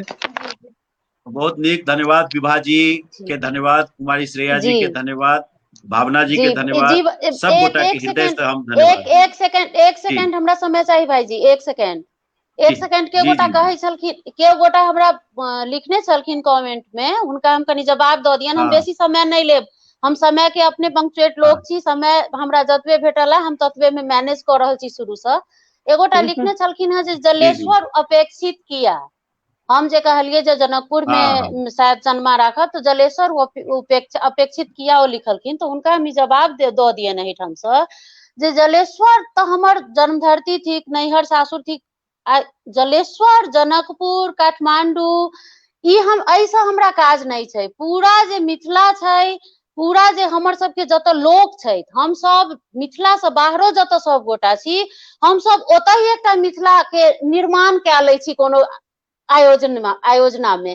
तैं लऽ कऽ हमरा लेल कोनो जगह अपेक्षित नहीं छै, एहि पार हुए कि वही पार हुए, ई कऽ कऽ हम सब जतै उपस्थित हेबै, मिथिलावासी जतै उपस्थित हेतै, संपूर्ण मिथिला के वातावरण हम सब ओतै पैदा कऽ देबै। ताहि दुआरे हमरा नजर में कोनो जगह अपेक्षित नहीं है जी। बहुत बहुत धन्यवाद, बहुत बहुत धन्यवाद। अब हम सब अगला सेशन, और अगला सेशन में राहुल जी, धन्यवाद विभा जी, बहुत बहुत धन्यवाद जी सर। अगला सेशन अगला सेशन, हाँ जी जी जी, अगला सेशन सब प्रवेश करी। और अगला सेशन हमरा सबके अछि युवा टूर के वक्ता सब हमरा सबके पास छै। कर्ण संजय जी, कुमार पृथु जी, गजेंद्र गजूर जी, अमीन अली जी, बिंदेश्वर ठाकुर जी, हाँ सब गोटा के दर्शन, सब गोटा के नमस्कार। बिंदेश्वर जी कतार के दोहा से छै, अमीन अली जी, अमीन अली जी यहाँ के माइक बंद है, अपन माइक चालू कर लूं। अमीन अली जी यहाँ के माइक बंद है, अमीन अली के माइक म्यूट है, ओकरा चालू करू। जी जी बस बस भ गेलै। अमीन अली जी, गजेंद्र गजूर जी हमर छोट भाई, बड़ी प्यारा भाई, जेहने देखे में सुंदर तेहने विचार ओकर सुंदर। हमेशा बहुत बहुत आभार प्रकट करल चाहे छी हम जानकी जी के, जे एहन कर्मठ सपूत सब मिथिला में ओ दै छथिन। मोहम्मद अमीन अली सन के बच्चा जे हजारों किलोमीटर यात्रा कऽ लै छथि अपन मातृभाषा के लिए, और बहुत समर्पित बच्चा। नहीं बहुत रास लोग, नित्यानंद विदर्ती के मन पारऽ लेल चाहे छी, दिनेश रसिया के मन पारऽ लेल चाहे छी, तेजू के मन पारऽ लेल चाहे छी, गायत्री के मन पारऽ लेल चाहे छी, श्रीराम के मन पारऽ लेल चाहे छी, सुहास बिरपुरिया, कतेक के नाम लिया, मतलब राम सोगारथ यादव, बेचन ठाकुर, एक से एक, रविंद्र उदासी, हम बहुत के नाम की कहे छै, रजाक, अशरफ राइन, मतलब कि अहाँ के एकटा एहन स्थिति हम देखलिए नेपाल के मिथिला में, एहिमे केओ केकरो ठोंठ पकड़ के नहीं कह सकै छै जे मैथिली लेल काज कर। ओ स्वतः स्फूर्त भावना से अपन मातृभाषा के लेल अपन स्वामित्व लऽ के काज करे छै। ई एहन एहन बहादुर बच्चा सबके हम हृदय से प्रणाम करे छी। कर्ण संजय जी एहिमे नहीं देखेला। राहुल जी एक अभी ज्वाइन कर रहल छै, अभी 2 मिनट लगते हैं। संजय जी नमस्ते, वो ज्वाइन कर रहल छै। अच्छा सर, जी जी ज्वाइन कऽ लेने छै। कर्ण संजय जी प्रणाम। कर्ण संजय जी के व्यक्तित्व के बारे में हम एतबा कहै लेल चाहब जे हिनका हम देखने रहिए 2007-8 के आसपास मोटरसाइकिल पर 2 गोटे बैस के पूरा विराटनगर घूम के, तखन एकटा नवघर उठे पुरान घर खसे नाम के एल्बम निकालने रहथिन, जे एल्बम के ई रिलीज केलखिन। ओई रिलीज में जे हिनकर मेहनत देखने रहिए, वो मेहनत ओहि समय में हम हिंदी अंग्रेजी दुनिया में अपन पहचान करी। ओहि समय में अपना मैथिली भाषा के प्रति हमरा अपनो काज करऽ के चाही से नहीं ज्ञान छल, लेकिन हिनकर सबके मेहनत, हिनकर सबके प्रेरणा देखने रही यही विराटनगर में। तो हमरो भेल छल जे बाप रे जहन दू गोटे मिल के एतेक बड़का कार्यक्रम कऽ सकै छथिन तऽ हमहूँ किया नहि कए सकै छी अपन मातृभाषा। तऽ एहन तरहक हमरा प्रेरणा के स्रोत छथि कर्ण संजय जी, और सब गोटा के हम एके बेर हृदय से प्रणाम करैत सबके एहि कार्यक्रम में स्वागत करै छी। पहिल बेर ई कार्यक्रम भेल वेबिनार, एहिमे बहुत रास त्रुटि समय के व्यवस्थापन में हम फेल भऽ चुकल छी, समय 3 घंटा क्रॉस कऽ चुकल अछि, लेकिन हेबाके चाही एते पैघ दिग्गज वक्ता सब एलखिन बजलखिन अपन भावना रखलखिन, ताहि दुआरे भऽ सकै छै लास्ट सेशन ऑलरेडी हम सब लेट छी तऽ इएह सेशन लास्ट हेतै, क्वेश्चन आंसर के सेशन कहियो आर कए लेबै। आइ हम एतबी सोच कर अपने सबके बीच में छी। हमरा सबके जे होस्टिंग और technical facility DNR Rahul Jha भाई छथि, बहुत प्यारा भाई छथि, एक बेर मंच पर आबैत ओहो युवा छथि, अपन मातृभाषा के लेल राहुल जी के जे काज छनि, राहुल जी के जे समर्पण छनि, ताहिके हम हृदय से नमन करै छी। दृश्यम मीडिया के मार्फत ई कार्यक्रम हुए, कियाकि दृश्यम मीडिया मैथिली के लेल एकटा ब्रांडेड मीडिया बनि गेल अछि।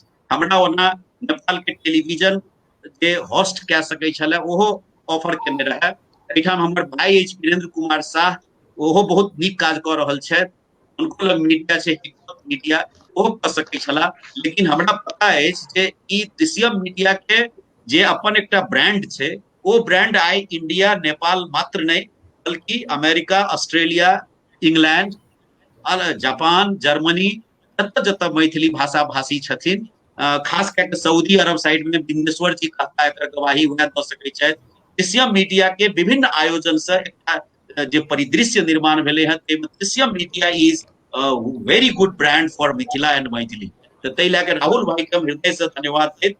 हाँ राहुल भाई, कुमार पृथु जी भी ज्वाइन कर लेना अपना के सबके पूरा। हाँ कुमार पृथु भाई, यस छूटल छला, कुमार पृथु भाई के स्वागत, कुमार पृथु जी के स्वागत। सर आके माइक बंद है, कुमार पृथु जी आके माइक एक बार यहाँ माइक अपन अलाउ करो, दोबारा ज्वाइन करो और माइक अलाउ करो वहाँ। जी सर दोबारा ज्वाइन करूँ, माइक अलाउ करूँ सर, बाकी सबके हाँ चलू एखन ठीक छै। ताबे तक हम सब जे छै, राहुल भाई अहाँ किछु अपन विचार राखू 1 मिनट में, पहले अहीं से शुरू करियो। हमर युवा भाई छथि, राहुल भाई के विचार से शुरू करियो। केहन लागि रहल है जाके मैथिली मिथिला के दुनिया? सर सबके बढ़िया जी, सबके एकजुट होकर रह के चाहिए और सबके मिल के काज करे के चाहिए, और सबसे बड़ी बात एक दूसरे का टांग खींच के नहीं, मिल के आगे बढ़ के चाहिए, तब एक तरह से उद्धार होते सबके। अजुका कार्यक्रम में बुझायल क्यों टांग खींचे वाला? नहीं सर, ओना हमर जे अपन चला वो बतैली हम कि ई सबसे बड़ी होती है, जब तक सब आदमी एक तरह से मिल के नहीं चलती ना, तब तक वो जरूरी चाहिए होना सब आदमी के। बहुत सुंदर, बहुत सुंदर, ठीक छै। आब हम सब चले छी एहि पैनल में, एकर नाम छै मैथिली मिथिला में युवा शक्ति, युवा के सक्रियता। एहि युवा सक्रियता के एहि सत्र में हम सर्वप्रथम श्री कर्ण संजय जी से ई जानल चाहब, कर्ण संजय जी से, जे नवघर उठे पुरान घर खसे से लऽ के आ एखन तक के साहित्यिक सृजना, ओहि से पहिलियो हम 1990s से विराटनगर में आदर्श स्कूल के वो जे गैलरी वाला हॉल छै में, और कतेको कार्यक्रम में, तकर बाद हरेक बेर चित्रगुप्त पूजा में।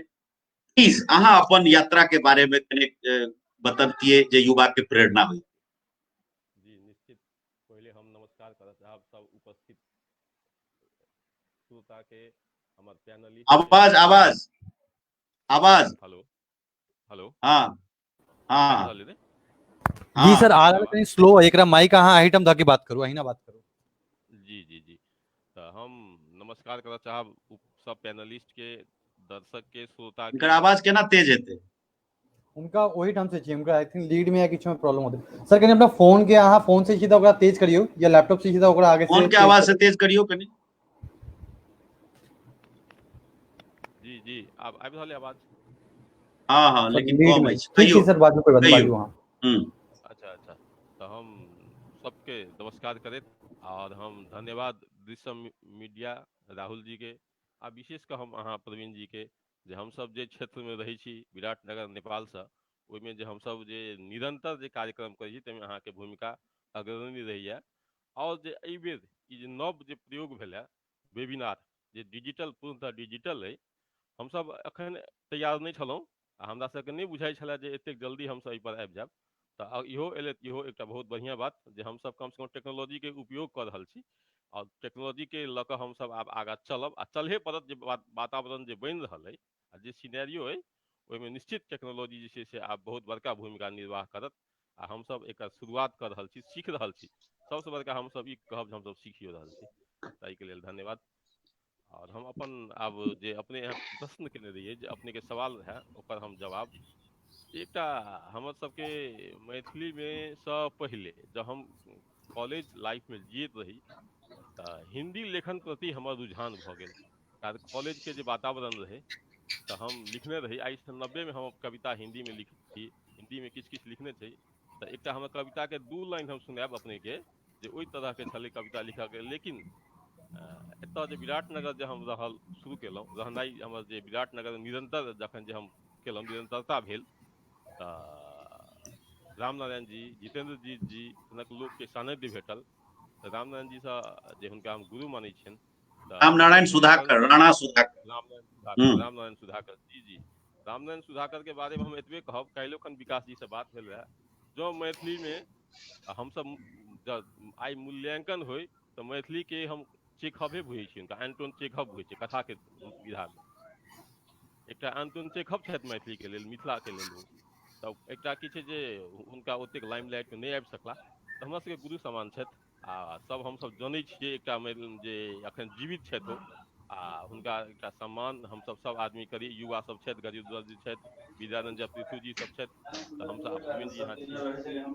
तऽ मैथिली के लेखन के प्रति जुड़ाव आ मैथिली भाषा अपन मायक भाषा, अपन मातृभाषा, तऽ केकरा प्रियगर नहीं होइ छै, सब बाजऽ के कोशिश करिए लिखऽ के। तऽ हमर एकटा अपन भीतर के एकटा आत्मा जे लेखन प्रति हमरा आगाँ बढ़ेलक और हमरा सबके सहयोग भेटल आ सहयोग के माध्यम से नव घर उठे पुरान घर खसे के एकटा इतिहासे बनलै जे ओहिमे सब नव गोटे लेखक, नव गोटे डायरेक्टर नव, सब नव नीक प्रयास भेलै आ एकटा सार्थक प्रयास रहे। आ अखनो हम एकटा अहाँ सबके एकटा विश्वास दिला रहल छी जे हमर लेखन रुकल नहीं, हम लेखन चलिए रहल है। हम गीत से शुरू केलहुँ, हम मूलतः हम गीते से शुरू केलहुँ, आब कविता कथा सेहो हमर किछु किछु लिखा रहल है आ गजल सब विभिन्न विधा में सोचै छी जे हमसब जे जतेक जानै छी ओतेक लिखी और लिखऽ के माध्यम से, सीखऽ के माध्यम से दुनू काज भऽ रहल है। आ नवतुरिया सब तऽ देखै छी विशेष सक्रिय छथि आइ काल्हि, विद्यानंद, बिंदेश्वर जी, कुमार पृथु जी आ गजू जी सेहो सब बहुत आइ काल्हि देखै छियै जे हमरा बुझाइत बहुत आशावान, ऊर्जावान छी हमसब जे ई नव पीढ़ी बहुत मजबूत नव पीढ़ी ठाढ़ भऽ गेल अछि। मोहम्मद आमीन अली जी से हमर पहिल इंटरेक्शन अछि, पहिल भेंट घाट, पहिल गपशप, तऽ हुनको से बारे में किछु बुझब। ठीक है, बहुत सुंदर। आ पुनः हम धन्यवाद हुनकर पार आबि रहल छै तऽ कहता हो। जी जी। अच्छा, आब हम सब चली कुमार पृथु भाई हमरा सब संगे जुड़ल छै। कुमार पृथु भाई एखन बहुत पैघ अस्पताल के मैनेजर छै, मैनेजमेंट स्किल से भरल व्यक्तित्व और की नाम छै जे बहुत सेवा भावना से ओतप्रोत मैथिली कवि छथिन। तऽ हाँ, हिनका जे छै से कोनो फीस तीस नहीं लगबाक छै, हिनका केना सहयोग हेतै, एहन बाप रे बाप। हम अहाँके कतेक प्रशंसा करू, हमरा बड्ड मतलब मन खुश भऽ गेल रहे जहिया समाज सुमन समाज भाई आयल छला, चश्मो दिया देलखिन। एखने हाले हमर गुरुदेव एला, मतलब एकटा अपन भाषा भाषी के आपस में जुड़ला से आ भाषा के प्रति प्रेम कतेक विलक्षण होइ छै, कुमार पृथु भाई से हम सिखलहुँ।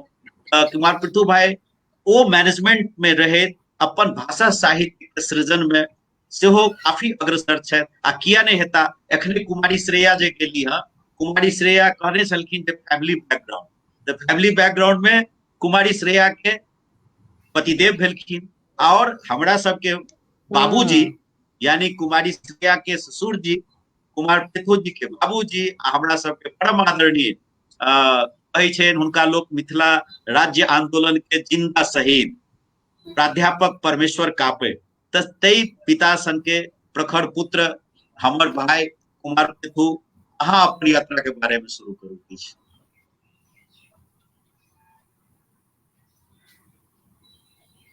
आवाज फिर आवाज में दिक्कत है। आवाज नहीं है भैया, माइक से आवाज देखो। कुमार जी यहाँ अपन माइक अलाउ कर लिए राहुल भाई हैं सर, तब तक माइक इनको अलाउ नहीं की हम इनका करवावे छी, तब तक अहाँ किनको और के एक मिनट हम सबके साउंड चेक कर ले। हां भाई दोबारा जरूर, ठीक है। गजेंद्र जी यहाँ की आवाज आ रहा है जी, आबि रहल अछि। और सब गजेंद्र जी के बोल्ड से। अच्छा ठीक है सर। बाकी इनका से मोहम्मद जी अली जी आपके माइक म्यूट है। मोहम्मद अमीन अली जी आपके माइक बार-बार को नहीं करियो। ठीक है अभी बाजू लिया बाजू। अब वरीयता के क्रम में हम सब छी तो हम सीधे चले छी बिंदेश्वर ठाकुर जी लग। अब बिंदेश्वर ठाकुर जी के परिचय देबाक लेल हमरा बेसी नहीं बाजऽ पड़त, जतेक हम लोकप्रिय छी सामाजिक संजाल में ततबे हमर छोट भाई बिंदेश्वर जी सेहो लोकप्रिय छथि। निरंतर हम सब आई 10 वर्ष से खुट्टा गाड़ने छी आ निरंतर लिख रहल छी। हमेशा कतबो केनो नेगेटिव बात अबै छै, नेगेटिव हमरा सबके डिस्टर्ब नहीं करैया की बिंदेश्वर जी? एकदम सबसे पहिने तो हम दृश्य मीडिया के धन्यवाद दै छियै, राहुल जी के धन्यवाद दै छियै और एहन सुंदर आयोजन लेल मैथिली एसोसिएशन नेपाल आदरणीय प्रवीण नारायण चौधरी और लगायत सब गोटे के एक मुष्ट नमस्कार साहित्यिक अभिवादन करऽ चाहै छी। और ई बात तो सही छै जे मतलब जिंदगी जीबाक क्रम में भाषा साहित्य के आंदोलन या किछ नया करबाक क्रम में अनेक विघ्न बाधा आबै छै, अनेक उतार चढ़ाव आबै छै और ओई के पार क क जे गोटे अपना आप के स्थापित कर लेलक से बुझियो हाँ सही समाज सेवी या साहित्यकार भ गेल। नहीं ओई में धंस गेल कतौ से अथी भ गेल तो ओ बस अपना आप के नाश कर लेलक ते हिसाब से। लेकिन हमर ई मानब अछि जे जाबे तक एकोटा सच्चा ईमानदार साहित्यकार आ एकोटा सच्चा ईमानदार समाज सेवी रह जाए तो नहीं साहित्य खत्म हेतै आ नहीं समाज सेवा। बहुत सुंदर, बहुत सुंदर। समय के कांस्टेंट में फिर दोबारा ऐप अहाँ लग जी एकदम सर, एक मिनट में हम खत्म कर दिलिए, हमरा पता है। हाँ गजेंद्र गजूर भाई जी अपन यात्रा पर सब गोटा के प्रणाम। हमरा सबके शुरू में हमरा सबके नहीं कोनो बीज छलै एहन जे हम सब संभावित रही जो उमड़ सके एहन मैथिली में लागी। बस एकटा मैथिलीए के एकटा ई कही जे हृदय में एहन पन छै जे केकरो से कनिको बात सुनै छियै तो ओ चीज जाग जाय छै। बस ओकरे परिणाम स्वरूप हम सब एतऽ बाहर आयल छी। हमरा सबके बहुत अग्रज सबके में हौसला छै, साथ छै, सहयोग छै, तै उसका नवतुरिया के अखन जगह मिलल छै और हम सब साहित्य में अभियान में मैथिली के अभियान में अपन हाथ पैर भजिया रहल छी, अभियान के आगा बढ़ा रहल छी सर। संक्षिप्त में तो बहुत सुंदर। हमर अमीन अली भाई कतऽ गेला? अमीन अली भाई अच्छा हमरा लगे अमीन अली भाई हमरा सब संगे नहीं। अमीन अली भाई अपन यात्रा अपन मैथिली यात्रा के ऊपर में कुछ फोकस करू अहाँ। पहले माइक के सही करू, माइक म्यूट है। हाँ माइक म्यूट। अमीन अली हाँ जी आप बजियो। ठीक है सर। हाँ बाजू। आवाज इनको नहीं आबि रहल है।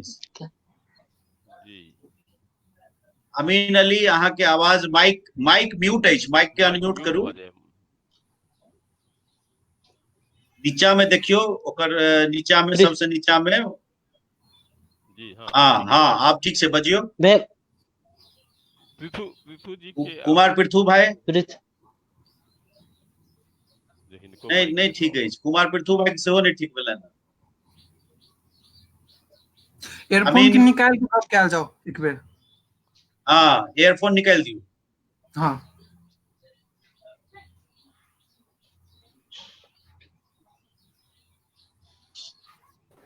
सर उ दोनों आदमी अभी ज्वाइन कर रहल छै। बात राखै छी। हाँ राहुल जी उ दोनों आदमी अभी ज्वाइन कर रहल छथिन अभी दोसर फोन से। अच्छा उनका टेस्ट कॉल लेबै पहले ही। जी हम सब जे छै से हाँ संजय जी प्लीज।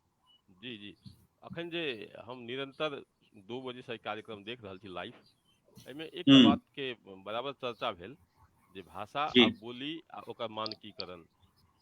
जी जी, ई बहुत दुरूह विषय छै, भाषा आ बोली आ ओकर मानकीकरण पर एकटा हमसब एहि विषय पर हमसब बृहत आगा के कोनो जे एहन एकटा अहाँके हम एकटा बात राखा चाहे छी अहाँ लग। अहाँ एहि सब कार्यक्रम करब में बहुत सक्षम लोग छी आ हमरा आशा रहैया जे अहाँ करब।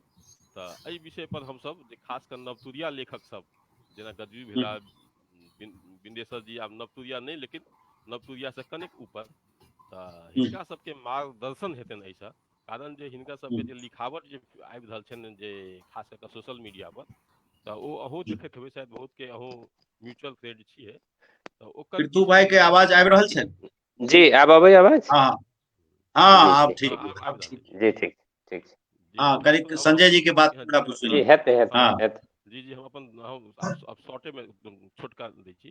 तऽ एहिमे हम जी, जी। एकटा प्रवीण जी एकटा बात रखऽ चाहै छी जे हिनका सबके जे लिखावट जे आबि रहल छनि जेना फेसबुक पर या सोशल मीडिया पर या अन्य माध्यम पर, तऽ ओहिमे बेसी से बेसी शुद्धिकरण आ बेसी से बेसी मान्यता ओकर केना भेटै, एहि पर एकटा बहस के आवश्यकता छै। जे नया तूर के लोग ठीक सब छै, बहुत ठीक उत्साही लोग, बहुत ऊर्जावान ठीक छै। बिंदेश्वर जी, गजेंद्र जी, कुमार पृथु भाई, संजय जी के ई प्रस्ताव के अहाँ सब मंजूरी दऽ रहल छियनि?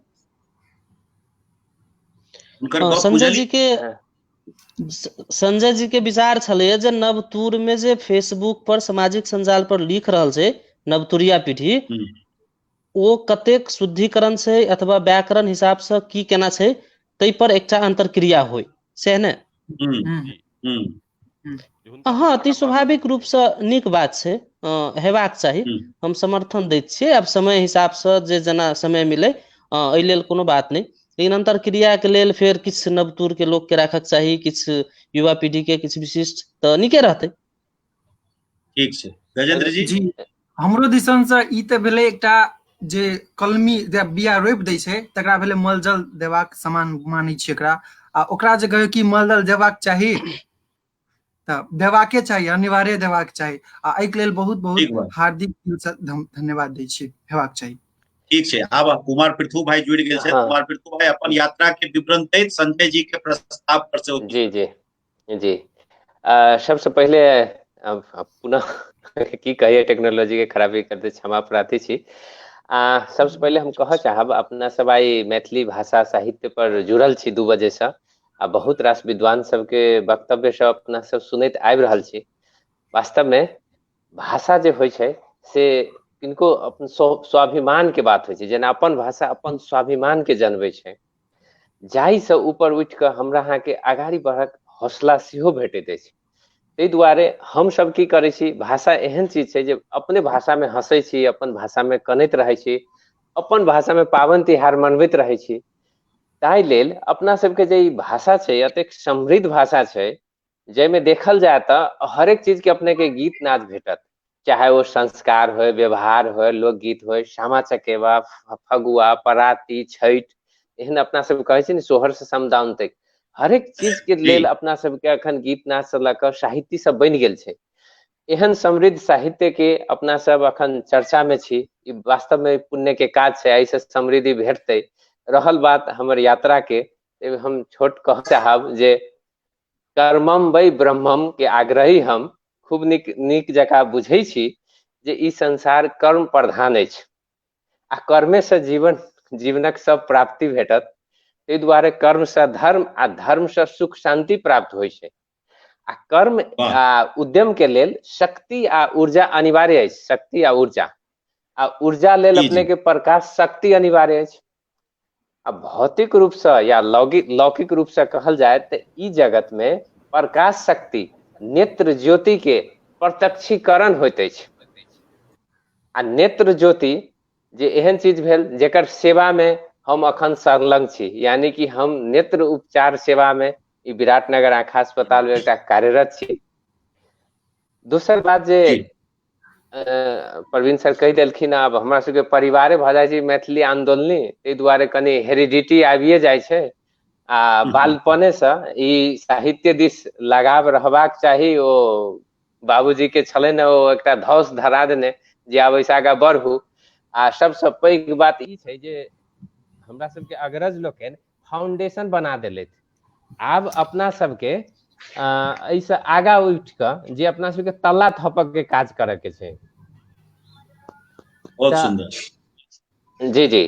तो एहिमे हम अहाँ सब आदमी जे हम सब युवा शक्ति, अखन युवा शक्ति के चर्चा कर रहल छी। युवा अपने आप में शक्ति रहे छै आ ओ शक्ति से ई जे परिवर्तन छै, अखन के जे कमी कमजोरी रह गेल छै, जकर शुरू से हम सुनैत आबि रहल छियै, जे सब छै ओ सब के अब आगा बढ़बाक जिम्मा हमरा अहाँ के कन्हा पर छै। आ अखनका समय में जी अखनका सूचना प्रविधि के जे समय छै, युग भेला से ऐसे की सहज भेलै अपन संस्कार, संस्कृति, सामाजिक विषय, मुद्दा, विचार ई सब उठबाक एकटा नीक प्लेटफॉर्म अखन डिजिटल माध्यम के रूप में आबि रहल छै। आ एहिमे कर्ण संजय सर के कहब छलनि जे हम अहाँ फेसबुक या किछु पर लिख दै छियै एकर भाषा शुद्धि, अखन तुरंत एहि पर भाषा शुद्धि आ किछु टीका टिप्पणी सब कह देबै तऽ जेहो लोक लिखै छै ओ रुकि जेतै। अखन की छै कनिक दिन लिख दियौ, जी लिख दियौ, अखने रोकि देबै तऽ आगा नहीं बढ़तै। शुद्धि के लेल तऽ बहुत समय छै। शिक्षा में नहीं ना छै, शिक्षा में आबि जाए ना, शिक्षा में जहाँ आबि जेतै तऽ अपने आप सब सही होई। जी जी जी जी। आ दोसर बात की छै जे हम अपन कनी अपन अनुभव सुनाबे चाहब जे बाबूजी सब कहैत रहथिन जे शुरू में हमरा सबके पहले तू पढ़, तू सब जते पढ़ लेबे, लिख के अखनी सोचे के नहीं छै, पहले पढ़ पड़े छै। एक पन्ना लिख के लेल आदमी के अखन 10 पन्ना से बेसी पढ़ पड़े छै। तऽ ई बुझियौ जे अखन जे फेसबुक या सामाजिक संजाल पर जे कुछ छोटो कमेंट या टिप्पणी लिखे छै तो लिख के लेल प्रैक्टिस कर रहल छै। अब एहने लिखत लिखत अपने के एकटा नीक चीज लिख देते तऽ कनी काल हमरा अहाँ के समय के सेहो कनिक प्रतीक्षा करऽ पड़तै। आ एहिमे लेखनी में सुधार हेतै, जरूर हेतै। अब रहले त्रुटि सब तो धीरे धीरे सुधार हेतै। ताहि दुआरे कर्ण संजय के बात से हम कनिक कम सहमत देखा रहल छी, लेकिन लिख दियौ, हमरा सबके कहब से रहतै। जी नहीं, एहिमे जे प्रशिक्षु अपने बनथिन, अपने इच्छा हेतै जे हमरा कनी चाहिए, ओहन लऽ कऽ हम सब कह सकै छी। जी बहुत जी सुंदर। आइ के अच्छा देखू, आब अमीन अली नहीं जुड़ला, नहीं भऽ पेलै। हाँ, उनका टेक्निकल प्रॉब्लम शायद अमीन जी से अमीन भाई अहाँ के आवाज आबि रहल छै? जी जी, आवाज आब प्रार्थी टेक्निकल प्रॉब्लम से। अच्छा हाँ, आप अपन अमीन अली जी शुरू करिए।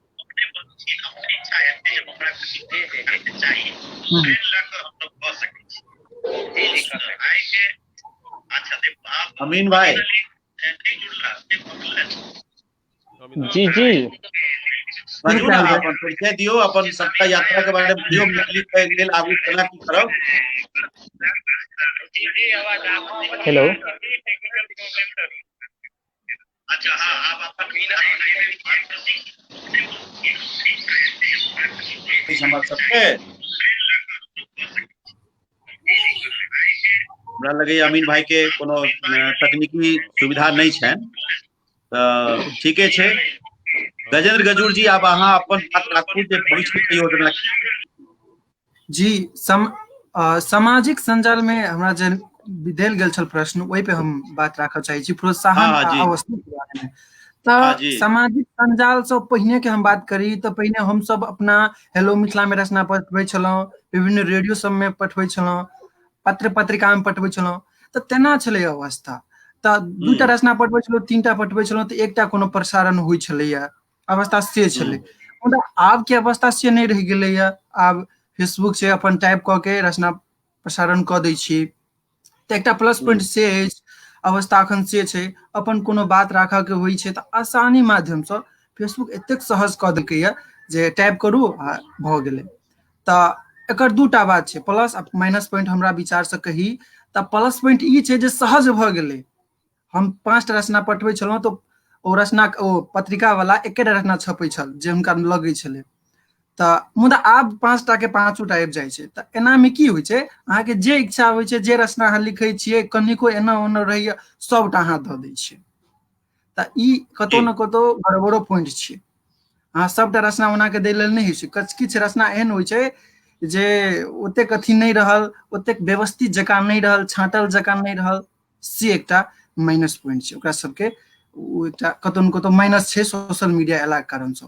नहीं तो ओकरा लेल अपन सीनियर से ओकरा एक बेर करेक्शन करा लेनाइ आवश्यक छै, या की केना सेहो कहियो समाधानो दियौ। जी जी हम एकरा पे आब, अखन अवस्था के हम बात कर रहल छी। तो अवस्था तेना छै, और हम सब समूह के मिलाप के संस्था सबके अष्टदलीय के कार्यक्रम सब होइ छै, एकरा लेल आब कोरोना कालीन में सामाजिक संजाल नीक प्लेटफॉर्म बनि गेल छै। हमरा सबके मात्र फेसबुक टा नहीं, यूट्यूब में सेहो हम सब ओतबे सक्रिय बन के काज सब कर रहल छी। यूट्यूब में वीडियो बना के आब आबि रहल छै विभिन्न कविता सबके, तो एकरा अपग्रेड भ रहल छै। हिंदी के विभिन्न कविता समेत देखे छी तो सब ठाढ़ भ के मजा से कविता कहे छै, हुनका सबका 1,00,000 2,00,000 10 लाख धरि व्यू रही छै कविता टा में। तो उ एकटा अपग्रेड छै। हम सब चाहे छी मैथिलियों के ओई दिशा पे चाहे सोशल मीडिया के हिसाबे। और आब जे लेखन के अवस्था छै उ लगभग बहुत सक्रिय बन गेल छै ई सोशल मीडिया के कारणे। अब चलै छी प्रोत्साहन के दिशा में, तो जतेक लिखे छै ओहिमे नीक जगह से टिप्पणी सब अबै छै। एहन होइ छै कोनो रचना सब में जे बड नीक लिखायल, तो हमरा सबके आदरणीय डॉक्टर राजेंद्र विमल, धीरेन्द्र प्रेमवशी, अपने हो बिंदेश्वर भाईजी, सब केओ बढ़िया प्रोत्साहन दै छथिन हुनका। आ अगर उदाहरण के तौर पर हम अशोक अमन भाई के लेवल चाहे छी, दिनेश जी दास यादव जी हुनको लेवल चाहे छी, ओ बढ़िया लिखे छथि सामाजिक संजाल सब में। हुनकर सक्रियता एतेक छै, जेना विभा झा जी कहलनि सक्रियता माने सार्थक काज के मात्र हम सक्रियता कह सकै छी। हुनकर बात के हमहू समर्थन करै छी, हमहू आत्मसात ल के चलै छी। तो ई सार्थक काज सब सेहो भ रहल छै एक दिसन। तो दोसर दिसन हमरा प्रोत्साहन के बात करी तो हमरा कोनो रचना अपलोड करऽ से पहिने कतेक गोटा मित्र सब छथि, संगोरे के छथि, या हमरा जे नहीं जनै छथि ओहो सब एतबे जनै छै गजेंद्र जी लिखे छथि, तही लऽ कऽ हमरा मैसेज करे छै जे ई रचना हम संप्रेषण कऽ रहल छी, अहाँ एहि विचार में किछु टिप्पणी करू। तो एहि तरह से हुनका प्रोत्साहन दै छियनि। तो हमरा लगैया जे ई कतौ न कतौ सामाजिक संजाल से बहुत जे बाद के दुनिया चलैया तो बहुत अस्थिर अस्थिर होइ छलै, लेकिन सामाजिक संजाल से बहुत एकदम फास्ट भऽ रहल छै। तो ई फास्ट के क्रम में अपना सबके मैथिली के कोना एहिमे एडजस्ट करी। सोशल मीडिया में अखन नीक जगह से मैथिली नहीं बैठ सकल छै, हमरा कतौ न कतौ कहियो काल अखरैत रही छै जे नहीं नीक से बैठ सकल छै। एकरा अपना सब जो सोशल मीडिया में बढ़िया से बैठा सकी तो अपना सबके ई जे मैथिली के कतौ विद्वान सब कहि गेला जे भयावह अवस्था छै, तो तेकरा विरुद्ध में युद्ध लड़बाक लेल ई सोशल मीडिया बहुत बढ़िया माध्यम छै। आइ के दिन में रेडियो से बहुत कारगर माध्यम हम देख रहल छी सोशल मीडिया के। और हम जे बात करी तो हम सब आई लव मिथिला पे हम विद्यानंद जी लाइव चलेलहुँ, लगभग 40-35 जतेक रचनाकार सबके हम सब रचना में वाचन करे ले अनलहुँ। तो ओहि में किछु नवतुरिया सबके अनलहुँ जे कि हमरा सबके भाई छल, लबका लबका लिखे छल, हुनका सबके किछु रचना जखन लाइव होइ छलै तो प्रोत्साहन के बदला हतोत्साहित करऽ वाला टिप्पणी सब सेहो आबै छल। हतोत्साहित में मात्र प्रोत्साहन के अवस्था नहीं छै, अखन हतोत्साहित वाला आलोचना तो हेबाके चाही, मुदा हतोत्साहित नहीं हेबाक चाही। हतोत्साहित करऽ वाला टिप्पणी सब ई कोनो भाषिका सब, मैथिली के बहुत भाषिका सब छै, कोनो एकटा भाषिका लऽ के ओ लिखै छला, ओहि पर ओकरा टिप्पणी कयल गेलै अहाँ के अशुद्ध जकाँ छै, कृपया एकरा मिलाओ, ई नहीं भेल, रचना एना नहीं लिखबाक चाही। भावना बड़ बढ़िया रहे, जे धीरेन्द्र भाईजी सेहो कमेंट केने छला बहुत नीक। मुदा किछु एहन टिप्पणी सब आयल कि भाई हम बहुत रुइस पिल के हमरा कहै छल जे भाईजी एहि तरह के बात आबि रहल छै, हमरा बहुत मतलब मन दुखा गेल। तो हम सब हुनका समझेलियनि जे एना नहीं हेबाक चाही, सब तरह के बहुत बात सब कहलहुँ। तो अवस्था सेहो छै भाईजी, प्रोत्साहन मात्र नहीं निरुत्साहित ओतबे कयल जाइ छै। तो एही बात सबके सब बात के बुझायल जा सकै छै। किछु आदमी एहन छथिन जिनका ई इच्छा होइ छै जे सबटा नीक चीज हमरेटा प्राप्ति, सब केना नीक बनि जेतै। लोक पहिले एकटा भाषा चले पढ़ी सुरही, पढ़ी सुरही सेहो बनि जेतै कवि, मतलब कवि बने त एलिट पीपल, हाई क्लास पीपल, एकदम वेल सिविलाइज्ड पीपल। और सामान्य वर्ग से क्यों आदमी यदि कवि बने लेल आबि रहल छै तो ओकरा हर्षित भ के स्वीकार करबाक एखनो प्रत्येक में सामर्थ्य नहीं छै। तैं ओकरा खातिर हम दुखी भ जाए, हम अपन मातृभाषा से दूर भ जाए, ई हमरो लेल उचित नहीं है। तो ई बात बुझऽ पड़तै जे के छियै ओ कुटिल व्यक्ति, के ककरा हतोत्साहित कऽ रहल छै। ई बात हमरा बुझक चाही की कुमार भाई, कुमार पृथु भाई? जी एकदम सही, नहीं एकदम सही कहलिए जी। और आगा हम ई जोड़ा चाहे छी जे आब सामाजिक संजाल में लिखैत लिखैत अध्ययन के क्रम जे छै ओ कम भऽ रहल छै, देखै छी कम अध्ययन छै आ बात लिखै लेल लिखै छथि, अध्ययन कम कऽ रहल छथि। तऽ जेना कुमार बिट्टू भाई बड नीक कहलिए अपने जे एकटा लिखल है 10टा अध्ययन करऽ पड़ै छै, जी बिल्कुल जी जी हाँ। तऽ हम अहाँ से आग्रह करै छी जे संजय कर्ण जी सर कहलखिन उ वएह बात के जोर देलखिन जे आब हिनका कनि मल जल दे के काज करऽ पड़तै, हुनका बजा के एक बेर कुछ प्रोत्साहन दै के हिसाबे करऽ कर्ण पड़तै। संजय जी किछु कहले तऽ हमरा विचारे कुछ हमरा लग एहन युवा सब छै संजय जे जी किछु कहै लेल चाहै इच्छुक छै। छै, जी जी जे इच्छुक छै जे करी। कुमार पृथु हाँ। जी के हम एहिमे किछु ऐड करऽ चाहब जे ई हाँ। जे नवतुरिया सब छथि ई सब हीरा छथि। सर अहाँ हैंड फ्री निकाल के हाँ। फोने से अहिना बाजू, अहाँ हैंड फ्री निकाल दियो कर्ण सर, हैंड फ्री के निकाल दियो, अहाँ निकाल दियो जतऽ लगा लै छी ओहिना बाजू, आप बाजू सर। माइक क्या नहीं अबै हुनकर अहाँ म्यूट माइक भऽ अहाँ गेल बंद छी। कर देली, म्यूट देखा नहीं रहल अबै छै छै। हुनकर अहाँ म्यूट कर लैपटॉप देली में। सामने से। माइक म्यूट बगल करने संजय जी। सर आगे देखियो बटन होते ही ओकरा म्यूट के दबाइए, बस हाँ बाजू। आप ओके। बजियो। हाँ हम ई कह रहल छलहुँ जे ई नवतुरिया जे छथि विंदेश्वर जी, पृथु कुमार जी सब हीरा छथि आ हिनका जे अखने से जे तरासल जाय ई सब तरसा जेता खुद तऽ बुझियौ जे मैथिली के हम भविष्य देखै छियै बहुत उज्जवल। आ दोसर बात तऽ जे ओ ई हमरा अहाँके काज भेल, हमरा अहाँके काज भेल जे किनका नहीं किनका अहाँ सिलेक्ट करबै, जी किनका किनका प्रशिक्षण देबै। ठीक जी छै। हम अपन एकटा बात राखऽ चाहै छी पर आ हिनका सबके हम्म। जे लेखन जे आबि रहल छै आ दोसर बात जखन सोशल मीडिया पर तऽ लाइक डिसलाइक नहि केनाइ आ नहि केनाइ ओकर ई बाध्यता छै। अहाँ केकरो पर जे कहै छै हाँ। लाइक हम करबे करब, बढ़िया कहबे करबै, कारण की छै जे सोशल मीडिया पर किछु नेगेटिव सेहो आबि जाओ, ओकर नेगेटिव अहाँ बात करबै तऽ नेगेटिव कहत, नीको बात के तऽ हुनका सबके किछु जे छै से बात के जेना बहुत बात सब जे छै अर्थ अनर्थ लागि जाइ छै, तऽ नवतुरिया सबके नव पीढ़ी के जब सीख कऽ जब ई सब किछु सीखै छै, तरासल जाइ छै तऽ ई सब जे खुद तरासि लै छथि ई सब बहुत सक्षम लोक छथि। हमरा बुझाइया जे नव पीढ़ी सब विजयानंद भेला, गज्जू भेला, विंदेश्वर जी छथि और जे हिनका सबके तुरिया के जे लोक सब जे लिख रहल छथिन अखन, एकटा वीरेंद्र कुमार मेहता लिखै छथि, ओ तऽ असीम लिख रहल छथि, असीमित लिख रहल छथि आ बहुत नीक लिखै छथि।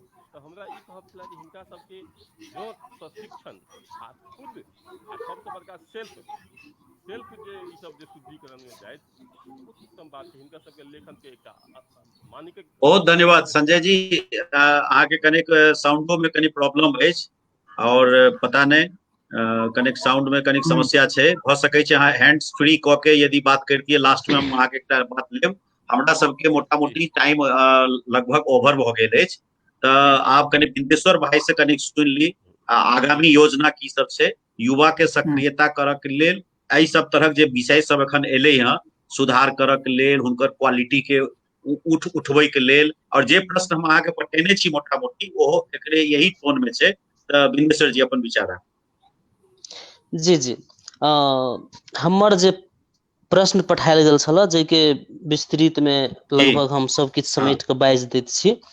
तऽ सबसे पहिल बात तऽ ई छै जे हम 2011 में कतार आयल रही। कतार ओहुना मिथिला से बहुत दूर छै, जे 7 समुद्र पार भऽ कऽ आबऽ पड़ै छै। एहिठाम कते कोई जीवित गेल, कते बाकस में बंद भऽ कऽ गेल।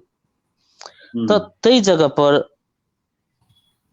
शुरू में जखन हम कांतिपुर पत्रिका में देखने रहियै एकटा कविता प्रतियोगिता के एड, ओहि ठाम से हम एहि क्षेत्र में लागल रही। स्कूल लाइफ में बहुते केने रही, ताहि हिसाब से मोन में भेल जे जाय।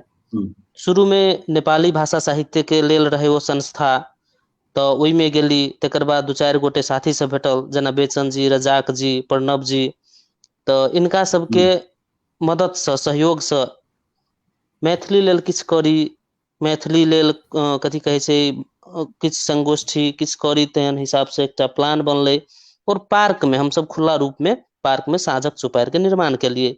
ओ लगभग 3 साल तक चललै। एहि बीच में बहुते गोटे सब जुड़ला, शत्रुघ्न मुखिया जी, सोगारथ जी, धनेश्वर जी, तकर बाद अशरफ जी, आ ई सब अहाँके मतलब रामअधीन सम्भव जी। तऽ ई सब धीरे धीरे एना भेलै जे विदेश में आबि कऽ अपना माटि पानि से दूर, अपन आफंत से दूर में मन में जे एकटा कचोट रहै, मन में जे एकटा असगरपना रहै, तकरा साहित्य में ढलबाक काज केलकै। मने एहिठाम के दर्द मात्रे लिखल जाय, एहिठाम के एकांतपन मात्रे लिखल जाय, तऽ ओ साहित्य भेलै। नॉस्टैल्जिक होय, डायस्पोरिक होय, मुदा ओ साहित्य के रूप ग्रहण केलकै। तेकर बाद में फेसबुक पर सक्रियता भेल, अपने संगे जुड़ाव भेल, परमर्शी जी संगे भेल और आन आन बहुत ग्रुप संगे बहुत गोटे संगे भेल, तो ताहि हिसाब से एक मनोबल सेहो बढ़ल और मनोबल बढ़ल तो स्वाभाविक रूप से गजेंद्र जी कहल के सामाजिक संजाल में प्लस पॉइंट माइनस पॉइंट तो सब ठाम में छे। चूंकि सामाजिक संजाल में अपन से सीनियर अपन से जूनियर दुनू के छे, तो ताहि दुआरे जूनियर जे किछ लिखे छे ओकरा प्रोत्साहन देल जाए और गलती के सुधार देल जाए। अपना जे चीज नहीं जाने छे से सीनियर से पूछ लेल जाए। जो नेटवर्किंग के ई चीज मात्रे कदो ऑफलाइन डाउनलाइन आ बीच के लाइन वाला तो एकदम बेटर तरीका से भ सके साहित्य के साधना से हो, सृजना से हो और संरक्षण से हो। तो बस हम ई चीज के मात्रे फॉलो के लिए और हमरा ई चीज कहत बहुत गर्व होइया जे हम असगर मात्र के एकटा प्रयास से हमरा अंडर में चाहे हमरा समकालीन में विदेश के एहन बहुतो 15 गोटे दर्जन 2 दर्जन से बेसी युवा युवती सब लिख रहल छे, चाहे वो मलेशिया में राजदेव राज सत्या, तेकर बाद में कथी कहे से कमलदेव महतो सऊदी के होइत या दिनेश यादव होइत, ओही ठाम के कतारे के बहुते होइत। और एह कारण छे जे धनेश्वर ठाकुर जी 15 बरस से सैलून में छलखिन, जब हमरा संगे उनका भेंट भेले, प्रोत्साहन भेटले, साँझक चौपार में एले, तो वो सगर देह इचकारा जे मधुबनी नवारंभ से प्रकाशन भेल छै उनकर किताब एकटा सपना में अबैत इस गाम प्रकाशन मुक्ति छै। तेकर बाद चहटगर चटनी जे विराटेनगर में अपनही के कार्यक्रम में भेल रहे विमोचन, ओहि में 10 गोटे के गीत छै, सब गोटे कतार से छथिन। हमरा स्वयं के ओही कारण से युवा प्रतिभा पुरस्कार भेटल 2016 के लेल मैथिली जिंदाबाद। और इसमें तो ई चीज सब कतौ न कतौ बहुत बड़का काज कलकै, अपना आप के संतुष्टि लेल से हो, मैथिली साहित्य के लेल से हो और नव तुरक एकटा प्रेरणा के लेल से हो। फलना भाईजी करे छथिन, फलना सर करे छथिन, तो ताहि हिसाब से तेकरा बाद में हमरा फेर प्रोत्साहन भेटल अपना ही सबसे विमल सर से, जनकपुर में बहुते साहित्यकार लोग सबसे, तो अपने सब कहलिए जे कतार में रह के कोनो मैथिली पत्रिका के आयोजना प्रकाशन कयल जाए। एहिसँ पहिने हमरा जेना अनुभव अछि तो मिथिला मैथिली से बाहर में जो कतौ होइ छलै प्रकाशन तो अमेरिका में एकटा मैथिली नाम के पत्रिका होइ छलै, तेकर बाद में गल्फ में या कोनो दोसर कंट्री में कतौ नहीं होइ छलै।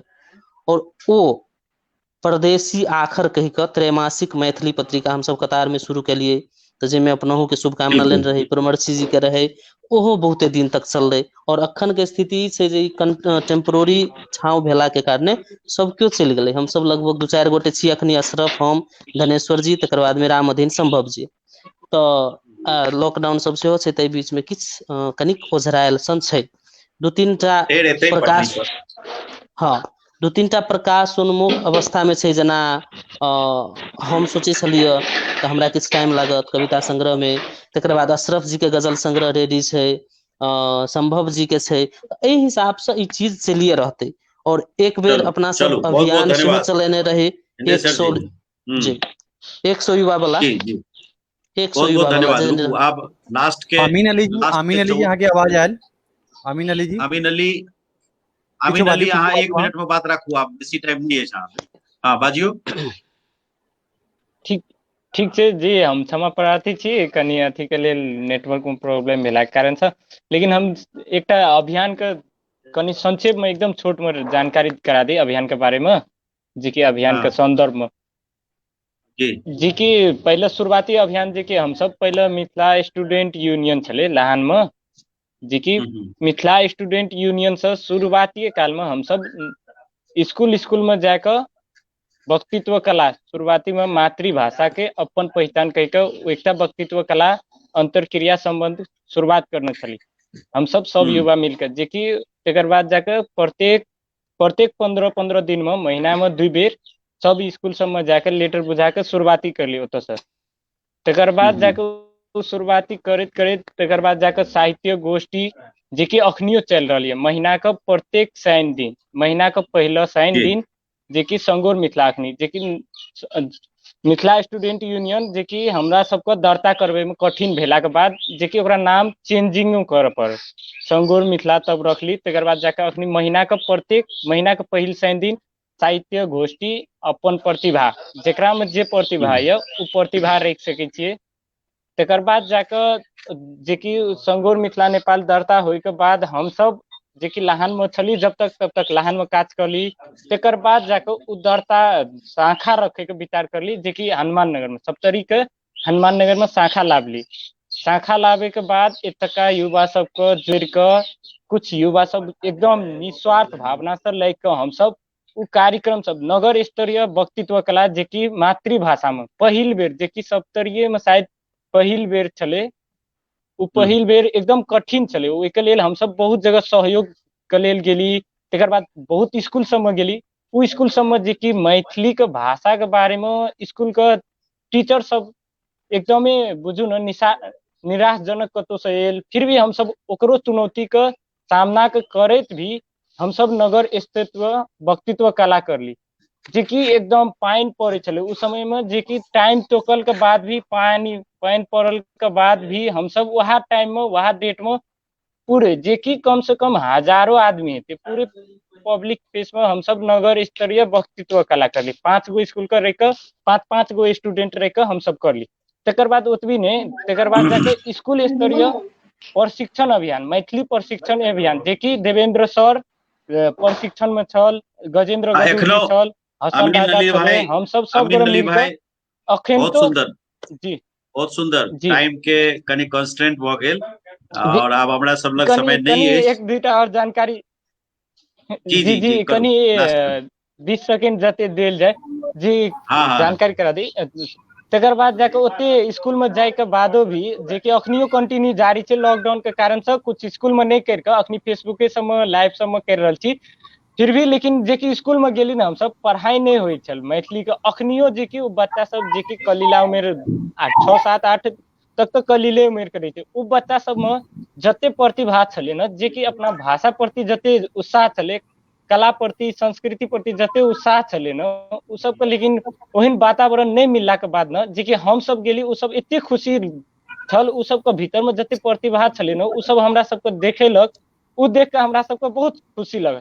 लेकिन खुशी बहुत लगला नीक के ई बादो सब भी बात छै। ई कठोर के तो बहुत एकदम सुंदर अहाँ कठोर ई सबके जे लगै छल जमीनी हमरा सबके अभियान जे अछि कि जमीनी अभियान जे अहाँ सब जी जी चलेलिए कनी एकटा और मिलाफ हाँ 1 मिनट मिलाफ संगोर मिथिला और मिथिला स्टूडेंट यूनियन नाम के जी जे पहले खोलने रही से मिला हो है ना सब मिलके और विदेशी धरती पर जे केलौ से हो जी एखन जे प्रकार के विकास वत्सनाव जी सन के जी बहुत चर्चित युवा कवि अहाँ सबके लेल बहुत सुंदर सुंदर कमेंट सब देलथि हैं। हम कनेक समय के अभाव में नहीं पढ़ि पाबि रहल छी। आखिरी 8 मिनट हमरा सब लग अछि और हम राहुल जी से पूछा चाहे छियै जे कि आखिरी 8 मिनट में हमरा सबके जे पैनलिस्ट छथिन आंसर दै वाला हुनका सबके जोड़ के किछ काज कैल जा सकै छै या नहीं फिर सर खाली आइ आब ओ सर सब आई केओ बार हम तो पठेला अतबे कर दे आई बार हम तो अतबे कर दै छी क्योंकि उनका जोड़ना ही उनका हाँ 8 मिनट में नहीं पॉसिबल बते तक के नहीं जे पॉसिबल क्वेश्चन का आंसर चाहिए ओकरा अगला बार ही कर सकै छी या अहाँ किछो अहिना जी पढ़ जी लियो।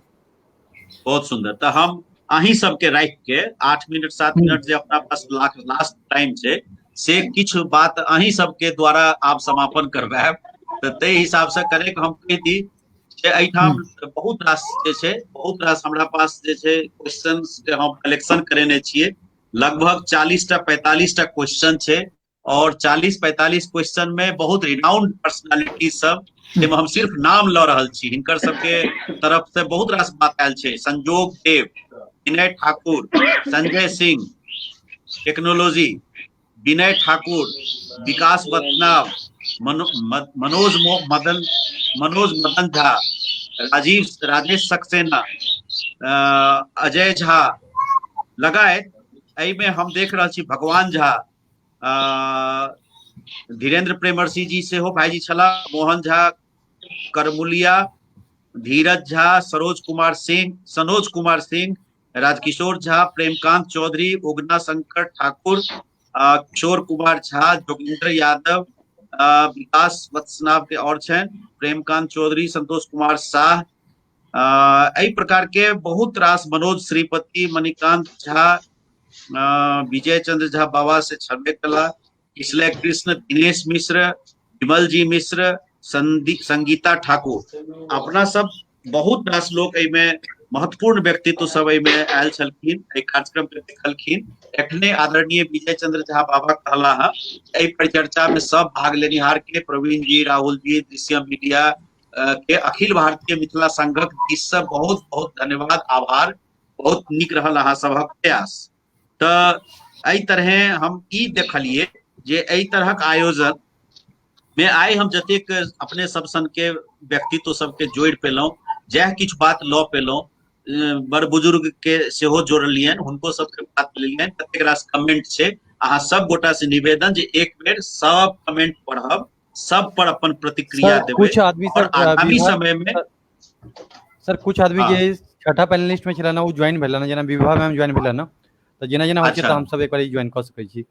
हां जरूर जरूर जरूर। आप उनका सबसे क्वेश्चन आंसर नहीं लेब, बल्कि नहीं क्वेश्चन आंसर ना, बस अपन बात करनी, एक मिनट सर सब आदमी के 7 मिनट है अभी। हां जी जी विवाह जी, क्वेश्चन तो नहीं राखब आप, लेकिन एहि कार्यक्रम के समग्र समापन के लेल अपन किछु शब्द राखियो।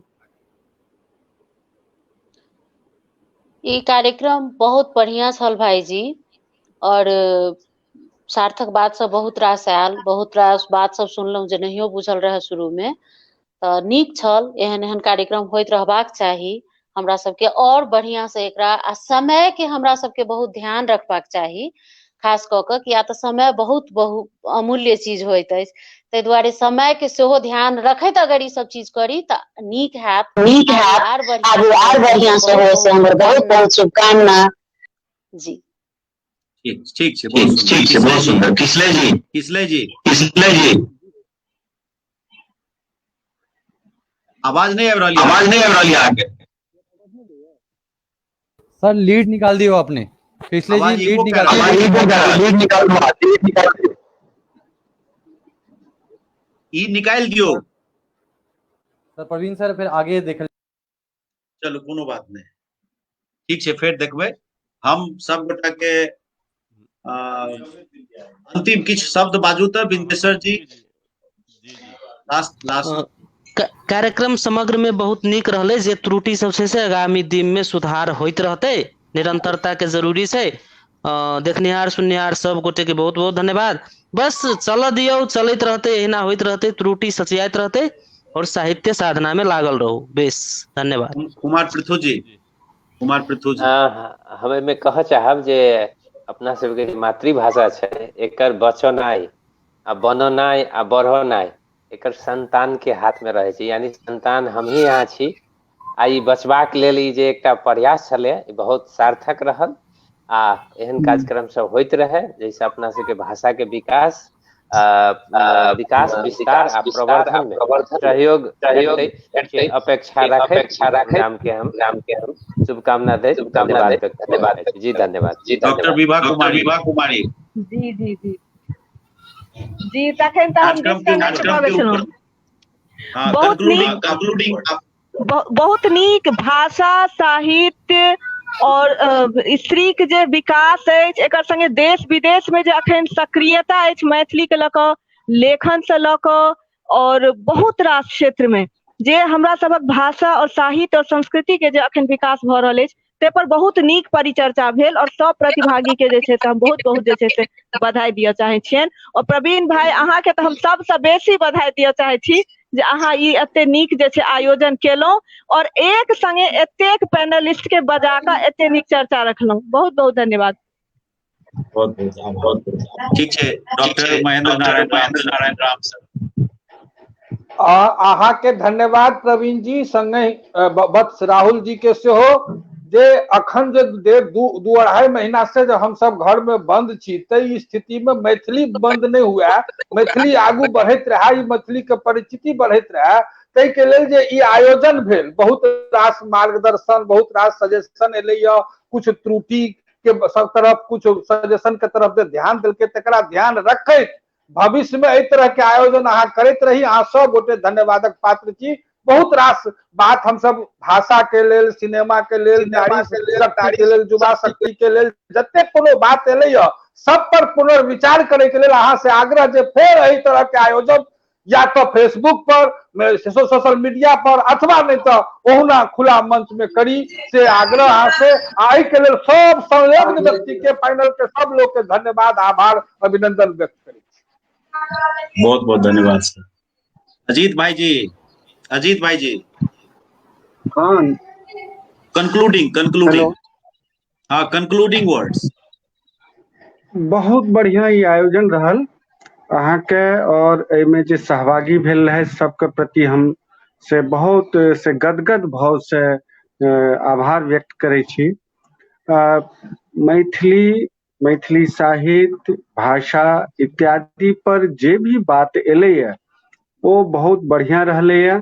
हमरा लगैया जे एकर लाइव जे व्यवस्थापन जे भेले है और ये संरक्षित रहते फेसबुक पर वाल पर शेयर के माध्यम से और अन्य माध्यम से तो वो हम सब बादों में देख के से ऐसा लाभ ल सके छी। बादों में हमरा लगैया जे सब गोटे खुल के अपन बात रखलखिन और एक नया विकल्प तैयार भेले है जे हम सब दृश्यम के माध्यम से दृश्यम मीडिया के माध्यम से एहि तरह काज सब घरों बैसल विमर्श क सके छी। तै दृष्टिकोण से बढ़िया रहल। नया लोग महिला लोकन हमर जे बहिन सब छै से सब बहुत बढ़िया से अपन बात रखलखिन हैं। बिल्कुल सबसे निक सेशन उनके सबके भेले। सर अपने लास्ट विज्ञापन करियो। जी तो 1 मिनट आपके पास 40 सेकंड है बस। हाँ बस अब 40 सेकंड में किछ बेसी नहीं जते गोटे अपने सब दर्शक देखा में जो जुड़लो धर्मेंद्र भाई जी, श्याम सुंदर शशि भाई जी, माननीय विजय दत्त जी, रामरिजन यादव सर, डॉक्टर महेंद्र नारायण राम भरोसा पर भ्रमर सर जते स्रोत व्यक्ति अपन समय दिलिए अपन विचार दिलिए ए कार्यक्रम में जुड़लिए। करुणा मैडम से लॉ के जिनकर नाम हम नहीं लॉ पाइब रही, देवेंद्र मिश्र सर, प्रेम विदेह ललन सर, रमेश रंजन भाई जी नहीं जुड़ पेला, धीरेन्द्र भाई जी नहीं जुड़ पेला, उनको सब कतो कनेक्ट काल के सहभागिता में रहल सबके हम बहुत बहुत प्रणाम करे छी, धन्यवाद करे छी। एक कार्यक्रम के त्रुटि के आगामी दिन में सुधार करब से बचे छी। प्रणाम। जय मिथिला, जय जानकी।